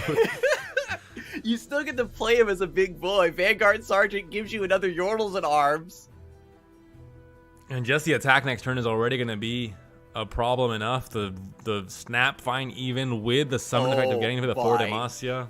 God. When you can only play 3 cards in your turn, when they're this impactful, that is all you need, baby. There's the Vlad emo into the open swing. Can't stop all of this beef coming through, and there's still 6 damage worth of burn in the hand. If Mascot is going to go down to another denied bracket reset, this is probably the most stylish way to do it. You have the wallop. You're giving yourself some hope. Unfortunately, hope that is unfounded, that will not matter in the end, but Mascot has to topic that now, at least lets him survive. Blocks the Erica here with the Gnar, stuns one of the 5 attack units here, and you have the Sharp Sight to kill off the Erica, get the Radiant Guardian back, but again, there's no strike effect. If you had a single combat here, it would be massive. It would be crazy, but you don't have any strike effect to push through guaranteed damage. And obviously, if you're smooth, you're not going to wait for that to resolve. The Radiant Guardian to even be in the equation. Instead, just put the Get Excited on the stack right now, without there being anything that Master can do about it. Lethal is now presented. 5 attack from the Snap Fine, 3 from Get Excited, totaling 8. Purple Berry Shake. Gnar is satiated, but not going to be enough to win the game for Masquerade. Soloist is going to be able to do it. 2-0s once again in a much more shaky series. A series that we didn't expect him to win either of these games, really, with how things were going, I think, at this point.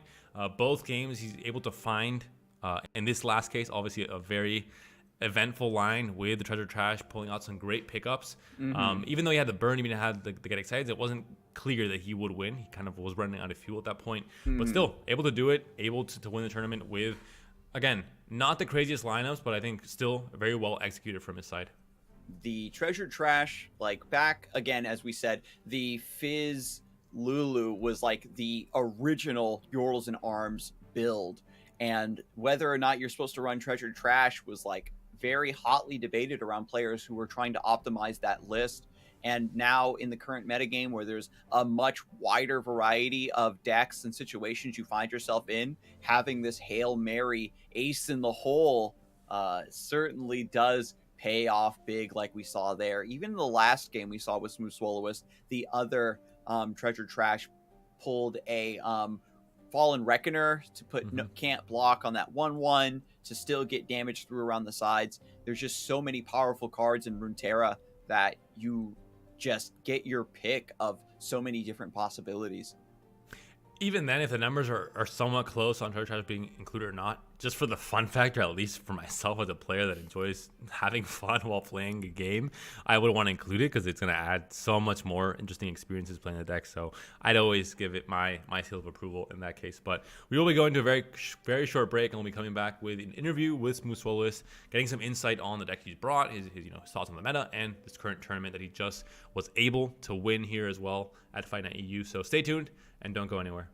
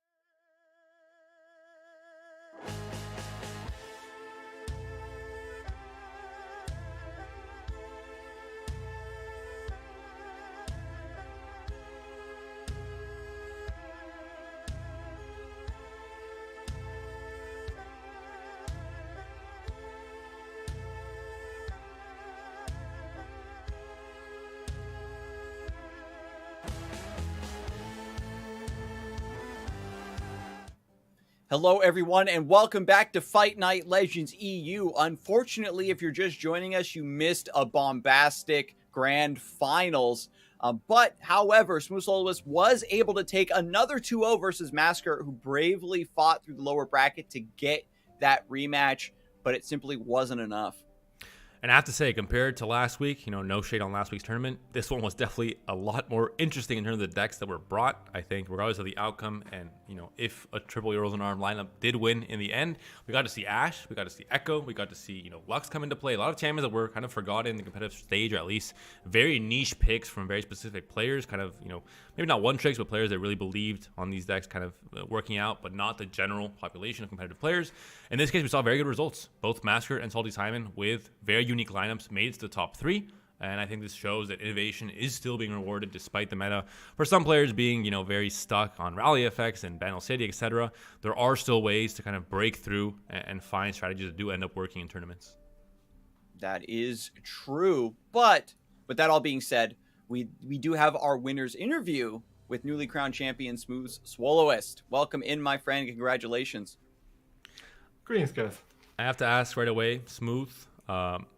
Originally, when you were, you became known to me, you were this deck innovator, playing all these very interesting brews, creating these decks were very competitive, but still very interesting. Today's tournament today, you brought what some would consider the ultimate meta lineup. What do you have to say about this transformation in your character? I mean, Jordan Arms is kind of fun to play, and it's like, I mean, gonna be real, it's like super busted, honestly. Like, the card is just crazy. It was like, you know what, might as well. I thought about some lineups, some word things. But then ultimately I was like, I might as well just bring triple Jordan Arms, I Maybe always next week. ended up there. Better, There's always next week. You are re-invited, so you have a chance. Yeah, next week. Maybe I just bring it again, Well, maybe that's not good. Well, slow down there. Whoa, now you're talking crazy. Consider your options, Smooth. There's Ash, there's Lux. If you weren't to bring just Yorls and Arms, just a crazy lineup, what are some of the other decks that you maybe have your eye on as being pretty strong for tournaments these days? I mean, at first I was like, maybe I bring like Pantheon decks or something, because they kind of beat the other Demacia decks, because there was a lot of Demacia decks last time. I was like, probably they bring it again, So I was like, at least I wanted to beat some Demacia decks, so I was like, maybe Pantheon, maybe some Noxus control, but I'm kind of bad with them. I'm gonna be real, so I was like, maybe I shouldn't bring them. Maybe I train them a bit, and then bring triple Noxus control. There are some strategies going kind of like adapting to what we're currently seeing now, with there being Demacia, especially last week in Fight Night we had, I think it was like 3 series or 3 rounds in a row of the tournament where there wasn't, there had at least one Demacia deck, or both sides had Demacia decks all throughout those like 3 or 4 hours of the tournament. Do you think it is correct to start thinking about Ash making a comeback? These decks that have always historically been so strong in Runeterra as decks that can punish with combat tricks and freeze effects. Do you think there is a viable spot for Ash in the next seasonal? I guess Ash is cool, but she beats Demacia, right? But the problem is that she loses to these Yordle decks. It's kind of hard, Like, you couldn't high roll Reckoning and stuff, but it's like, it's a bit inconsistent, You can't just slam it on 5 and you just win, I mean, speaking of being inconsistent, the Yordles and Arms deck, including Treasured Trash, are you one of the early advocates for this deck in the Lulu Fizz brews, or was this something that you picked up recently and have been enjoying? I mean, like Lulu Fizz, I basically picked it up relatively recently. I was like playing the Demacia version. Someone gave it to me on stream, and they went like 10-0 to Master, so it was like really crazy. Then I played Lulu Fizz too, because I mean, it's kind of funnier. So you got like Lulu, it's a Chompers and stuff. Well, and Treasure Trash, that's just a banger card, I feel like the one of this, it just steals some games. Why not, right? Yeah. It like doesn't really cost anything. I think we're definitely in a spot where the meta has kind of come to this standstill, where Bandle Tree has been out for so long that a lot of players that weren't necessarily super on, even Poppy Rally decks back in the day, now have the time to maybe, like yourself, really become players that learn these decks inside and out. And now there's so many different players that are adding this to their catalog, maybe not just for this meta, but for future metas as well. So it's definitely a good thing, a good skill to have, to be able to really learn a deck for a week or two and really master it, and then bring it into a tournament like this one and pilot it as well as you did today. I think your play was pretty flawless in most cases. I think it was very clean, not anything that was really stand out as missing. So big congrats to you, Smooth, on that. Especially if it's a deck that you picked up recently, I think it's even more impressive to come in and really. It's good to play like on ladder and win with it, but then come in a tournament, know the matchups and the bans, etc. I think is always a big feat. Thanks for that. And I guess to wrap things up then, Smooth, one more question. Do you have any other players that maybe helped you practice, maybe gave you inspiration for your lineup, or you just like to give a shout out and maybe have invited to Fight Night? I mean, I gotta give a shout out to my man Ace Bombastico again. He's my old rival. He was like second in Fight Night a while ago. Then was like, I need to win now because I need to beat him again. So I was like, yeah, it's a bit of a shame he wasn't there this time, but like, I take the win. Maybe he will be re-invited next week, because we do have a spot in our heart for Mr. Snail, always the best avatar in Fight Night. So perform very well. I'm gonna be real. We will try our best to get Ace back onto the roster for next week then. That's great to hear. Thank you so much, Smooth, for your insight, for your kind words, and once again, congrats on really a great showing, and hopefully you bring some more spice. And I know you are definitely one of the deck builders and innovators that can do it. So please make use of your talents and surprise us next week. I'll see. I got the week off. Maybe I got some time to test something. That's all I wanted to hear. Thank wow. you so much, Smooth. See you guys. So once again, that was Smooth Swallowist, the newly crowned Fight Night champion. Very clean run through the upper bracket and not even giving up the bracket reset. Just closing out the tournament with Yordles and Arms. A very strong lineup, a very strong pile of cards, a very strong region indeed. Going to be back next week, hopefully with a different spread. And that will be it from us here today at Fight Night EU. That being said, there is an America's version of this tournament. Used to be on Fridays, but now it is on Mondays. It's going to be midnight CET time. It's going to be start time for us Europeans. If you are in America, if you are on a different time zone, it is, I believe, 6 p.m. Eastern time. Eastern time. And so that's going to be 3 hours on the West Coast. It'll be 3 p.m. Eastern time. And the clocks are changing on Sunday, I believe it is. So make sure you have that all set up for any of your older devices that don't just change over automatically. And when you wake up on Monday, that's why you're going to be so tired. The cursed time shift. I forgot it happened. But definitely something to keep in mind. But again, we hope you guys enjoyed the tournament today. We hope you guys enjoyed the variety in deck lineups. Big props to the players that did bring some extra spice. I always have to give them the extra shout out because this is, of course, a competitive tournament. You're putting everything on the line, and when you're bringing in these riskier strategies to maybe try and impress the viewers, then you have to be thanked for it. That is our duty as casters here at Fight EU. Thank you so much, and we'll see you guys next week.